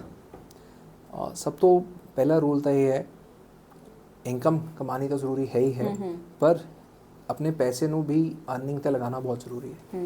If I am earning और मेरा पैसा FD 'ਚ ਜਾਂ ਬੈਂਕ 'ਚ ਪਿਆ ਹੈ, ਉਹ ਮੇਰੇ ਕਿਸੇ ਕੰਮ ਦਾ ਨਹੀਂ, ਉਹ ਇਨਫਲੇਸ਼ਨ ਨੂੰ ਬੀਟ ਹੀ ਨਹੀਂ ਕਰ ਪਾ ਰਹੇ, ਕੰਪਾਊਂਡਿੰਗ FD 'ਚ ਕੋਈ ਰੋਲ ਹੀ ਨਹੀਂ ਪਲੇ ਕਰ ਰਹੀ ਹੈ। ਤਾਂ ਮੇਰੀ first and foremost my money should earn for me, ਇਹ one of the biggest rule है। सेकेंड राइट इन्वेस्टमेंट अमाउंट होना भी बहुत ज़रूरी है। जो मैंने स्टार्टिंग 'ਚ ਵੀ ਕਿਹਾ ਸੀਗਾ, you are earning 100 rupees 40 to 50% should be invested. ਹੁੰਦਾ ਤਾਂ ਬਹੁਤ ਉਲਟਾ ਹੈ, 10% ਇਨਵੈਸਟਮੈਂਟ ਨਾਲ ਕੋਈ ਲਾਈਫ 'ਤੇ ਥੋੜ੍ਹਾ ਫਰਕ ਨਹੀਂ ਪੈਣਾ। ਬਿਲਕੁਲ, ਜੇ ਮੈਨੇ ਰਿਚ ਬਣਨਾ ਹੈ, ਵੈਲਥ ਕ੍ਰੀਏਟ ਕਰਨੀ ਹੈ, ਤਾਂ ਮੈਨੂੰ ਅਮਾਊਂਟ ਬਣਾਉਣੀ ਪਏਗੀ। ਠੀਕ ਹੈ। Third rule, don't ignore power of compounding, ਉਹ ਤੁਹਾਡੀ ਬਿਗੇਸਟ ਫਰੈਂਡ ਬਣੇਗੀ ਵੈਲਥ ਕ੍ਰੀਏਸ਼ਨ ਜਰਨੀ 'ਚ। ਇੱਕ ਸਿੰਪਲ ਜਿਹਾ ਐਗਜ਼ਾਮਪਲ ਦੇਣਾ, ਇੱਕ 15,000 ਰੁਪਏ ਮਹੀਨੇ ਦੀ SIP 15 ਸਾਲ 'ਚ ਅਗਰ ਮਾਰਕੀਟ 15% ਰਿਟਰਨ ਸਾਲਾਨਾ ਦਿੰਦੀ ਰਹੇ, ਔਨ ਐਨ ਐਵਰੇਜ 90 ਲੱਖ ਤੋਂ 1 ਕਰੋੜ ਅਮਾਊਂਟ ਬਣਾ ਦਿੰਦੀ ਹੈ। ਔਰ ਉਹੀ SIP अगर 30 साल तक कंटिन्यू की जाए तो यू विल सरप्राइज वो अमाउंट 9 ਤੋਂ 10 ਕਰੋੜ ਬਣ ਜਾਂਦੀ ਹੈ। ਉਹ 1 ਕਰੋੜ 9 ਤੋਂ 10 ਕਰੋੜ, ਮਾਈ ਗॉड। ਜੋ ਮੈਂ ਤੁਹਾਨੂੰ ਐਗਜ਼ਾਮਪਲ ਕਿਹਾ ਸੀ ਨਾ, 1 ਰੁਪਿਆ ਰੋਜ਼ ਲੈਤਾ, ਉਹ 31ਵੇਂ ਸਾਲ ਕਿੰਨਾ ਬਣ ਜਾਏਗਾ, ਇਸ ਨੂੰ ਇਸੇ ਤਰ੍ਹਾਂ ਇਮੇजिन ਕਰ ਲਓ। ਅੱਜ 1 ਰੁਪਿਆ ਇਨਵੈਸਟ ਕਰਕੇ ਮਿਊਚੁਅਲ ਫੰਡ 'ਚ 31 ਸਾਲ ਲਈ ਛੋੜਤਾ, ਠੀਕ ਹੈ, ਉਹ ਤਾਂ ਡਬਲ ਤਾਂ ਚਲੋ ਨਹੀਂ ਹੋਏਗਾ, ਪਰ ਉਹਦੀ ਵੈਲਥ ਕਿੰਨੀ ਐਕਸਪੋਨੈਂਸ਼ੀਅਲ ਗਰੋਥ ਕਰ ਜਾਏਗੀ। ਅਮਿਤ ਜੀ, ਸੁਣਨ 'ਚ ਮੈਨੂੰ ਬਹੁਤ ਅੱਛਾ ਲੱਗ ਰਿਹਾ, ਮੈਨੂੰ ਬਹੁਤ ਫੈਸੀਨੇਟ ਕਰ ਰਿਹਾ, ਬਟ ਕਿਤੇ ਉਹਦੇ ਨਹੀਂ ਜਿਵੇਂ ਮਿਊਚੁਅਲ ਫੰਡ ਦੀ ਐਡਵਰਟੀਜ਼ਮੈਂਟ ਆਉਂਦੀ ਹੈ ਤੇ ਲਾਸਟ ਤੇ ਬਹੁਤ ਤੇਜ਼ੀ ਨਾਲ ਇੱਕ ਇਨਫੋਰਮੇਸ਼ਨ ਚਲੇ ਜਾਂਦੀ ਹੈ ਜਿਹੜੀ ਨਾ ਸਾਨੂੰ ਫੈਸੀਨੇਟ ਕਰਕੇ ਫਿਰ ਡਰਾ ਦਿੰਦੀ ਹੈ ਕਿ ਨਹੀਂ ਦਿਸ ਇਜ਼ ਸਮਥਿੰਗ ਜੋ ਸਾਡੇ ਲਈ ਇੱਕ ਬਲਬਰਿੰਗ ਹੋ ਗਿਆ, so better to avoid it. ਕਿਤੇ ਅਜਿਹਾ ਕੁਝ ਤਾਂ ਨਹੀਂ ਹੈ, ਕਿਉਂਕਿ I think you are getting my point. हाँ जी बिल्कुल, मैं एग्री कर रहा। देखो इसीलिए मैंने कहा यू नीड समवन जो तुम्हें इस जर्नी हैंड होल्ड करे। 15 साल की जर्नी खुद मैनेज करना कई लोग करते हैं पर बहुत मुश्किल है। इफ़ यू हैव समवन जिन्होंने तुम ट्रस्ट कर, देखो मनी नाल ना सब तो इंपॉर्टेंट रोल है ट्रस्ट का। मैं अपने फ्रेंड की गल सुन के क्यों इन्वेस्ट करता, क्यों लोग अपने फ्रेंड्स की मानते हैं, क्योंकि वो फ्रेंड से ट्रस्ट करते हैं यस, रादर देन से ट्रस्टिंग माई स्पाउस। मैंने शायद फ्रेंड जो मेरे ज़्यादा क्लोज है, प्री मैरिज है, मैं उन्होंने सुना, मैं अपने फादर की गल क्यों मानता कि वी लिव्ड आवर फैमिली, तो सानू ट्रस्ट हो जाता है। यू नीड समवन ट्रस्टवर्दी जो तुहानू इस जर्नी ते लेके जाए। और एक बड़ी अच्छी एनेक्डोट है, मैं लेना हमेशा सबनू कहना, ईवन अर्जुन नू भगवान कृष्ण की जरूरत पई सी महाभारत से। He was the world's number 1 क्या कहते हैं धनुष चलान नंबर 1 से, फिर भी उन्होंने भगवान कृष्ण को सारथी बनाया, क्यों? He also needed an advisor. Kauravs की team best थी, ठीक है, they had actually bestest stuff, but they had no advisor. उन्होंने दी आपसी लड़ाई, इन फाइटिंग, जो भी रीजन सीगे, they couldn't win, and Pandavas had Lord Krishna as their advisor and they won the battle. एक अच्छा एडवाइज़र, एक अच्छा सलाहकार थोड़ी लाइफ में बहुत इंपॉर्टेंट रोल प्ले करता है। He will guide you. And secondly ਤੁਹਾਨੂੰ ट्रस्ट करना पएगा। इन्वेस्टमेंट ओवरनाइट पैसा नहीं कमा के देगी, पर ये भी नहीं है कि जो मैं 15 साल कह रहा हूँ तो 15 साल ही मान के चलना पएगा। ऑन एन एवरेज असी देखे हैं जो साढ़े क्लाइंट्स भी हैं, अगर वो 4-5 साल सिप चला रहे हैं ना, वो लाइफ लॉन्ग बंद नहीं करते। और अगर वो आज तो उन्होंने 100 रुपये की सिप शुरू की है ना, 5वें साल जाके वो अपने आप 100 की जगह 1000, 2000, 10,000, 10 गुना 20 गुना हो जाती है, बिकॉज उन्होंने ट्रस्ट बनना शुरू हो जाता है। Exactly. जो मैं तुम्हें कहा ना 1 रुपया 31वें दिन से बनेगा, उन्होंने दिख रहा है ना कि 10वें दिन आके इन्ना किया सी इन्ना बन गया ना, दे रियलाइज इट। और म्यूचुअल फंड का सब तो बड़ा जो है एडवांटेज ट्रांसपेरेंसी। कोई लॉक इन नहीं है, ये कोई पॉलिसी नहीं है कि आज शुरू करती तो फंस गया, तो उन्होंने नहीं अच्छी लगी, 6वें महीने 6 दिन बाद 6 साल बाद कभी भी पैसे कढ़ा सकते। इससे तो लोन भी मिल जाता है, थोड़ी सिप्स चल रही है, मान लो तो कोई एमरजेंसी है तो इससे लो, बहुत सारे फायदे। पर एक ਐਸਾ ਟੌਪਿਕ ਹੈ ਜੋ ਓਵਰਨਾਈਟ ਨਹੀਂ ਸਿੱਖਿਆ ਜਾ ਸਕਦਾ। ਨਹੀਂ ਬਿਲਕੁਲ ਨਹੀਂ ਸਿੱਖਿਆ ਜਾ ਸਕਦਾ। ਇਹਦੇ ਲਈ ਲੋਕਾਂ ਨੂੰ ਕਾਫੀ ਪੜ੍ਹਨਾ ਪਏਗਾ, ਰਿਸਰਚ ਕਰਨੀ ਪਏਗੀ, ਜਾਂ ਫਿਰ ਸਭ ਤੋਂ ਸਿੰਪਲ ਹੈ ਇੱਕ ਅੱਛਾ ਐਡਵਾਈਜ਼ਰ ਯੈਸ ਜੋ ਆਲਰੇਡੀ ਇਸ ਫੀਲਡ ਦੇ ਵਿੱਚ ਕਰ ਚੁੱਕੇ ਹੈ। ਜਿਵੇਂ ਮੈਂ ਆਪਣੀ ਫਰਮ ਨੂੰ ਦੱਸਦਾ, ਮੈਂ and Vikas I have around 18 years experience, Vikas has 19 years experience. Collectively ਸਾਡੇ ਕੋਲ 37 ਸਾਲ ਦੀ ਵਿਜ਼ਡਮ ਹੈ। 37 years we have spent together. We have 14 members team. ਹਰ ਟੀਮ ਮੈਂਬਰ ਨੂੰ ਸਾਡੇ ਨਾਲ ਕੰਮ ਕਰਦੇ ਕਰਦੇ ਕਿਸੇ ਨੂੰ 5 ਸਾਲ, ਕਿਸੇ ਨੂੰ 1 ਸਾਲ, ਕਿਸੇ ਨੂੰ 10 ਸਾਲ ਦਾ ਐਕਸਪੀਰੀਅੰਸ। ਦੇ collectively bring together experience. We have a senior chartered accountant in our team, he has an experience around 40 years. So wisdom ਦੀ ਇੰਪੋਰਟੈਂਸ ਤਾਂ ਹੈ ਹੀ। Exactly experience that matters. So and guidance. ਇਸਨੂੰ ਇੱਕ ਹੋਰ ਉਸਸੇ ਕਰ ਸਕਦੇ ਹਾਂ ਆਪਾਂ ਐਗਜ਼ਾम्पल ਨਾਲ, ਜਿਵੇਂ ਮੈਂ ਡਾਕਟਰ ਦਾ ਲਿੱਤਾ ਸੀ, ਇੱਕ ਹੋਰ ਐਗਜ਼ਾम्पल है, लोग जिम जाते हैं, ठीक है। कई लोग हैं जो खुद बॉडी बिल्डिंग करना चाहते हैं, खुद करते हैं। कई लोग हैं जो एक पर्सनल ट्रेनर हायर कर लेने। अब उस पर्सनल ट्रेनर की कॉस्टिंग है, पर पर्सनल ट्रेनर की कॉस्टिंग जे बीयर करोगे, जैसी उस ट्रेनर की बॉडी हो तो भी इवेंचुअली साल 2 साल च बन जाएगी। मेहनत तो ही होएगी, पर पर्सनल ट्रेनर प्रॉपरली गाइड कर देगी, तो ये उसी ते आके बॉयल डाउन कर देता है। सर जो असी ना richest people like Allen Musk ਔਰ ਮਾਰਕ ਜ਼ਕਰਬਰਗ ਰਾਈਟ, ਇਹੋ ਜਿਹੇ ਲੋਕਾਂ ਦੀ ਗੱਲ ਕਰੀਏ, ਉਹਨਾਂ ਦੀਆਂ ਇਨਵੈਸਟਮੈਂਟ ਸਟ੍ਰੈਟਜੀਜ਼ ਕੀ ਹੁੰਦੀਆਂ ਹੋਣਗੀਆਂ? ਮਤਲਬ ਉਹ ਵੀ ਇੰਨਾ ਸਾਰੀਆਂ ਚੀਜ਼ਾਂ ਦੇ ਵਿੱਚ ਕਰਦੇ ਹੋਣਗੇ ਜਾਂ ਦੇ ਡੂ ਹੈਵ ਡਿਫਰੈਂਟ ਪ੍ਰੈਫਰੈਂਸਸ? ਸਾਨੂੰ ਇਹ ਸਮਝਣਾ ਪਏਗਾ, ਐਲਨ ਮਸਕ ਹੋ, ਜੈਫ ਬੀਜ਼ੋਸ ਹੋ, ਇੰਡੀਆ ਦੇ ਵਿੱਚ ਅੰਬਾਨੀ ਜੀ ਹੋਣ, ਉਹ ਐਫਡੀਜ਼ ਕਰਕੇ ਇਸ ਲੈਵਲ ਤੇ ਨਹੀਂ ਪਹੁੰਚੇ। ਨਾ ਉਹ ਰੀਅਲ ਐਸਟੇਟ ਖਰੀਦ ਕੇ ਇਸ ਲੈਵਲ ਤੇ ਪਹੁੰਚੇ। Exactly they have invested in companies. ਹਾਂ, ਵਾਰਨ ਬਫੇ जो वेल्थ बनाई है, he has made wealth by investing in companies, ठीक है। अगर आज मैंने इंडिया दे विच अडानी का स्टॉक खरीद लिया है या रिलायंस का स्टॉक खरीद लिया है, जाने न जाने मैं कुछ करा ना करा, रिलायंस मेरे लिए कम कर रहा है, अडानी मेरे लिए कम कर रहा है, ठीक है। मैंने भारतीय एयरटेल का शेयर ले लिया, तो भारतीय एयरटेल जी कम कर रही है, अच्छा मैंने तो फ़ायदा मिलेगा ना, मेरी वेल्थ तो ग्रो हो रही है। सो रात को मैं सो रहा पर वो कंपनी फिर भी काम कर रही है, पैसा मेरे लिए कमा रहा है। यस बिल्कुल, स्टॉक मेरे लिए कम कर रहा है। पर अगर मेरे को नॉलेज नहीं है, म्यूचुअल फंड्स कितने हो आए कि स्टॉक मार्केट इंडिया 78 तो सेंसेक्स 78 ਤੇ ਫਾਰਮ ਹੋਇਆ ਸੀਗਾ। ਬਹੁਤ ਘੱਟ ਲੋਕਾਂ ਨੂੰ ਪਤਾ ਹੈ ਸੈਂਸੈਕਸ ਜੋ ਅੱਜ 83-84,000 ਹੈ, ਸੈਂਸੈਕਸ 1978 ਤੱਕ 100 ਰੁਪਏ ਤੇ ਆਇਆ था। ਉਹ 100 ਦਾ ਲੈਵਲ ਅੱਜ ਸੋਚੋ 84,000 ਹੋ ਗਿਆ। 45 ਇਅਰਸ ਚ ਪੈਸਾ 840 ਗੁਣਾ ਹੋ ਗਿਆ। हर साल पैसा डबल करता है सेंसेक्स ने, पर एक भी इन्वेस्टर नहीं है जो 78 को लेकर आज तक सेंसेक्स बने हुए, क्योंकि लोग हिम्मत छड़ जाने। पर वॉरेन बफे जिहदा मैं नाम लेता है, ही वो 8 साल की उम्र तो इन्वेस्ट कर रहा सी, उन्हें पहला बिलियन बनाया है 55 की एज से आके। सोचो तुसी 47 साल he waited for making wealth. तुसी बुक्स पढ़ते हो, तो ऑडियंस है, मैं वॉरेन बफे मेरे लिए बहुत एक इंस्पिरेशन है, तुसी वॉरेन बफे की बुक्स पढ़ो। वो एक बहुत अच्छी फिलोसफी आइडियोलॉजी कहने हैं स्नोबॉल। वो कहने हैं कि पावर ऑफ कंपाउंडिंग, थोड़े पैसे जिवें स्नोबॉल होंदी ना, बर्फ का गोला बढ़ता जाता है, बड़ा होता जाता है, कहते पावर ऑफ कंपाउंडिंग थोड़े पैसे ਨੂੰ बड़ा करती चली जाती है। जिन्हें सैलीब्रिटीज़ तुसीं नाम लेते एलन मस्क हो रहे हैं, इन्होंने इन्वेस्टमेंट्स अपने बिजनेस की हैं, फैलो कंपनीज के बिजनेस की हैं। स्टार्टअप शब्द एक बहुत कॉमन आ गया, उन्होंने बहुत सारी कंपनीज पैसा लगाया, वो उन्होंने फ्रूटफुल डिसीजनस लेके आ रहे हैं। पर प्रॉब्लम कितने आती है, हर कोई अपने आप को एलन मस्क कंपेयर करता है। वो कहता है वो लगा रहे स्टार्टअप मैं भी लगा लेना। एग्जैक्टली वो ये नहीं सोचते कि एलन मस्क को कितने सारे एडवाइजर्स हैं, कितने सीएज हैं, कितने सीएफए हायर किए हुए हैं जो उन्होंने डिसीजन मेकिंग समझाते हैं, फिर उस बेस पे कॉल लेते हैं। exactly. किसी ने ऐड पढ़ लिया, अमिताभ बच्चन जी ने अयोध्या प्लॉट ले लिया, मैं भी जावा लेना। पहले सोचो तो सही, अमिताभ बच्चन जी को तो 20 लोगों की टीम है जो काम करती है, वो आइडेंटिफाई करके आती है। अमिताभ बच्चन जी थोड़ी तो गली गली फिर के देखते हैं किहड़ा प्लॉट लेना है, उन्होंने काम तो चेक करना है कि ओके डन यू। वो भी ट्रस्ट कर रहे हैं अपनी टीम पर। एवरीवन, किसी भी सैलीब्रिटी की आप इंडिया भी गल करेंगे, हर एक को एक टीम है, तो you go to an adviser, थोड़ा रिस्क प्रोफाइलिंग समझेगा। देखो म्यूचुअल फंड कितने भी अच्छे हो सकता है मेरी रिस्क साइकिल अलाउ ही नहीं करती, मैं 100 रुपये 99 देख ही नहीं सकता, तो मेरे लिए म्यूचुअल फंड सही हो ही नहीं सकता, ठीक है। तो एडवाइजर थोड़ा रिस्क प्रोफाइलिंग करेगा, वो तो समझेगा। थोड़ा रिस्क प्रोफाइलिंग एक टेस्ट होता है, जिससे एक अच्छा एडवाइजर थोड़ा तो कुछ सवालों के जवाब पूछता है, उसमें ये पता चलता है कि थोड़ी रिस्क टेकिंग कैपेसिटी है या नहीं है। क्योंकि स्टॉक मार्केट देखो थोड़े 100 रुपये लाख रुपये तो बनेंगे, जरूर बनेंगे, पर वो लख बनने तो पहले 100 रुपये एक बार 60 रुपये भी रह सकता है, वो तुम डाइजेस्ट कर पाओगे नहीं कर पाओगे। सर टॉप 5 बुक्स ਜਿਹੜੀਆਂ नॉर्मल पर्सन ਜਿਹਨੂੰ ਜ਼ਿਆਦਾ ਇਨਫੋਰਮੇਸ਼ਨ ਨਹੀਂ ਆ ਬਟ ਉਹਨੂੰ ਫਾਈਨੈਂਸ਼ੀਅਲ ਲਿਟਰੇਸੀ ਦੇ ਇੱਕ ਪਾਥ ਤੇ ਲਿਜਾ ਸਕਦੀ ਆ, ਇਨੀਸ਼ੀਅਲੀ ਜੋ ਪੜ੍ਹ ਸਕਦਾ, 5 ਬੁੱਕਸ ਫॉर एवरी पर्सन। देखो बहुत सारी बुक्स हैं जो फाइनेंशियल लिटरेसी पे हैं अवेलेबल। मैं एक इंडियन ऑथर्स की गल करांगा, मैं किसी ਨੂੰ वैसे आई एम नॉट ਪ੍ਰੋਮੋਟਿੰਗ ਐਨੀਵਰ, ਪਰ ਇੱਕ ਇੰਡੀਆ 'ਚ ਆਥਰ ਹੈ, ਇੱਕ ਵੂਮਨ ਆਥਰ ਹੈ ਮੋਨਿਕਾ ਹਲਾਲ। ਉਹਨਾਂ ਦੀ ਇੱਕ ਅੱਛੀ book I see let's make money, I think यही नाम है, ਲੈਟਸ ਅੰਡਰਸਟੈਂਡ ਮਨੀ। वो एक अच्छी बुक है किसी ਲਈ ਸਿੰਪਲ ਵਰਡਸ 'ਚ ਫਾਈਨੈਂਸ਼ੀਅਲ ਲਿਟਰੇਸੀ ਸਮਝਣਾ। ਤੁਸੀਂ ਖੁਦ ਇੱਕ बुक ਦਾ ਐਗਜ਼ਾਮਪਲ ਲਿੱਤਾ ਸੀਗਾ ਰਿਚ ਡੈਡ ਪੂਅਰ ਡੈਡ, ਉਹ ਬੜੀ ਇੱਕ ਰਿਨਾਊਂਡ बुक है।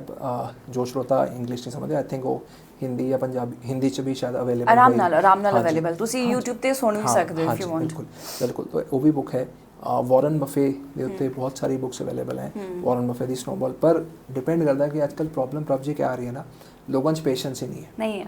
ਹਰ ਕੋਈ ਓਵਰਨਾਈਟ ਬੀ ਰਿਚ ਕੁਇਕ ਦਾ ਫਾਰਮੂਲਾ ਲੱਭ ਰਿਹਾ, ਉਹ ਹੈ ਨਹੀਂ, ਉਹ ਕਿਸੇ ਬੁੱਕ 'ਚ ਨਹੀਂ ਮਿਲੇਗਾ।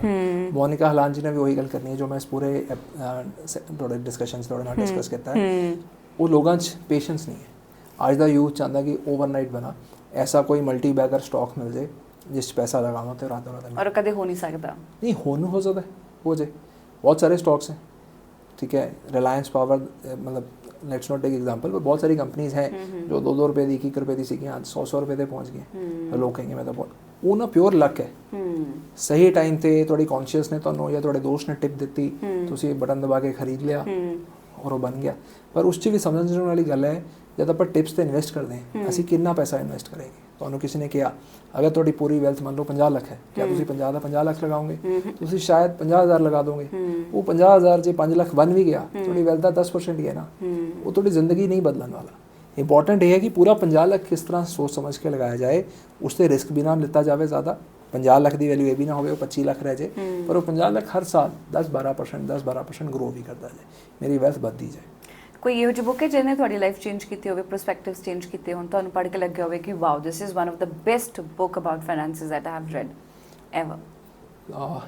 आई थिंक मेरी MBA ਦੀ ਬੇਸਿਕ ਪ੍ਰਾਇਮਰੀ ਐਜੂਕੇਸ਼ਨ ਨੇ ਮੈਨੂੰ ਕਾਫੀ ਸਿਖਾਇਆ ਹੈ।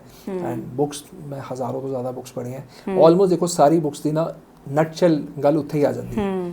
ਚਾਹੇ ਤੁਸੀਂ ਇੰਟੈਲੀਜੈਂਟ ਇਨਵੈਸਟਰ ਦਾ ਨਾਮ ਲਓ, ਚਾਹੇ ਵਾਰਨ ਬਫੇ ਸਨੋਬॉल ਦਾ ਲਈ, ਚਾਹੇ ਮੋਨਿਕਾ ਹਲਾਲ ਜਿਹਦੀ ਮੈਂ ਬੁੱਕ ਦਾ ਐਗਜ਼ਾਮਪਲ ਲਵਾਂ, ਹਰ ਬੁੱਕ ਇੱਕੋ ਹੀ ਗੱਲ ਕਹਿ ਰਹੀ ਹੈ, ਪਹਿਲਾਂ ਤਾਂ ਆਪਣੀ ਸੇਵਿੰਗ ਤੇ ਇਨਵੈਸਟਿੰਗ ਨੂੰ ਸੈਪਰੇਟ ਕਰੋ, ਔਰ ਜੋ ਪੈਸਾ ਇਨਵੈਸਟ ਕਰ ਰਹੇ ਹੋ ਲੌਂਗ ਟਰਮ ਲਈ ਇਨਵੈਸਟ ਕਰੋ। नटशेल वही है। मैं जितनी भी बुक्स पढ़ी हैं, कोई ऐसी यूनिक गल जो अपना लभना चाह रहे हैं वो नहीं मिलेगी, क्योंकि सब तो बड़ी गल मेरा अपना बिहेवियर है। कोई भी किताब पढ़ लो तुसी, जब तक एज अ इन्वेस्टर मैं अपना बिहेवियर नहीं चेंज करांगा, मैं इन्वेस्टमेंट जर्नी सक्सैसफुल हो ही नहीं सकता। अगर मैं 100 रुपये तो 99 बनने डर जाऊँगा तो मैंने रात में नींद नहीं आएगी, मेरी इन्वेस्टमेंट जर्नी वेस्ट है। मेरे लिए FD ही इकलौता प्रोडक्ट बचा रह जाएगा। तो इसलिए सब तो पहला अपनी साइकी है, तो वो ਸਾਈਕੀ ਕਿਵੇਂ ਚੇਂਜ ਹੋਏਗੀ, ਉਹ ਸਾਈਕੀ ਇੱਕ ਅੱਛਾ ਐਡਵਾਈਜ਼ਰ ਹੀ ਤੁਹਾਡੀ ਸਲੋਲੀ ਗ੍ਰੈਜੂਅਲੀ ਮੋਲਡ ਕਰ ਸਕਦਾ ਹੈ, ਜਾਂ ਤੁਹਾਡੀ ਲਾਈਫ 'ਚ ਕੋਈ ਤੁਹਾਡਾ ਅੱਛਾ ਫਰੈਂਡ ਜਿਸਨੇ ਕਹੀਂ ਲਗਾਇਆ ਹੋਵੇ। ਬਿਕੋਜ਼ ਇਨਵੈਸਟਮੈਂਟ ਜੋ ਇੰਡੀਆ 'ਚ ਹੁੰਦੀ ਹੈ, ਆਪਾਂ ਨਾ ਸਾਰਾ ਦੇਖेंगे ਹਿਊਮਨ ਬੀਇੰਗਸ ਜੋ ਹੈ ਆਪਾਂ ਟਰਸਟ 'ਤੇ ਚੱਲਦੇ। ਆਪਾਂ ਨੇ ਇੱਕ ਘਰ ਦਾ ਛੋਟਾ ਜਿਹਾ ਸਮਾਨ ਵੀ ਖਰੀਦਣਾ ਹੈ ਨਾ, ਆਪਾਂ ਪ੍ਰੈਫਰ ਕਰਾਂਗੇ rather than going to a new place, ਮੇਰੇ ਦੋਸਤ ਨੇ ਜਿਸ ਤੋਂ ਲਿੱਤਾ ਮੈਂ ਉੱਥੋਂ ਲੈਣਾ। ਸੋ ਇੱਕ ਸਾਈਕਲ ਹੈ, ਇਸ ਸਰਕਲ ਆਫ ਇਨਫਲੂਐਂਸ ਕਹਿ ਸਕਦੇ ਹਾਂ ਕਿ ਮੇਰਾ ਸਰਕਲ ਦੇ ਵਿੱਚ ਜੋ 5 ਲੋਕ ਹੈ ਨਾ, ਇੱਕ ਬਹੁਤ ਫੇਮਸ ਟੌਪਿਕ ਹੈ, ਤੁਸੀਂ ਨੈਟ 'ਤੇ ਚੈੱਕ ਕਰੋ ਸਰਕਲ ਆਫ ਇਨਫਲੂਐਂਸ, ਕਿ ਤੁਹਾਡੀ ਲਾਈਫ ਦੇ ਆਸ-ਪਾਸ ਜਿਹੜੇ 5 ਲੋਕ ਹੈ ਨਾ, ਉਹੀ ਤੁਹਾਡੀ ਲਾਈਫ ਨੂੰ ਇਨਫਲੂਐਂਸ ਕਰਦੇ ਨੇ। ਅਗਰ ਤੁਹਾਡੇ ਚਾਰੋਂ ਫਰੈਂਡਸ ਮੰਨ ਲਓ ਇਨਵੈਸਟ ਕਰ ਰਹੇ ਅੱਛੇ ਨਾਲ, ਯੂ ਆਟੋਮੈਟਿਕਲੀ ਤੁਸੀਂ ਇਨਵੈਸਟਮੈਂਟ ਸਟਾਰਟ ਕਰ ਦੋਗੇ, ਚਾਹੇ खुद तो चाहे एडवाइज़र तो, बिकॉज वो सर्कल ऑफ इन्फ्लुएंस घूम रहे हैं। पर अगर मेरे इर्द गिर्द सारे डरपोक हैं, सब डरते हैं, सब मैंने डरा रहे हैं, ठीक है, चाहे मेरे को पैसा नहीं है वो फिर भी मैंने फोर्स कर देंगे रियल एस्टेट लेनी, चाहे मैं कर्जा लेके लवां, बिकॉज मेरा सर्कल ऑफ इन्फ्लुएंस नेगेटिव है। तो वो सर्कल वो बिहेवियर तो अपने आप को अलग करना पैना है, और बुक स्टार्टिंग करनी पैनी। कोई भी बुक तो स्टार्ट कर लो, आई थिंक, पर ਬਿਹੇਵੀਅਰ ਆਪਣਾ ਮੋਲਡ ਕਰਨਾ ਸਭ ਤੋਂ ਜ਼ਿਆਦਾ ਬਹੁਤ ਜ਼ਿਆਦਾ ਜ਼ਰੂਰੀ ਹੈ। ਮੈਂ ਕਿਉਂ ਬੁੱਕ ਦੀ ਗੱਲ ਕੀਤੀ ਹੈ ਐਕਚੁਅਲ ਦੇ ਵਿੱਚ, ਮੈਂ ਦੱਸਣਾ ਚਾਹੁੰਦੀ ਹਾਂ ਕਿ ਜਦੋਂ ਅਸੀਂ ਨਾ ਕੋਈ ਚੀਜ਼ ਸੁਣਦੇ ਹਾਂ, ਸੁਣਿਆ ਹੋਇਆ ਹੋ ਸਕਦਾ ਸਾਡੇ ਦਿਮਾਗ 'ਚ ਬਹੁਤ ਛੇਤੀ ਨਿਕਲ ਜਾਏ, ਪਰ ਜਿਹੜੀ ਚੀਜ਼ ਸਾਡੇ ਹੱਥੀਂ ਹੁੰਦੀ ਹੈ ਨਾ, ਅਸੀਂ ਪੜ੍ਹਦੇ ਹਾਂ, ਬੁੱਕ ਦੇ ਫਾਰਮ ਦੇ ਵਿੱਚ ਪੜ੍ਹਦੇ ਹਾਂ, ਇੱਕ ਪ੍ਰਿੰਟਡ ਫਾਰਮ 'ਚ ਪੜ੍ਹਦੇ ਹਾਂ, ਉਹ ਸਾਡਾ ਮਾਈਂਡ ਲੰਬੇ ਟਾਈਮ ਤੱਕ ਰਿਟੇਨ ਕਰਦਾ। ਇਸੇ ਲਈ ਆਪਣੇ ਜਿਹੜੇ ਸਿਆਣੇ, ਜਿਹੜੇ ਬਹੁਤ ਪ੍ਰੋਫੈਸਰ ਜਾਂ ਬਾਕੀ ਲੋਕ ਵੀ ਨੇ, ਉਹ ਹਮੇਸ਼ਾ ਇਹ ਕਹਿੰਦੇ ਨੇ ਕਿ ਜਦੋਂ ਤੁਸੀਂ ਚੀਜ਼ਾਂ ਨੂੰ ਲੰਬੇ ਸਮੇਂ ਦੇ ਲਈ ਸਮਝਣਾ ਚਾਹੁੰਦੇ ਹੋ, ਜਾਂ ਤੁਸੀਂ ਚਾਹੁੰਦੇ ਹੋ ਕਿ ਤੁਸੀਂ ਇੱਕ ਇੰਟੈਲੈਕਚੁਅਲ ਪ੍ਰੋਫਾਈਲ ਦੇ ਵਿੱਚ ਆਪਣੇ ਆਪ ਨੂੰ ਚਾਹੁੰਦੇ ਹੋ, ਤਾਂ ਤੁਸੀਂ ਕਿਤਾਬਾਂ ਦੇ ਉੱਤੇ ਇਨਵੈਸਟ ਕਰੋ। ਕਿਤਾਬਾਂ ਜਿੰਨਾ ਤੁਸੀਂ ਪੜ੍ਹ ਸਕਦੇ ਹੋ ਜ਼ਰੂਰ ਪੜ੍ਹੋ। ਮੈਂ ਤੁਹਾਨੂੰ ਲਾਸਟ 2 ਕੁਐਸਚਨਸ ਪੁੱਛਾਂਗੀ। ਇੱਕ ਤਾਂ ਅਸੀਂ ਗੱਲ ਕਰ ਚੁੱਕੇ ਹੋਏ ਹਾਂ ਇਨਵੈਸਟਮੈਂਟ ਦੀ, ਆਪਾਂ ਦੋਨਾਂ ਦੇ ਲਈ ਕੋਈ ਇਹੋ ਜਿਹੇ ਇਨਵੈਸਟਮੈਂਟਸ ਨੇ ਜਿਹੜੀਆਂ ਮੇਲਸ ਦੇ ਲਈ ਕੁਝ ਨੇ ਔਰ ਕੁਝ ਫੀਮੇਲਸ ਦੇ ਲਈ ਨੇ, ਕਿ ਇਹ ਅਲੱਗ-ਅਲੱਗ ਜੈਂਡਰਸ ਦੇ ਲਈ ਇਹ ਵਾਲੇ investments are best and they have to go with it? ਇਦਾਂ ਦਾ ਕੁਝ ਹੈ? ਜੇ ਹੈ ਤਾਂ ਇਹਨਾਂ ਦੋਨਾਂ ਬਾਰੇ, ਐਂਡ ਜੇ ਅਸੀਂ ਵੂਮਨ ਸੈਗਮੈਂਟ ਦੀ ਗੱਲ ਕਰੀਏ ਤਾਂ ਉਹਨਾਂ ਦੇ ਵਿੱਚ ਵੀ ਇੱਕ ਵਰਕਿੰਗ ਕਲਾਸ ਔਰ ਇੱਕ ਜਿਹੜੀਆਂ ਹਾਊਸ ਵਾਈਫਸ ਨੇ। ਇਹ ਮੇਰੇ ਕੁਐਸਚਨਸ ਨੇ ਜਿਹੜੇ ਮੈਂ ਲਾਸਟ ਤੇ ਕਵਰ ਕਰਨਾ ਚਾਹੁੰਦੀ ਹਾਂ। ਬਹੁਤ ਅੱਛੇ ਕੁਐਸਚਨਸ ਤੁਸੀਂ ਪੁੱਛੇ। ਦੇਖੋ, ਜੋ ਮੈਂ ਸਟਾਰਟਿੰਗ 'ਚ ਕਿਹਾ ਸੀ ਹਸਬੈਂਡ ਮੇਲ ਜੈਂਡਰ ਤੇ ਵੂਮਨ ਜੈਂਡਰ ਦੇ ਲਈ ਸਭ ਤੋਂ ਇੰਪੋਰਟੈਂਟ ਜੋ ਇੱਕ ਕਨਸੈਪਟ ਹੈ ਉਹ ਹੈ ਪਰਸਨਲ ਫਾਈਨੈਂਸ। ਕਿ ਪਰਸਨਲ ਫਾਈਨੈਂਸ ਸਭ ਲਈ ਪਰਸਨਲ ਹੈ, ਠੀਕ ਹੈ। ਪਰ ਫਿਰ ਵੀ ਜਦ ਮੈਂ ਮੇਲਸ ਦੀ ਗੱਲ ਕਰਦਾ, ਸਾਡੀ ਸੋਸਾਇਟੀ ਦੇ ਵਿੱਚ ਅਸਿਊਮਡ ਇਹ ਹੁੰਦਾ ਹੈ ਕਿ ਸਿਰਫ ਮੈਂ ਨਹੀਂ ਹੈ ਜੋ ਵਰਕਿੰਗ ਮੈਂਬਰ ਹੈ ਆਫ ਦਾ ਫੈਮਿਲੀ ਹੈ। ਤਾਂ ਮੈਂ ਇਸ ਨੂੰ ਡਿਸਟਿੰਗੁਇਸ਼ ਕਰਾਂਗਾ between working members of the family. ਸਭ ਤੋਂ ਪਹਿਲਾਂ ਤਾਂ ਉਹਨਾਂ ਨੂੰ ਟਰਮ ਇੰਸ਼ੋਰੈਂਸ ਲੈਣੀ ਚਾਹੀਦੀ ਹੈ ਸਹੀ ਹੈਲਥ ਦੇ ਵਿੱਚ, ਨਾਲ ਉਹਨਾਂ ਨੂੰ ਹੈਲਥ ਇੰਸ਼ੋਰੈਂਸ ਲੈਣੀ ਚਾਹੀਦੀ ਹੈ। ਇਹ ਦੋ ਪ੍ਰੋਡਕਟਸ ਦੇ ਬਾਅਦ ਜੋ ਆਪਣੀ ਅਰਨਿੰਗਸ ਹੈ ਦੇ ਸ਼ੁੱਡ ਸਟਾਰਟ ਇਨਵੈਸਟਿੰਗ ਉਹਨੂੰ ਪ੍ਰੋਪਰਲੀ ਸਮਝ ਕੇ, rather than falling prey for ਦੀ ਜਿਹੜੇ ਇੰਦੌਰ ਤੋਂ ਬਹੁਤ ਫੋਨ ਆਉਂਦੇ ਸ਼ੇਅਰ ਮਾਰਕੀਟ ਦੇ ਵਿੱਚ ਲਗਾਉਣ ਦੀ ਬਜਾਏ अच्छे म्यूचुअल फंड्स चुने, आइडेंटिफाई करें। आज म्यूचुअल फंड्स बहुत एडवर्टाइजमेंट आती है, आप IPL देखते हैं उसमें बहुत ऐड आती है म्यूचुअल फंड सही है। तो पर इंपॉर्टेंट क्वेश्चन है कौन सा म्यूचुअल फंड सही है। तो म्यूचुअल फंड समझ के रिसर्च नाल म्यूचुअल फंड ऑफिसेज विजिट करके ऑनलाइन वेबसाइट से जाके अच्छे फंड आइडेंटिफाई करके उत्थे अपना पैसा इन्वेस्ट करना शुरू करें। इन्वेस्टमेंट जर्नी सिप तो स्टार्ट करें, थोड़ा थोड़ा अमाउंट हर महीने लगाएं। दूसरा इंपॉर्टेंट जब मार्केट से डिप आता है, देखिए मार्केट समझना पड़ेगा, सेंसेक्स 100 तो 86,000 हुआ, कई बार गिरिया भी है। पिछले सितंबर 86,000 सीगा, इस साल जनवरी फरवरी के आसपास 70 to 73,000 गिर गया सी, ठीक है, 10% गिर गया। वो क्यों गिरिया? ਆਪਾਂ ਨੂੰ ਇਹ ਸਮਝਣਾ ਪਏਗਾ ਸਟਾਕ ਮਾਰਕੀਟ ਲੰਬੇ ਸਮੇਂ 'ਚ ਪੈਸਾ ਬਣਾਉਂਦੀ ਹੈ, ਪਰ ਸ਼ਾਰਟ ਟਰਮ ਦੇ ਵਿੱਚ ਕੋਈ ਵੀ ਕੰਟਰੀ ਦੇ ਵਿੱਚ ਇਕਨੋਮਿਕ ਡਾਊਨਟਰਨ ਆ ਗਿਆ, ਜਿਵੇਂ ਵਾਰ ਹੋ ਗਈ, ਇੰਡੀਆ ਪਾਕਿਸਤਾਨ ਦੀ ਵਾਰ ਹੋ ਗਈ, ਈਰਾਨ ਇਜ਼ਰਾਈਲ ਦੀ ਵਾਰ ਚੱਲ ਰਹੀ ਹੈ, ਰਸ਼ੀਆ ਯੂਕਰੇਨ ਦੀ ਵਾਰ ਚੱਲ ਰਹੀ ਹੈ, ਕੋਵਿਡ ਆਇਆ ਸੀ, ਕੋਵਿਡ 'ਚ ਬਾਜ਼ਾਰ 40% ਗਿਰ ਗਿਆ ਸੀ, ਠੀਕ ਹੈ। ਤਾਂ ਤਦ ਮਾਰਕੀਟ ਕੁਝ ਸਮੇਂ ਲਈ ਨੈਗੇਟਿਵ ਹੋ ਜਾਂਦੀ ਹੈ, ਮਾਰਕੀਟ ਦੇ ਵਿੱਚ ਪੈਨਿਕ ਫੈਲ ਜਾਂਦਾ ਹੈ, ਲੋਕਾਂ ਨੂੰ ਡਰ ਲੱਗਦਾ ਹੈ। ਉਹਦੇ ਵਿੱਚ ਪੈਨਿਕ ਕੌਣ ਕਰਦਾ ਹੈ? ਪੈਨਿਕ ਸਮਝਦਾਰ ਇਨਵੈਸਟਰ ਨਹੀਂ ਕਰਦੇ, ਉਹ ਨਹੀਂ ਵੇਚਦੇ। ਹਾਂਜੀ, ਤਾਂ ਮਾਰਕੀਟ ਦੇ ਵਿੱਚ ਜਦ ਡਾਊਨਟਰਨ ਆਉਂਦਾ ਹੈ, ਪੈਨਿਕ ਆਉਂਦਾ ਹੈ, ਕੋਵਿਡ ਐਗਜ਼ਾਮਪਲ ਹੈ ਰੀਸੈਂਟ ਹਿਸਟਰੀ 6 ਸਾਲ ਪਹਿਲਾਂ ਮਾਰਕੀਟ ਗਿਰ ਗਈ, 30-40% ਕਰੈਕਸ਼ਨ ਆ ਗਈ, ਉਸ ਤੋਂ ਆਪਾਂ ਨੇ ਪੈਨਿਕ ਨਹੀਂ ਕਰਨਾ ਹੈ, ਆਪਾਂ ਵਾਈਜ਼ਲੀ ਉਸ ਟਾਈਮ ਪੈਸਾ ਹੋਰ ਇਨਵੈਸਟ ਕਰਨਾ ਹੈ, ਠੀਕ ਹੈ। ਆਪਾਂ ਨੇ ਐਵਰੇਜਿੰਗ ਦਾ ਬੈਨੀਫਿਟ ਜੋ ਮੈਂ ਸਿਪ ਦਾ ਸਮਝਾਇਆ ਸੀ, ਰੁਪੀ ਕਾਸਟ ਐਵਰੇਜਿੰਗ, ਆਪਾਂ ਨੇ ਐਵਰੇਜਿੰਗ ਕਰਨਾ ਹੈ। ਨਹੀਂ ਤੁਸੀਂ ਕੁਝ ਕਰ ਸਕਦੇ ਹੈ ਤਾਂ ਚੁੱਪਚਾਪ ਡਾਊਨ ਮਾਰਕੀਟ 'ਚ ਆਪਣੀ ਸਿਪ ਚੱਲਣ ਦੇਣੀ ਹੈ, ਫੰਡ ਨਹੀਂ ਚੇਂਜ ਕਰਨਾ। हाँ, जो उन्होंने खुद इन्वेस्ट किया है, उन्होंने कोई गलत फंड चुन लिया है, उसके बारे में कुछ हेल्प नहीं कर सकता। पर फंड अकॉर्डिंग टू थोड़े रिस्क प्रोफाइलिंग, अगर एक अच्छे एडवाइजर ने तुम्हें सही फंड देते हैं तो उसी को कंटिन्यू करो जी। 5 साल लिए किया था, 5 साल चलाओ और 5 साल बाद ही कोई फैसला लो। ओके, एक तो ज़्यादा सिप्स भी चला सकते हैं बिल्कुल। ओके, मतलब देखो असली रूल मतलब इधर भी कई एडवाइसेस करने हैं, 4 फंड्स कर दो, कोई कहता है 6 कर दो, डिपेंड करता है। मैंने फिर ये किया, सब तो बहुत पर्सनल है। उन कोई बंदा है जो 2000 ਦੀ ਸਿਪ ਕਰਨਾ ਚਾਹੁੰਦਾ ਹੈ, ਉਹਦੇ ਲਈ ਸ਼ਾਇਦ 2 ਫੰਡ ਜਾਂ 4 ਫੰਡ 500 ਰੁਪਏ ਦੇ ਠੀਕ ਹੋਣਗੇ।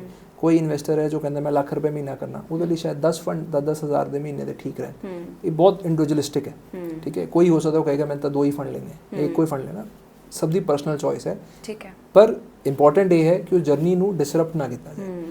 हर 6-6 महीने बाद जब आप पोर्टफोलियो चेंज करना लग जाएंगे, पैसा नहीं बनेगा, उसका कोई फ़ायदा नहीं होएगा। घूम फिर के आप बस वही उत्थे आ जाएगी। जो मैं क्यों किया ना, ये मिडिल क्लास तो पर सिर्फ 3 ਤੋਂ 5% क्यों जाने हैं, क्योंकि 3 ਤੋਂ 5% ये जो अपना बिहेवियर कंट्रोल कर पाते हैं पैनिक डाउन टर्न ਦੇ ਵਿੱਚ। एक्चुअली जब मार्केट डाउन है ਤੁਸੀਂ समझना है कि ये मेरे लिए बहुत बड़ा प्लस पॉइंट है, क्योंकि आज वही चीज़ मैंने सस्ते 'ਚ मिल रही है। 1 ਸਾਲ ਪਹਿਲਾਂ ਜੇ ਕੋਈ ਸ਼ੇਅਰ 1000 ਰੁਪਏ ਦਾ ਸੀ और ਅੱਜ ਇੰਡੀਆ ਪਾਕਿਸਤਾਨ ਦੀ ਲੜਾਈ ਨਾਲ ਉਹ ਕੰਪਨੀ ਨਹੀਂ ਬੰਦ ਹੋਣ ਵਾਲੀ, ਪਰ ਉਹੀ ਸ਼ੇਅਰ ਅੱਜ ਮੈਨੂੰ 600 ਰੁਪਏ 'ਚ ਮਿਲ ਰਿਹਾ ਹੈ, ਉਹ लेना तो अकलमंदी है। ਆਪਾਂ ਘਰ 'ਚ अपने मदर हैं, वो सब्जियां खाना बनाते हैं, कभी प्याज सस्ता होएगा कभी महंगा होएगा, वो लेना तो नहीं बंद कर देना। और सस्ते तो से स्टॉक कर लेने हैं ना, पर इतना भी नहीं करते, पर थोड़ा थोड़ा अपनी जरूरत अकॉर्डिंग कर लेते हैं। यही ਤੁਸੀਂ ਹੈ, ਜੇ ਚੀਜ਼ ਸਸਤੀ ਹੋਈ ਹੈ ਤੁਸੀਂ ਇਹ ਸੋਚਣਾ ਮੇਰੇ ਲਈ ਲੋਟਰੀ ਹੈ। ਤੁਸੀਂ ਜੋ ਡਿਸੀਜਨ ਹਾਈ ਮਾਰਕੀਟ ਤੇ ਲਿੱਤਾ ਸੀ ਉਹ ਡਾਊਨ ਮਾਰਕੀਟ ਤੇ ਵੀ ਸਹੀ ਹੈ, ਠੀਕ ਹੈ, ਤਾਂ ਪੈਸਾ ਬਣੇਗਾ। ਹਾਂ, ਬਿਟਵੀਨ मेल एंड दूसरी वुमेन का किया, हाँ फीमेल का किया। मेरे को बहुत सारे क्लाइंट्स हैं, मैं कहूँगा कि फीमेल्स में देखें वो ज़्यादा रिस्क टेकिंग एबिलिटी रखते हैं एज़ कम्पेयर टू मैन। तो इसलिए अगेन मैंने कहना है बहुत पर्सनल चॉइस है, पर सबली थंब रूल सेम है कि अगर फीमेल है उसको पता है मेरी फैमिली का हेल्थ का टर्म होया होया, they should focus more on saving their money for their. और आई थिंक वुमेन तो ज़्यादा कोई सेविंग बेटर समझ ही नहीं सकता। एंड हाउ अबाउट दैट हाउसवाइफ्स ਜਿਹੜੇ ਕਮਾਉਂਦੇ ਨੇ? ਹਾਊਸਵਾਈਫ ਵੀ ਹਾਊਸਵਾਈਫ ਨੂੰ ਵੀ ਉਹੀ ਬੱਚਿਆਂ ਦਾ ਐਗਜ਼ਾਮਪਲ ਤੋਂ ਸਮਝਣਾ ਪਏਗਾ ਕਿ ਦਾਲ ਦੇ ਡੱਬੇ 'ਚ ਪੈਸੇ ਛੁਪਾ ਕੇ ਵਧेंगे नहीं, ठीक है।